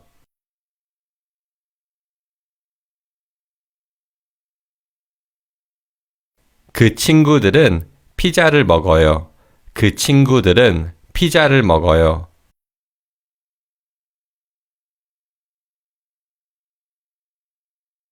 그 여자들은 공부해요. 그 여자들은 공부해요. Fantastic job today. Well done.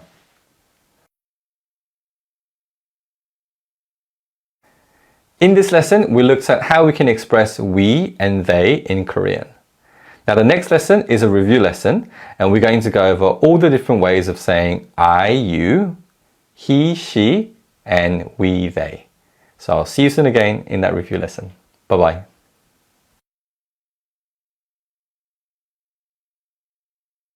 Hi there! So this is a review lesson on all the different pronouns that we learned over the past 3 lessons.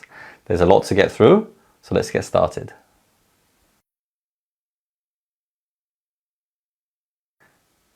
First, we learned both the formal and the informal form of the pronoun I, 저 and 나, and then we learned the informal form of the pronoun you, which is 너.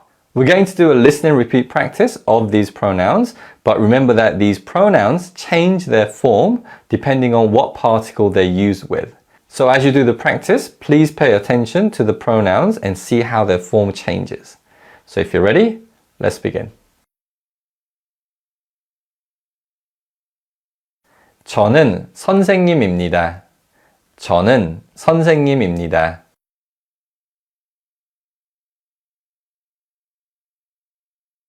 제가 선생님입니다. 제가 선생님입니다.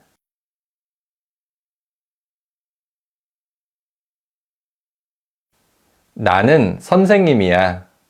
나는 선생님이야.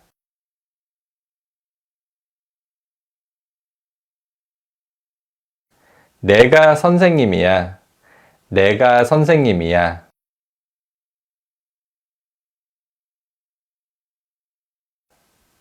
너는 선생님이야. 너는 선생님이야.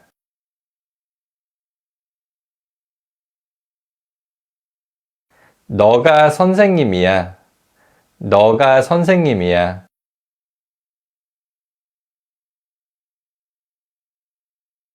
That was great. Now let's do an independent speaking practice.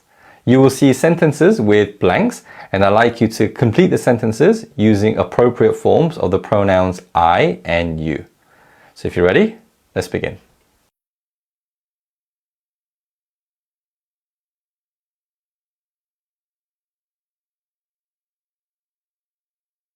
내가 선생님이야. 내가 선생님이야.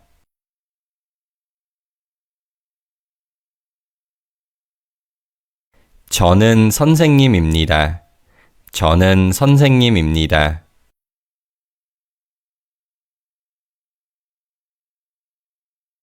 너가 선생님이야. 너가 선생님이야.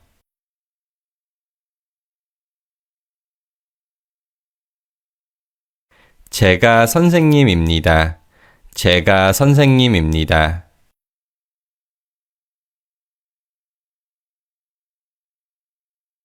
나는 선생님이야. 나는 선생님이야.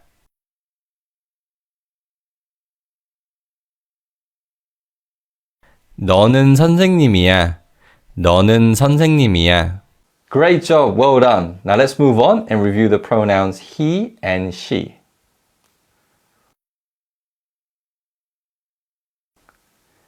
We learned several ways of saying he and she in Korean. The most common way was to say 그 plus noun, but we can also be more formal and respectful by saying 그분. But we can also be more informal and casual by saying 걔.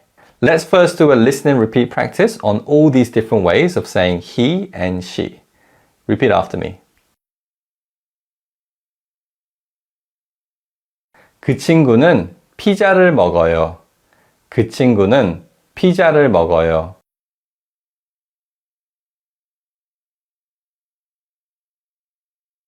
그 학생은 공부해요. 그 학생은 공부해요.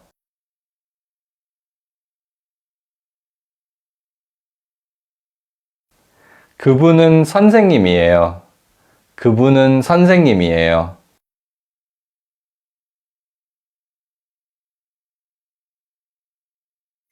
그분은 피자를 먹어요. 그분은 피자를 먹어요.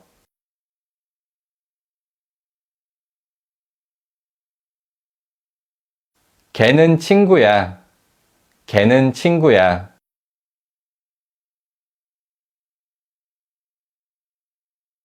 걔는 피자를 먹어. 걔는 피자를 먹어.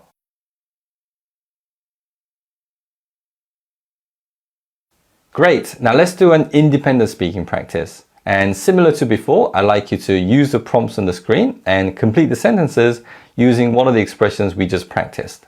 So if you're ready, let's begin.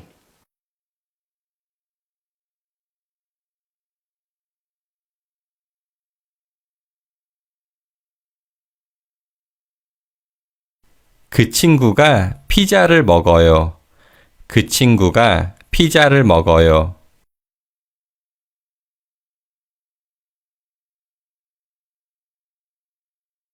그분은 피자를 먹어요. 그분은 피자를 먹어요.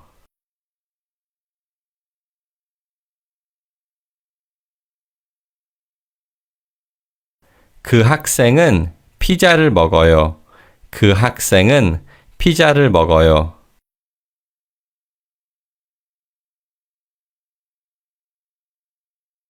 걔는 친구야. 걔는 친구야.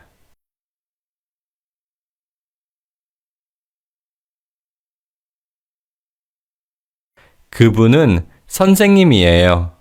그분은 선생님이에요.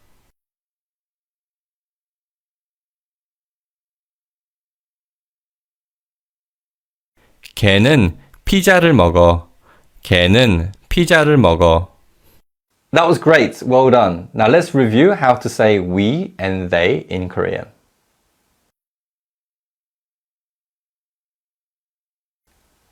Okay, so in the previous lesson, we learned that there is a formal and an informal form of the pronoun we, which are 저희 and 우리. And we also learned that to say they, we say 그 plus noun and the plural marker 들. So let's first do a listen and repeat practice of some of the sentences that use we and they in Korean. 저희는 공부해요. 저희는 공부해요.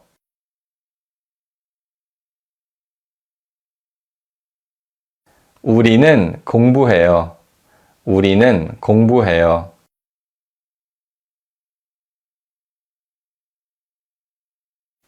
저희가 피자를 먹어요. 저희가 피자를 먹어요.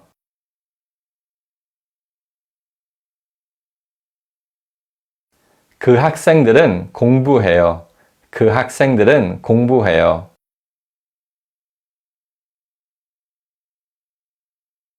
그 친구들은 피자를 먹어요. 그 친구들은 피자를 먹어요.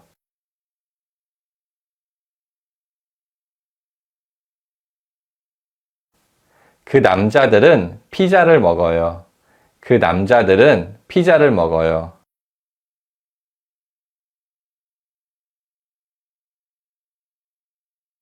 That was great. Now let's do an independent speaking practice. And same as before, using the prompts on the screen, I'd like you to complete the sentences using appropriate nouns and the plural marker 들 if necessary.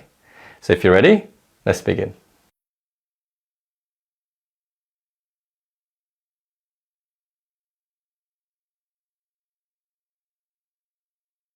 저희는 공부해요. 저희는 공부해요.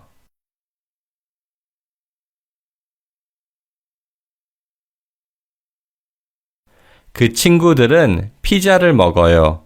그 친구들은 피자를 먹어요.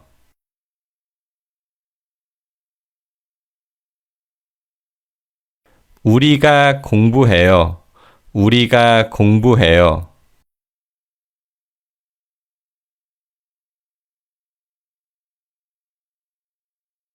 그 학생들은 공부해요.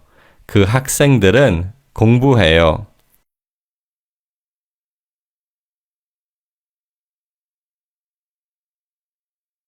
우리는 피자를 먹어요.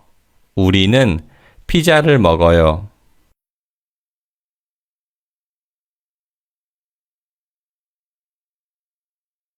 그 남자들은 피자를 먹어요. 그 남자들은 피자를 먹어요. Fantastic job today. That's the last practice. Well done.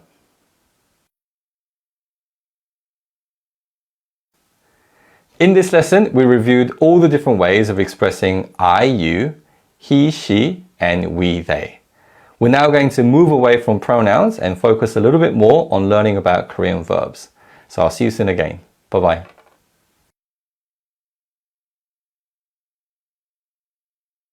Hi there and welcome back. Now, all Korean verbs can change into formal, polite, and casual forms, and they follow very strict rules of conjugation. In today's lesson, we're going to learn more about formal verb endings in the present tense. Now, as the name would suggest, formal verb endings are used in very formal settings, such as in job interviews, or by people who need to speak formal language, such as newsreaders. Let's find out how we can change verbs into formal forms in the present tense.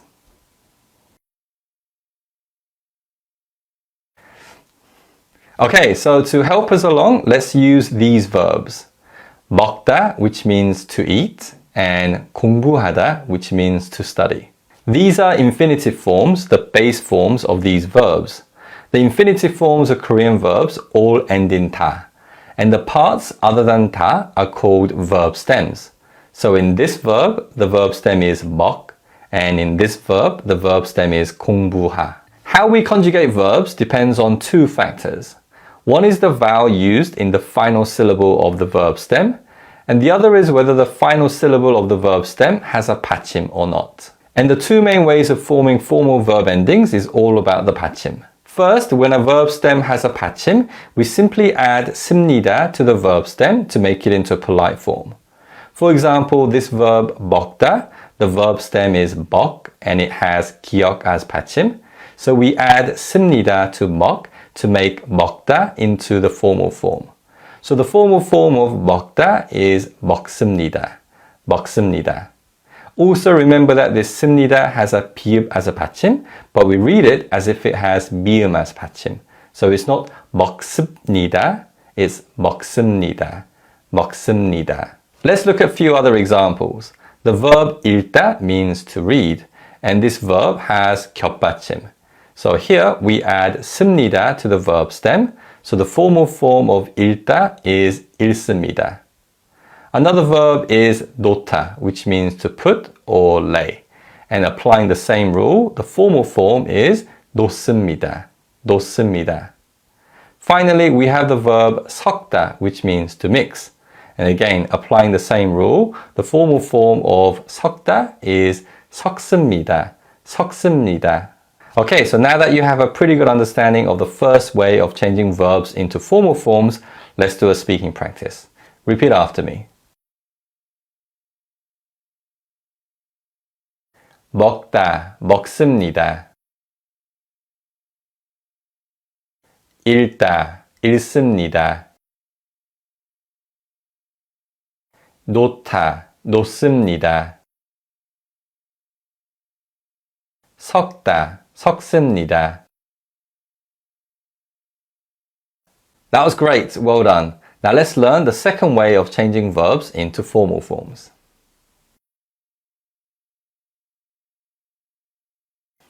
Secondly, if the final syllable of a verb stem doesn't have a 받침, then we add 비읍 to the final syllable as a 받침, and then we add 니다 at the end to make it into formal form. So in this verb 공부하다, the final syllable of the verb stem is 하 and it doesn't have a 받침, so we add 비읍 as 받침.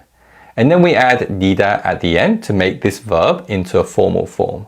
So the formal form of 공부하다 is 공부합니다.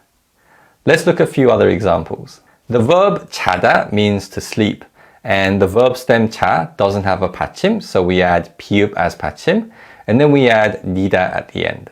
So the formal form of 자다 is 잡니다.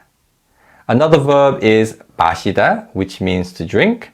The verb stem, the final syllable, 시, doesn't have a 받침, so we add 비읍 as 받침, and then we add 니다. So the formal form of 마시다 is 마십니다. Finally, we have the verb 쉬다, which means to rest, and its formal form is 쉽니다. Okay, so let's do a speaking practice of applying the second way of changing verbs into formal forms. Repeat after me.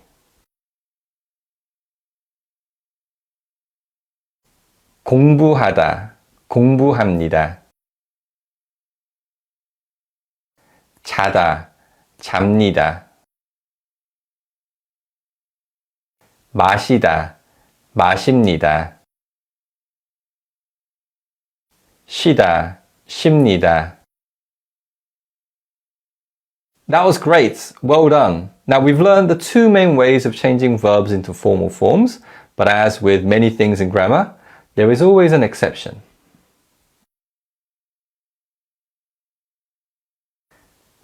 The third way of changing verbs into formal forms is an exception to the rules we've learned so far.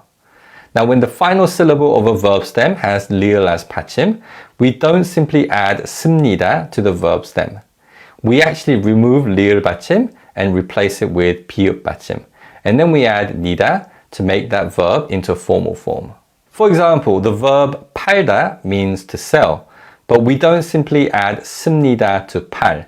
We actually remove 리을 받침, replace it with 비읍, and then add 니다 at the end. So the formal form of 팔다 is 팝니다. Also, 들다 means to lift something, and its formal form is 듭니다. And another verb is 갈다, which means to change or replace, and the formal form is 갑니다. Now, it's always better to practice to learn these difficult rules, so let's do a speaking practice on the third way of changing verbs into formal forms. Repeat after me. 팔다, 팝니다. 갈다, 갑니다. 들다, 듭니다. 울다, 웁니다. That was great, well done. Let's move on to the final practice.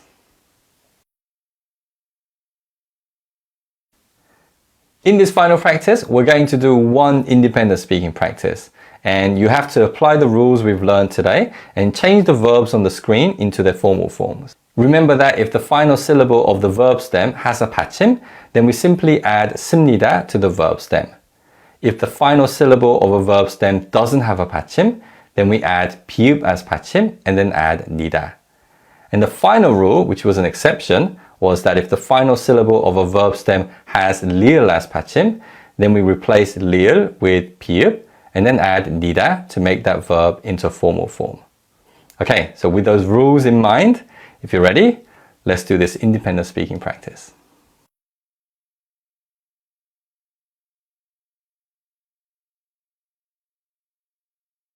먹다, 먹습니다. 읽다, 읽습니다. 놓다, 놓습니다. 자다, 잡니다. 쉬다, 쉽니다. 마시다, 마십니다.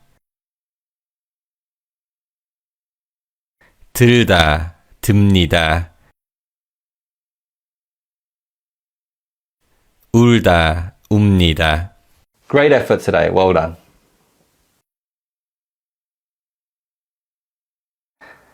Okay, so in today's lesson, we learn 3 different ways of changing verbs into formal forms.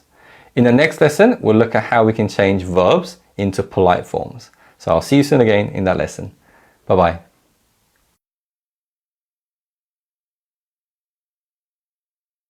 Hello there! So in this lesson, we're going to learn about making verbs into polite forms.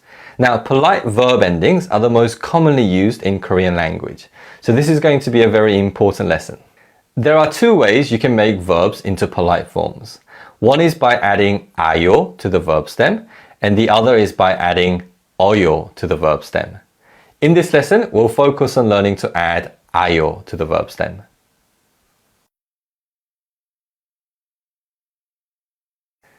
Now, we add ayo to the verb stem to make that verb into a polite form when the verb stem has the vowel letters a or o. However, even when the verb stem has the vowel letters a or o, there are certain rules to follow when conjugating these verbs. Let's go through each one. First, if the verb stem has the vowel letter a or o and has a 받침, we simply add ayo to the verb stem to make that verb into a polite form. For example, the verb 팔다 means to sell. The verb stem has the vowel letter a and 리을 as 받침.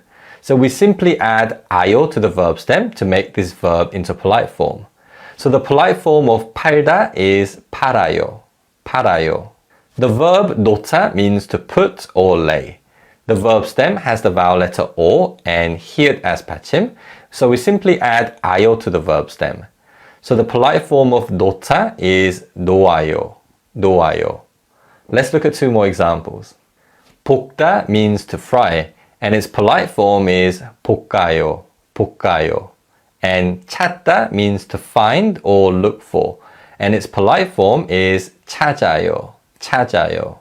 Okay, so let's practice the first way of changing verbs into polite forms. Repeat after me. 팔다, 팔아요. 놓다, 놓아요. 볶다, 볶아요. 찾다, 찾아요. That was great. Now let's look at the second way of changing verbs into polite forms.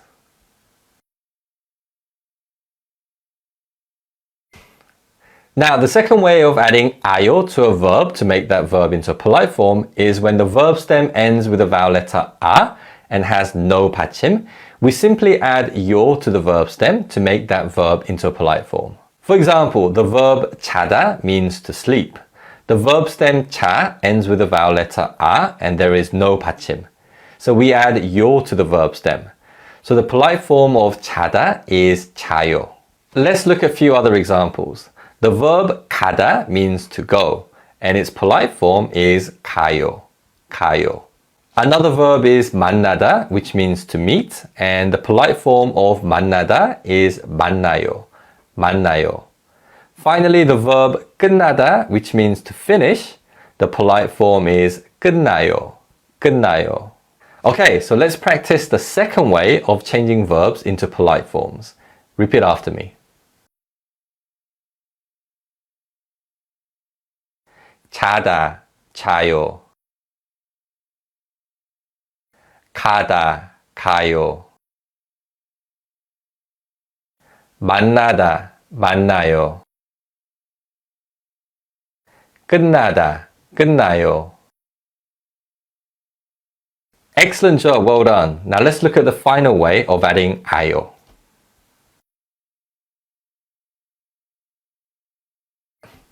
Okay, so the final way is when the verb stem ends with the vowel letter o and there is no 받침, then the vowel letter o combines with the vowel letter a in a, and then we add 요 to the combined form. For example, the verb 보다 means to see.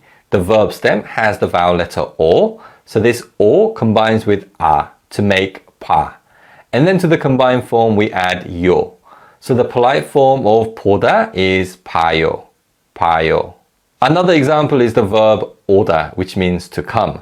The verb stem ends with the vowel letter O, and there is no 받침. So O combines with 아 to become 와, and then we add 요 to the combined form to make that verb into polite form. So the polite form of 오다 is 와요. 와요. One last example is the verb 쏘다, which means to shoot, as in shoot guns or shoot arrows. And the polite form of 쏘다 is 쏴요. 쏴요. Okay, so let's practice this final way of changing verbs into polite forms. Repeat after me. 보다, 봐요. 오다, 와요. 쏘다, 쏴요. That was great. Well done.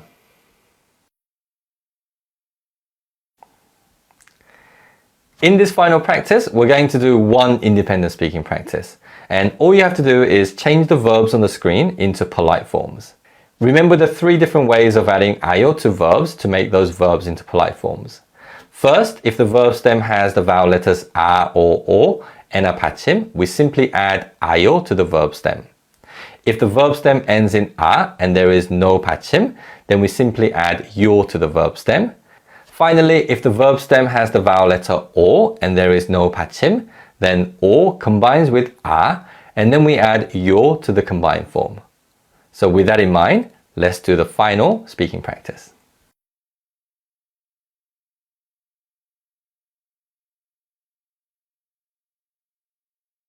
놓다, 놓아요.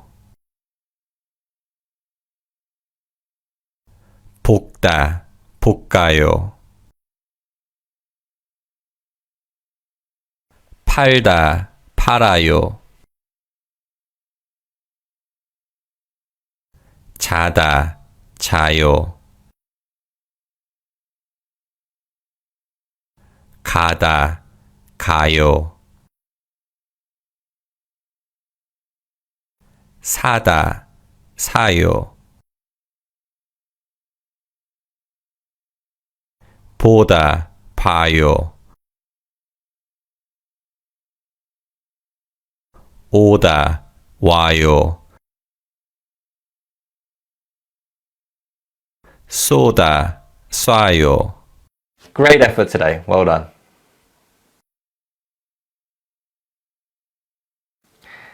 In this lesson, we looked at how we can change verbs into polite forms by adding ayo to the verb stem. In the next lesson, we have a review lesson and we'll review formal verb endings and everything we learned in this lesson.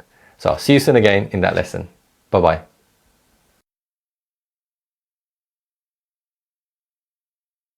Hi there and welcome to the review lesson. Now in this lesson, we're going to review what we learned about formal and polite verb endings in the last 2 lessons. So let's begin.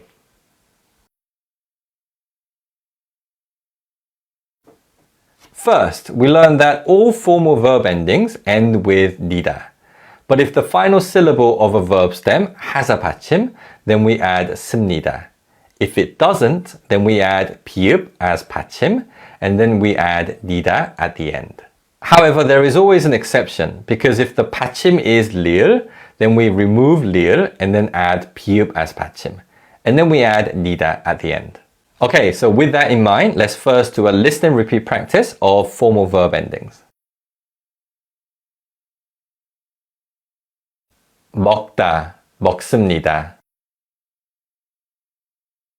읽다, 읽습니다. 공부하다, 공부합니다. 자다, 잡니다. 갈다, 갑니다. 들다, 듭니다. That was great. Now let's do an independent speaking practice. I'd like you to change the verbs you see on screen into formal verb endings. So if you're ready, let's begin.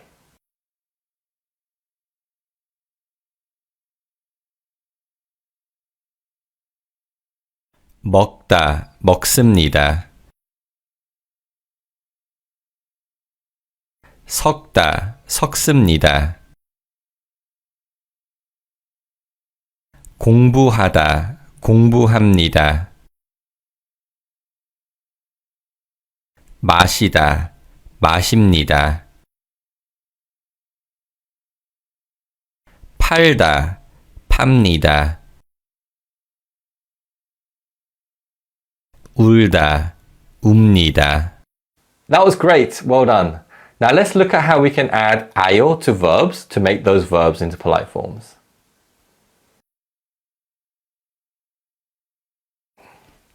Now, we add ayo to verb stems to make those verbs into polite forms when the final syllable of the verb stem has the vowel letters a or o. But there were three main rules to follow. First, if the verb stem ends with a 받침, then we simply add ayo to the verb stem. Second, if the verb stem ends with the vowel letter a and there is no 받침, then we simply add yo to the verb stem. Lastly, if the verb stem ends with the vowel letter o, then o combines with a to become wa, and then we add yo to the verb stem to make that verb into a polite form. So, with those rules in mind, let's first do a listen and repeat practice of changing verbs into polite forms by adding ayo. Repeat after me. 팔다, 팔아요. 볶다, 볶아요. 가다, 가요. 만나다, 만나요. 보다, 봐요. 오다, 와요. Great job, well done. Now let's do an independent speaking practice, and this time, same as before, I'd like you to change the verbs you see on screen into polite forms by adding ayo. So if you're ready, let's do this independent speaking practice.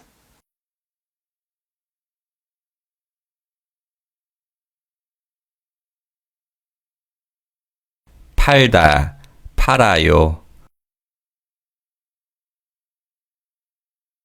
보다, 봐요. 만나다, 만나요. 찾다, 찾아요. 쏘다, 쏴요. 자다, 자요. That was great, well done.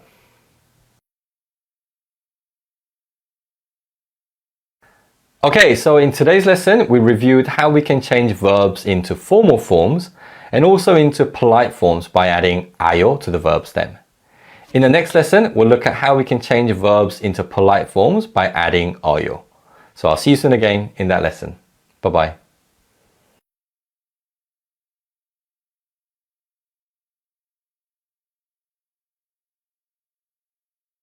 Hi there! So in this lesson, we're going to continue learning about making verbs into polite forms, but this time we're going to do that by adding oyo to the verb stem.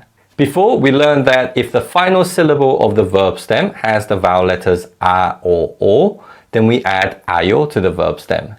But if the final syllable of the verb stem ends in a vowel letter other than a or o, then we add oyo.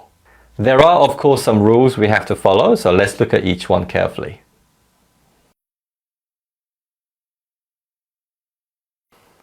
First, if the verb stem ends with a 받침, then we simply add oyo to the verb stem. A good example is the verb 먹다, which means to eat. The verb stem 먹 ends with a 받침 기역, so we simply add oyo to the verb stem. So the polite form of 먹다 is 먹어요. Let's look at a few other examples. The verb 읽다 means to read. The verb stem ends with a 겹받침, so we simply add oyo to the verb stem. So the polite form of 읽다 is 읽어요. Another example is the verb 섞다, which means to mix. And here again, we add oyo to the verb stem. So the polite form of 섞다 is 섞어요. And finally, the verb 들다, which means to lift. And we saw this verb in one of the earlier lessons. The polite form of 들다 is 들어요. 들어요. Okay, so let's do a listen and repeat practice of the first rule of adding 어요. Repeat after me.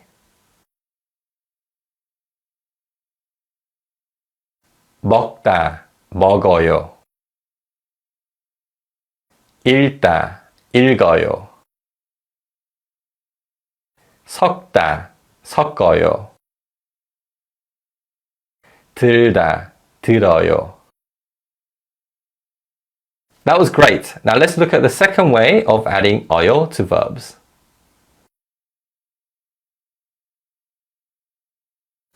The second rule is on the verb stems ending in vowel letters 에 and 어 and 여.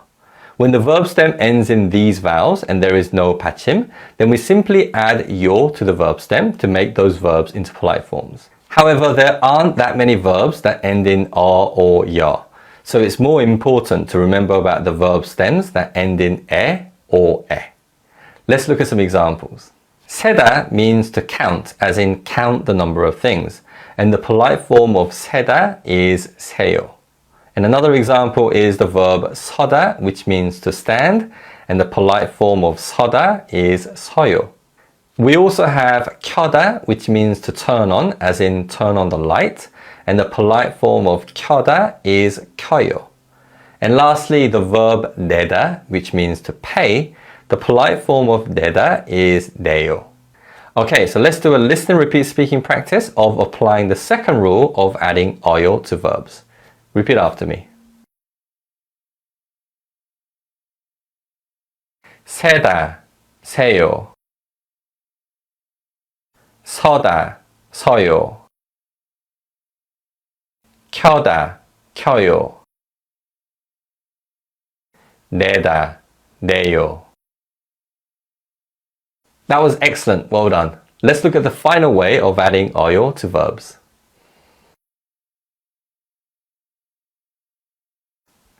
The final rule is on the verb stems that end in the vowel letter 우. When the verb stem ends in the vowel letter 우, then 우 combines with 어 to become 워. And then we add 요 to the combined form to make that verb into a polite form. For example, the verb 키우다 means to raise, as in raise animals and raise children. The verb stem ends in the vowel letter 우, so 우 combines with 어, and then we add 요 to the rest of the verb stem. So the polite form of 키우다 is 키워요. Another example is the verb 배우다, which means to learn, and the polite form of 배우다 is 배워요. Also, the verb 지우다 means to delete, and the polite form is 지워요. And finally, the verb 주다 means to give, and the polite form is 줘요. Okay, so it's always better to do a speaking practice for complicated rules to stick. So let's do a listen and repeat practice of the third way of adding 어요 to verbs. Repeat after me.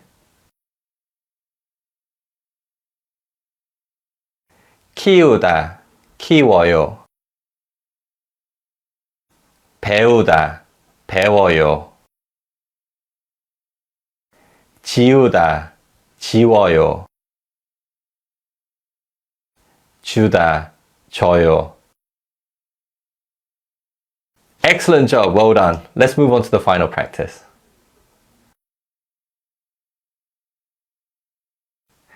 In this final practice, we're going to do one independent speaking practice, and I'd like you to change the verbs you see on screen into their polite forms. Remember that today we learned to add 어요 to verb stems when the final syllable of the verb stem ends in a vowel letter other than a or o. But there were some rules we had to follow. First, if the verb stem ends with a 받침, then we add 어요 to the verb stem. Second, if the verb stem ends with the vowel letters 에 or 어, 여, then we add 요 to the verb stem. And lastly, if the verb stem ends with the vowel letter 우, then 우 combines with 어 to become 워, and then we add 요 to the verb stem to make that verb into a polite form. Okay, so with those rules in mind, let's do this speaking practice.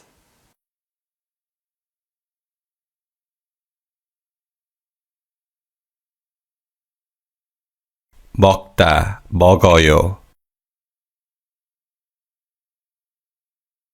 읽다, 읽어요. 들다, 들어요. 서다, 서요. 켜다, 켜요. 내다, 내요. 배우다, 배워요. 지우다, 지워요. 키우다, 키워요. Great effort today. Well done.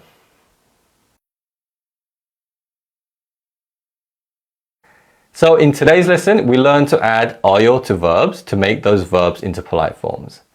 In the next lesson, we're going to learn 2 more ways to make verbs into polite forms, and we'll also look at how we can make verbs into casual forms. So I'll see you soon again in that lesson. Bye-bye.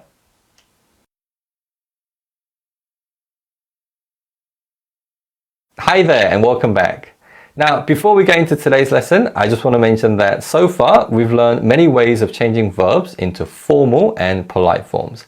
And trying to remember all these different rules can be quite tricky. And clearly, it's not going to happen overnight. And I know this because I'm also taking a Photoshop course and I always find myself watching the same lecture again and again because I'm not using that skill on a daily basis. So even if you can't clearly remember what you learned in one of the earlier lessons, don't worry because it's quite normal. But what I would advise is for you to take that lesson again and do the speaking practice in that lesson so that you build up familiarity with difficult concepts. So with that in mind, let's go into today's lesson where we're going to learn 2 more ways of changing verbs into polite forms. And we'll also look at how we can change verbs into casual forms.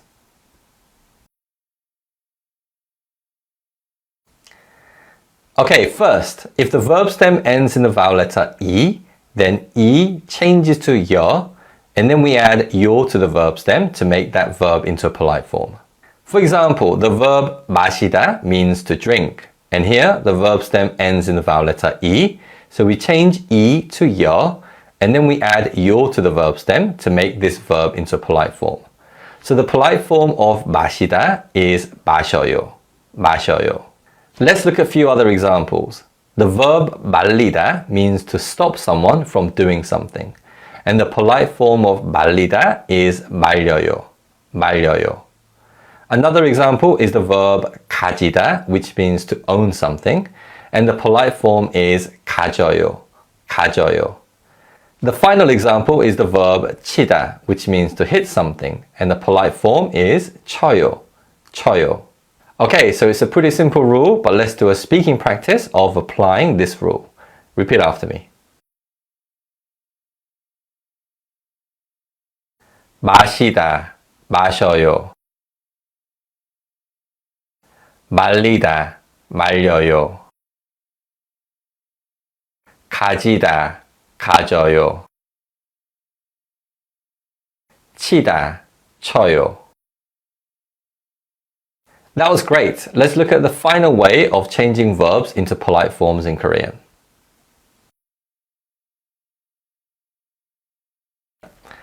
Now, one of the most common verbs in Korean is 하다, which means to do something. And in Korean, we often combine a noun and 하다 to form a verb that describes doing that noun. For example, the noun 공부 means study. And this noun combines with 하다 to become 공부하다. And this is a verb that means to study. Let's look at a few other examples. The word 청소 is a noun meaning cleaning, but 청소하다 is a verb that means to clean. Another example is the word 요리, which is a noun meaning cooking, but 요리하다 is a verb that means to cook. And finally, the word 수영 is a noun that means swimming, and 수영하다 is a verb that means to swim. Now, to change these verbs into polite forms, we change 하 to 해, and then we add 요. So we go from 하다 to 해요. So 공부하다 is 공부해요. 청소하다 is 청소해요. 요리하다 is 요리해요. And lastly, 수영하다 is 수영해요. Okay, so let's do a speaking practice of applying this way of changing verbs into polite forms. Repeat after me. 공부하다, 공부해요. 청소하다, 청소해요.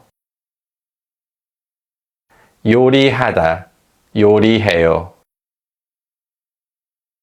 수영하다, 수영해요. Okay, that was great. Now let's look at how we can change verbs into casual forms.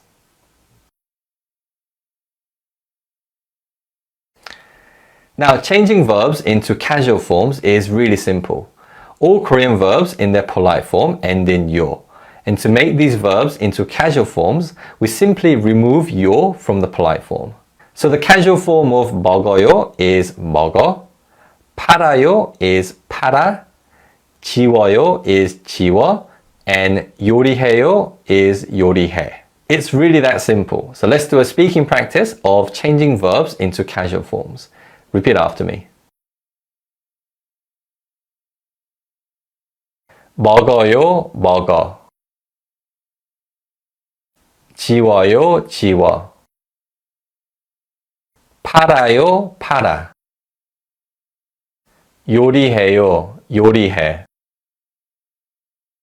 That was great. Well done. Let's move on to the final practice.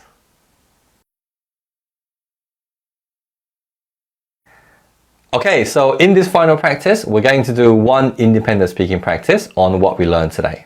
So remember that to change verbs into polite forms, if the verb stem ends in the vowel letter E, then E changes to 여, and then we add 요 at the end. For verbs that end in 하다, 하다 changes to 해요. And to form casual verbs, we simply remove 요 from the polite form. So with those rules in mind, let's do this independent speaking practice.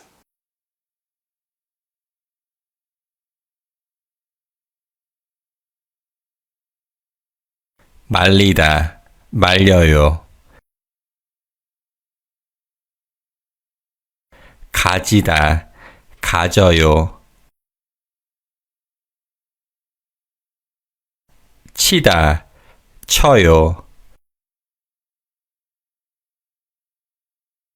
공부하다, 공부해요.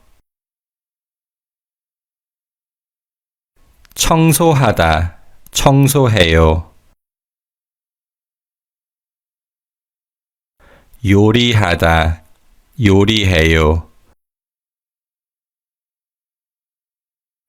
팔아요, 팔아. 지워요, 지워. 요리해요, 요리해. Great job today. Well done.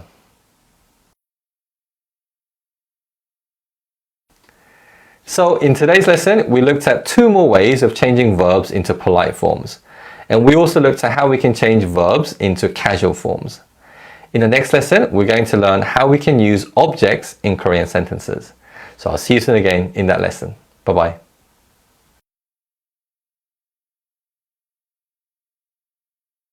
Hi there and welcome back. Now, you've already seen how objects are used in sentences in previous lessons, but we're going to have a little bit more focus on learning the object particles 을 and 를 in this lesson.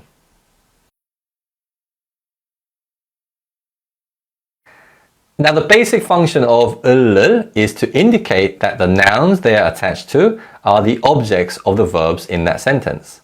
Let's look at an example sentence that uses 을 particles. 저는 빵을 먹어요. I eat bread. 저는 빵을 먹어요. This sentence is made up of three components. The subject 저는, which is made up of the pronoun I, 저, and the topic particle 는. The verb 먹어요, which is the polite form of 먹다, which means to eat, and the object 빵을, and this is made up of 빵, which means bread, and the object particle 을. As mentioned before, the basic function of 을 is to indicate that the nouns they are attached to are the objects of the verbs in that sentence. And in this sentence, the verb is 먹어요, which means to eat, and the verb's object is 빵, bread. And to indicate that 빵 is the object of the verb, it is attached to the particle 을. Now, we use the particle 을 when the noun it is attached to ends with a 받침. And here, the word 빵 ends with an 이응 받침, so we use 을. However, if the noun the particle is attached to doesn't end with a 받침, then we use 를. Here's an example sentence. 저는 피자를 먹어요. I eat pizza. 저는 피자를 먹어요. So as you can see, the final syllable of 피자, which means pizza, doesn't have a 받침, so it goes with the particle 를. Let's look at a few other example sentences.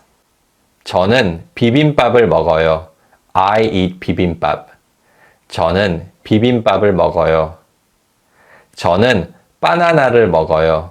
I eat banana. 저는 바나나를 먹어요. So in the first sentence, 비빔밥 ends with 피읍 받침, so it goes with the particle 을. However, in the second sentence, banana doesn't end with a 받침, so it goes with the particle 를. The last point regarding the particles 을 is that in everyday speech, Koreans often omit the object particles. So rather than saying 저는 비빔밥을 먹어요, they will often say 저는 비빔밥 먹어요. Although there is no object particle in the second sentence, the fact that bibimbap is the object of the verb 먹어요 is pretty obvious. So you can just omit the object particle. Okay, so let's do a listen and repeat practice of sentences that use object particles. Repeat after me. 저는 빵을 먹어요. 저는 빵을 먹어요.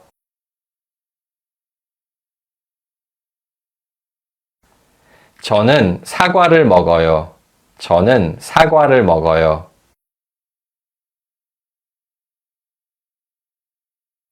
저는 피자를 먹어요. 저는 피자를 먹어요. 저는 비빔밥을 먹어요.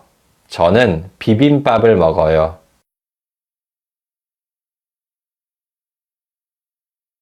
저는 바나나를 먹어요. 저는 바나나를 먹어요.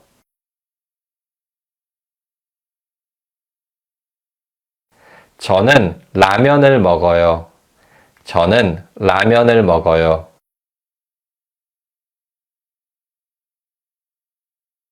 That was great. Now let's move on to the final practice.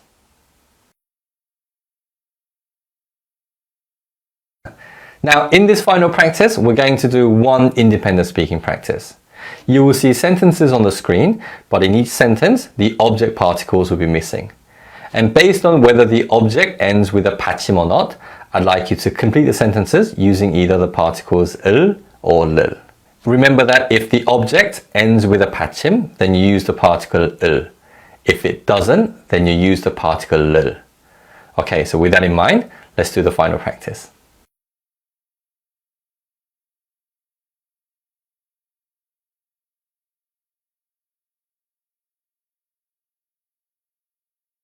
저는 바나나를 먹어요. 저는 바나나를 먹어요.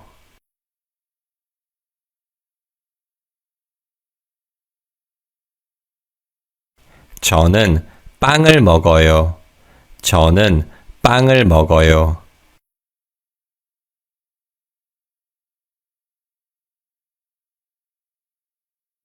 저는 비빔밥을 먹어요. 저는 비빔밥을 먹어요.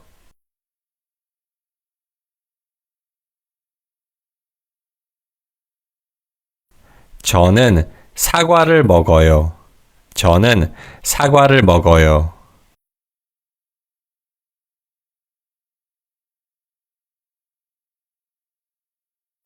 저는 라면을 먹어요. 저는 라면을 먹어요.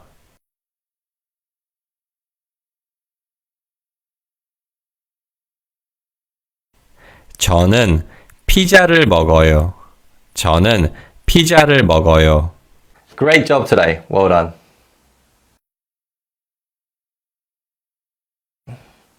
In today's lesson, we learn how to use the object particles 을 and 를.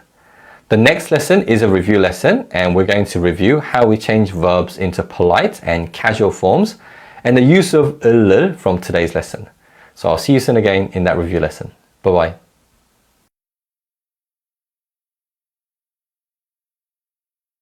Hi there! So in today's lesson, we're going to review what we learned in the 3 previous lessons on verb conjugation and the use of object particles. There's a lot to get through, so let's get going.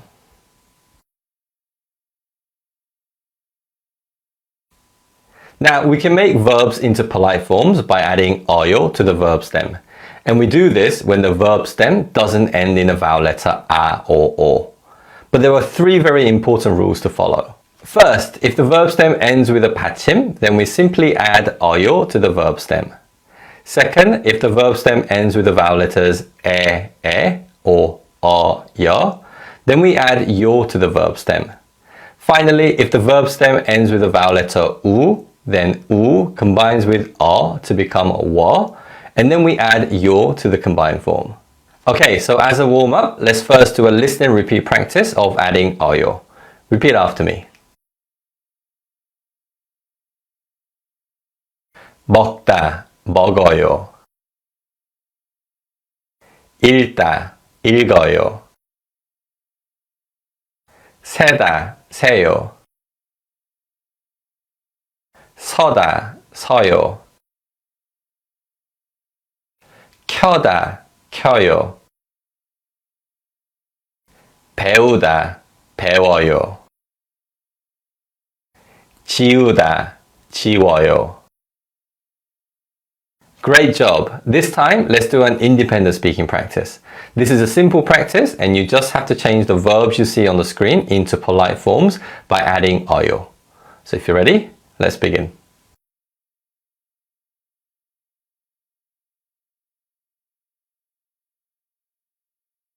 읽다, 읽어요. 섞다, 섞어요. 내다, 내요.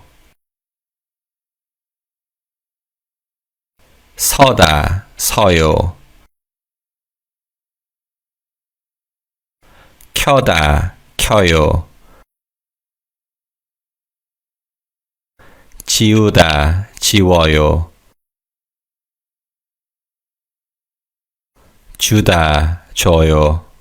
Fantastic job, well done. Now let's look at 2 more ways of changing verbs into polite form and then also look at how we can change verbs into casual forms.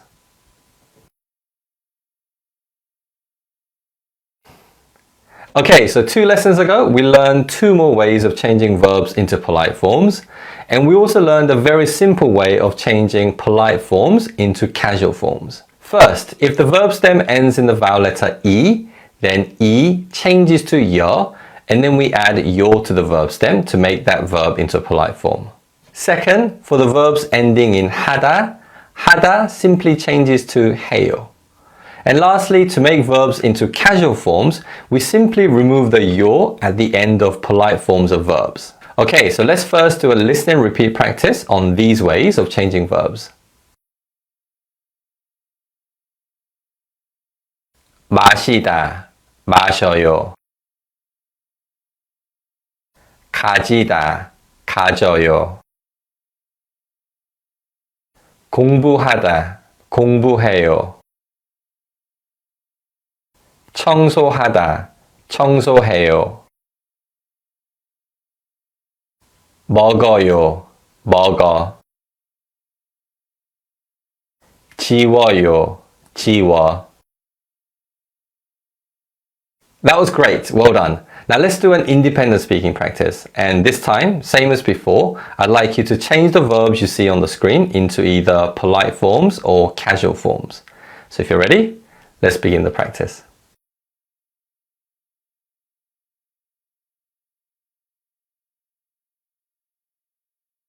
마시다, 마셔요. 치다, 쳐요. 청소하다, 청소해요. 요리하다, 요리해요. 팔아요, 팔아. 지워요, 지워. That was great. Well done.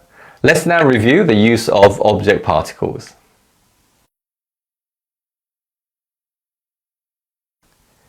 In Korean sentences, we use particles l with nouns to indicate those nouns as the objects of the verbs in that sentence. But we use particle l if the object ends with a 받침, but if it doesn't, then we use the particle l. Let's first do a listen and repeat practice of using l and l in sentences. Repeat after me. 저는 빵을 먹어요. 저는 빵을 먹어요.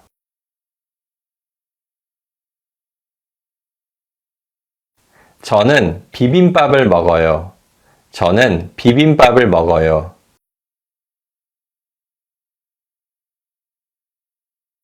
저는 라면을 먹어요. 저는 라면을 먹어요.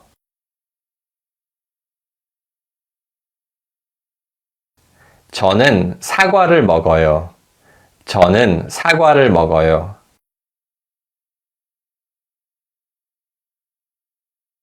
저는 피자를 먹어요. 저는 피자를 먹어요.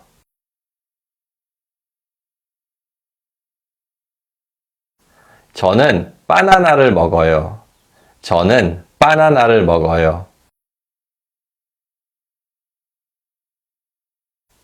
That was great, well done. Let's now do an independent speaking practice. Using prompts on the screen, I'd like you to complete each sentence using appropriate particles. Think about whether the object ends with a 받침 or whether it doesn't. So if you're ready, let's begin.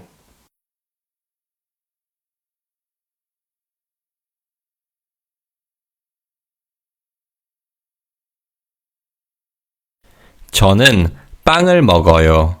저는 빵을 먹어요.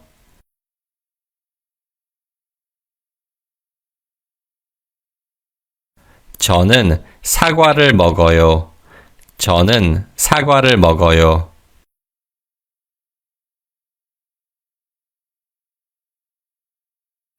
저는 바나나를 먹어요.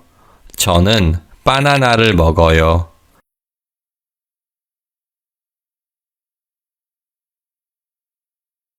저는 치킨을 먹어요. 저는 치킨을 먹어요.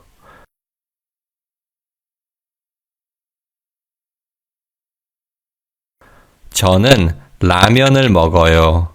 저는 라면을 먹어요.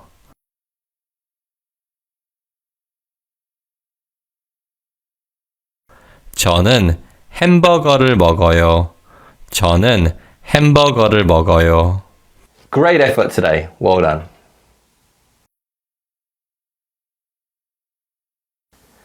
In today's lesson, we looked at more ways of changing verbs into polite forms, and we also looked at how we can change verbs into casual forms. We also reviewed the use of object particles l and lil. In the next lesson, we're going to look at how we can form negative statements in Korean. So I'll see you soon again in that lesson. Bye-bye.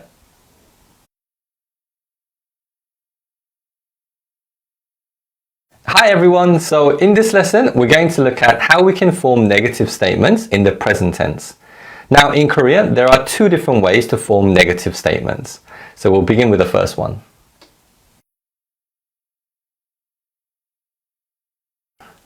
Now, in our Korean for Absolute Beginners 1 course, we learned that the negative form of the Korean be-verb 이다 is 아니다.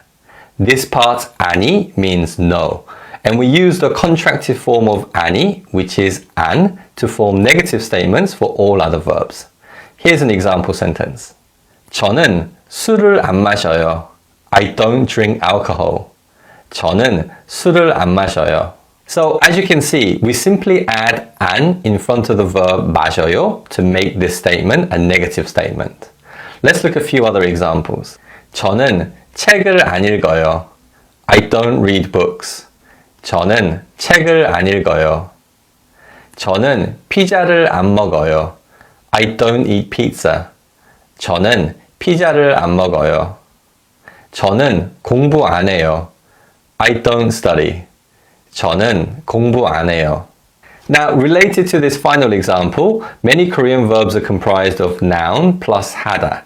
such as 공부하다, which means to study, and it's the verb used in this sentence. But there's also 청소하다, which means to clean, and 요리하다, which means to cook. And for these verbs, we don't add an in front of the verb phrase, but it's added in front of 하다. So it's not 안 공부하다, but it's 공부 안 하다. However, there are two exceptions, and these are in the verbs 좋아하다, which means to like, and 싫어하다, which means to hate. And this is because the words 좋아 and 싫어 are adjectives rather than nouns. So we can add an in front of the verb phrase. So to make these verbs into negative statements, it's not 좋아 안 하다, but 안 좋아하다. And it's not 싫어 안 하다, it's 안 싫어하다. Okay, so let's do a listen and repeat practice of forming negative statements using an. And we'll practice forming negative statements in formal, polite, and casual statements. 저는 술을 안 좋아합니다. 저는 술을 안 좋아합니다.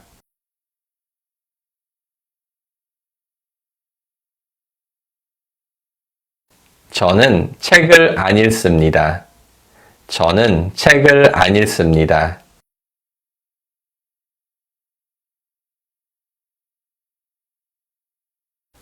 저는 피자를 안 먹어요. 저는 피자를 안 먹어요.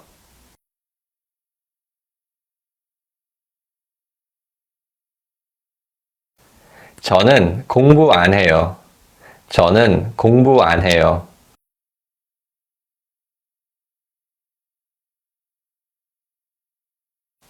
나는 술을 안 마셔. 나는 술을 안 마셔.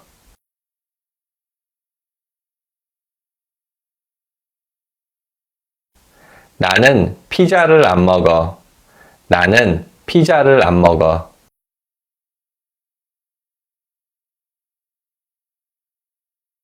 That was great. Now let's look at the second way of forming negative statements.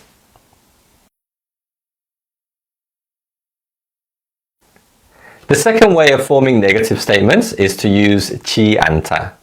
않다 means do not. And we can use this structure 지 않다 to form negative statements like this. 저는 술을 마시지 않아요. I don't drink alcohol. 저는 술을 마시지 않아요. So as you can see, we add 지 to the verb stem and then we add 않다 at the end. In this sentence, 않다 is used in its polite form, 않아요. Let's look at a few other example sentences. 저는 책을 읽지 않아요. I don't read books. 저는 책을 읽지 않아요. 저는 공부하지 않아요. I don't study. 저는 공부하지 않아요. 저는 피자를 먹지 않아요. I don't eat pizza. 저는 피자를 먹지 않아요. Lastly, we can make these statements formal, polite, and casual by conjugating 않다 like this. 저는 책을 읽지 않습니다. 저는 책을 읽지 않아요. 나는 책을 읽지 않아. So the formal form is 않습니다. The polite form is 않아요. And the casual form is 않아. So with that in mind, let's do a listen and repeat speaking practice of using 지 않다 to form negative statements. Repeat after me. 저는 술을 마시지 않습니다. 저는 술을 마시지 않습니다.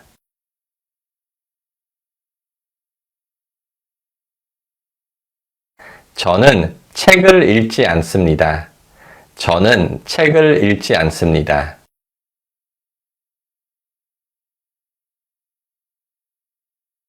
저는 피자를 먹지 않아요. 저는 피자를 먹지 않아요.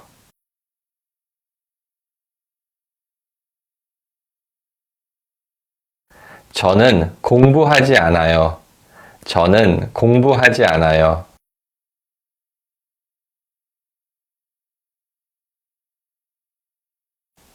나는 술을 마시지 않아. 나는 술을 마시지 않아.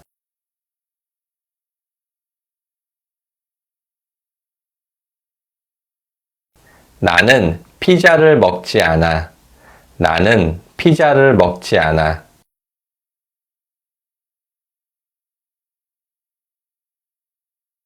Great job, well done. Let's move on to the final practice.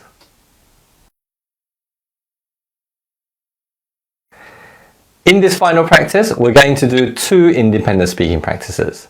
The first one is on the use of an to form negative statements, and the second one is on the use of 지 않다 to form negative statements. In the first practice, I'd like you to unscramble the words and form appropriate negative statements. Remember that these statements could be formal, polite, or casual. So if you're ready, let's begin.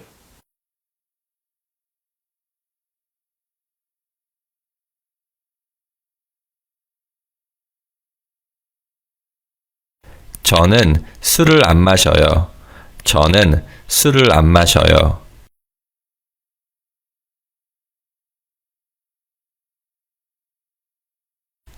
저는 책을 안 읽습니다. 저는 책을 안 읽습니다.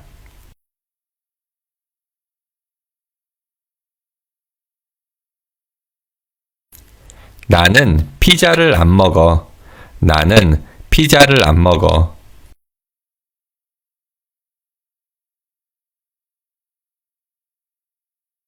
저는 공부 안 합니다. 저는 공부 안 합니다.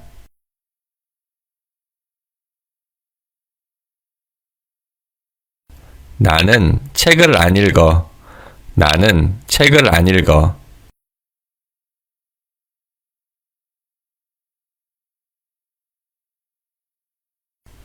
저는 술을 안 마십니다. 저는 술을 안 마십니다. That was great, well done. Now let's do the second independent speaking practice on the use of 지 않다. And same as the first one, I'd like you to unscramble the words and form appropriate negative statements. So if you're ready, let's begin.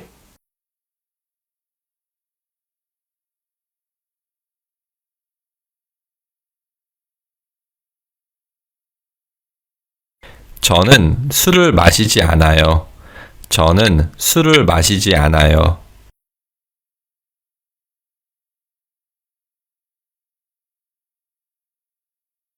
나는 피자를 먹지 않아. 나는 피자를 먹지 않아.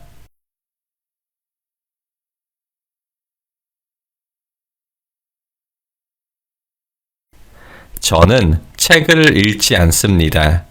저는 책을 읽지 않습니다.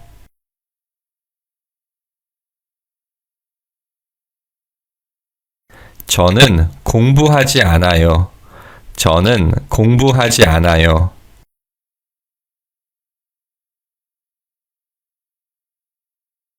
나는 술을 마시지 않아. 나는 술을 마시지 않아.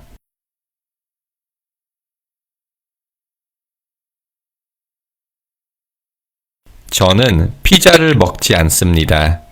저는 피자를 먹지 않습니다. Fantastic job, well done.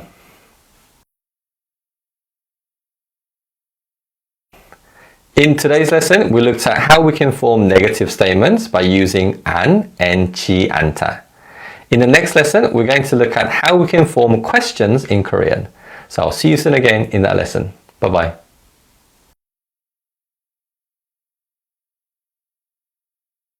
Hi there, so in this lesson we're going to look at how we can form questions in Korean. Now, questions in Korean differ depending on the level of formality. So we're going to first look at formal questions.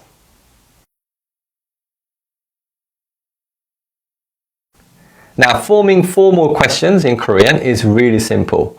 You just have to change one syllable in the positive statement. So let me demonstrate this using this positive statement. 저는 피자를 먹습니다. I eat pizza. 저는 피자를 먹습니다.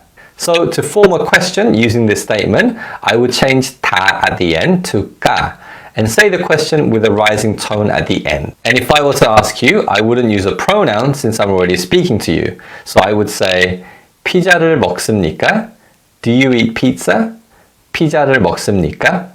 However, formal questions are only ever used in very formal settings, and I personally very rarely use it, so you may never use it at all. But people who work in the service sector, such as flight attendants or people who work in the restaurant, often do use this type of question. So it's worth being aware of this question form as you may be asked questions in this way. Let's look at a few other examples. 술을 마십니까? Do you drink? 술을 마십니까? 한국어 공부합니까? Do you study Korean? 한국어 공부합니까? 선생님입니까? Are you a teacher? 선생님입니까? As you can see in this last example, we also use the same way of forming formal questions for the Korean be-verb 이다. Okay, so let's do a listen and repeat practice of saying formal questions. Repeat after me.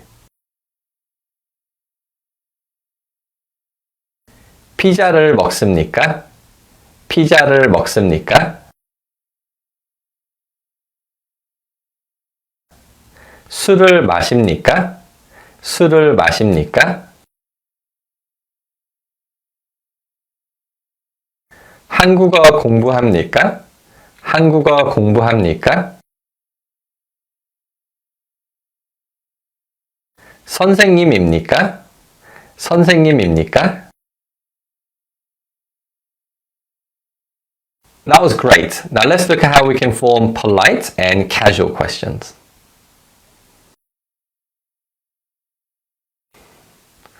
Now, polite and casual questions look the same as positive statements. So there is no change in the sentence structure, but there is a difference in the intonation. In positive statements, the tone falls at the end of the statement. Listen to the following examples. 저는 피자를 먹어요. 저는 피자를 먹어요. 나는 선생님이야. 나는 선생님이야. So as you could hear, the tone falls at the end of the statement. But in questions, the tone rises at the end of the question. And this rising tone is what indicates what you're saying is a question. Listen to the following examples. 피자 먹어요? 피자 먹어요? 너가 선생님이야? 너가 선생님이야? So clearly the tone rises at the end to indicate that these statements or these questions are questions. One other point to note is that when asking polite and casual questions in speech, it's more natural to ask questions without using object particles. So rather than asking 피자를 먹어요, it's more natural to ask 피자 먹어요. Okay, so with that in mind, let's do a listen and repeat practice of asking polite and casual questions. Repeat after me. 피자 먹어요? 피자 먹어요? 너가 선생님이야? 너가 선생님이야? 술 마셔요? 술 마셔요? 한국어 공부해요? 한국어 공부해요? Great job. Let's move on to the final practice.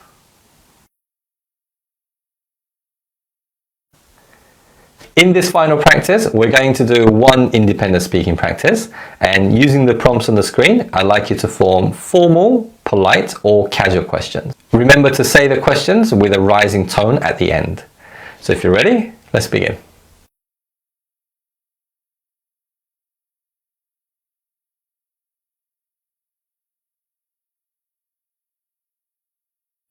술을 마십니까?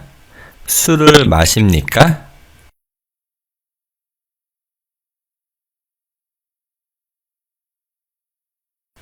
너가 선생님이야? 너가 선생님이야?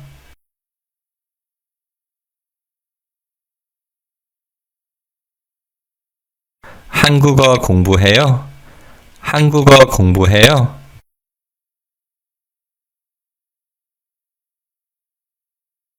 선생님입니까? 선생님입니까?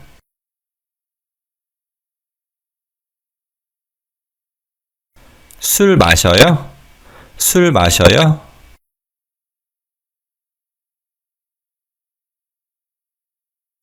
피자 먹어? 피자 먹어? Fantastic effort today. Well done.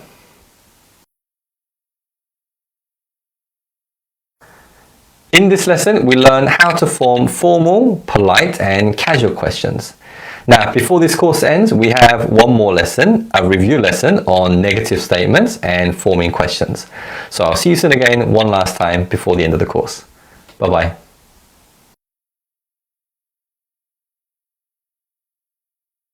Hi there, so this is the final lesson of this course, and we're going to review what we learned on forming negative statements and questions in Korean. Let's begin.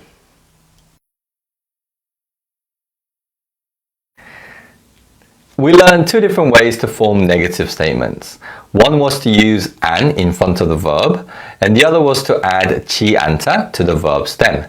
So we'll do a warm-up listen and repeat practice on both ways of forming negative statements, but we'll stick to using polite verb endings. Repeat after me. 저는 술을 안 마셔요. 저는 술을 안 마셔요.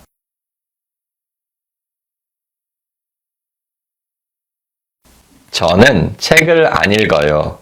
저는 책을 안 읽어요.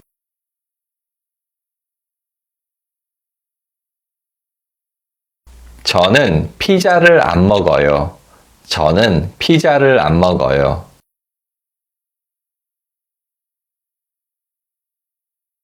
저는 공부하지 않아요. 저는 공부하지 않아요.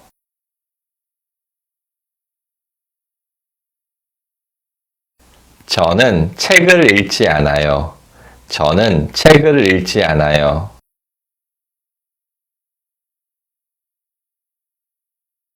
저는 빵을 먹지 않아요. 저는 빵을 먹지 않아요.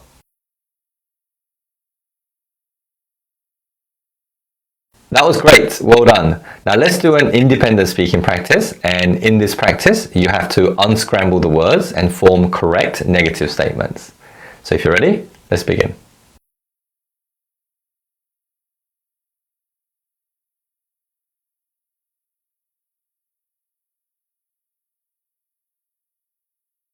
저는 신문을 읽지 않아요. 저는 신문을 읽지 않아요.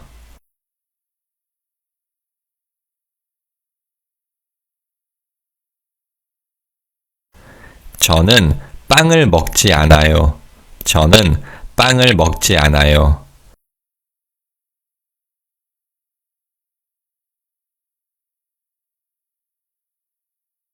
저는 피자를 안 먹어요. 저는 피자를 안 먹어요.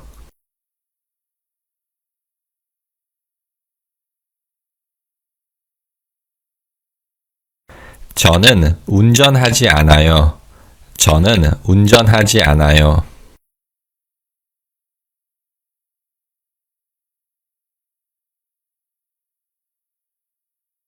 저는 주스를 안 마셔요. 저는 주스를 안 마셔요.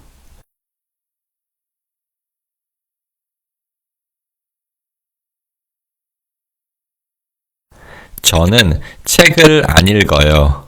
저는 책을 안 읽어요. Great effort. Well done. Now let's review how we form questions in Korean.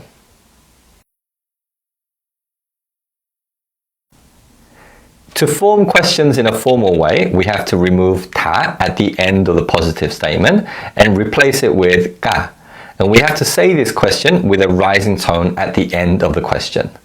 However, to say questions in a polite and casual way, the form doesn't change at all, but we have to say the question with a rising tone at the end, as this rising tone is what indicates what we're saying is a question. Okay, so let's first do a listen and repeat practice on saying formal, polite, and casual questions. Repeat after me. 피자를 먹습니까? 피자를 먹습니까? 선생님입니까? 선생님입니까? 피자 먹어요? 피자 먹어요? 한국어 공부해요? 한국어 공부해요? 술 마셔? 술 마셔? 책 읽어? 책 읽어? That was great. Well done. Now let's do an independent speaking practice, and this time, using the prompts on the screen, I'd like you to form appropriate formal, polite, and casual questions, making sure to say each question with a rising tone at the end. So if you're ready, let's begin.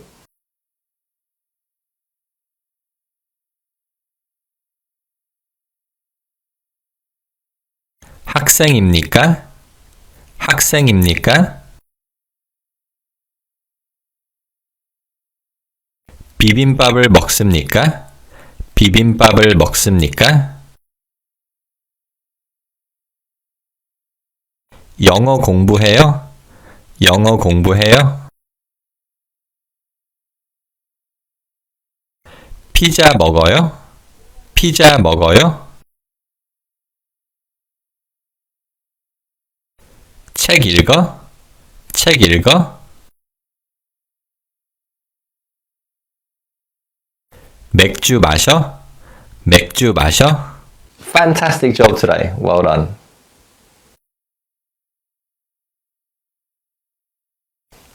In this lesson, we reviewed how to form negative statements and questions in Korean. And that's the... Hi everyone, sorry to interrupt my last words in this lecture, but I basically going to say how this is the final lecture of this course.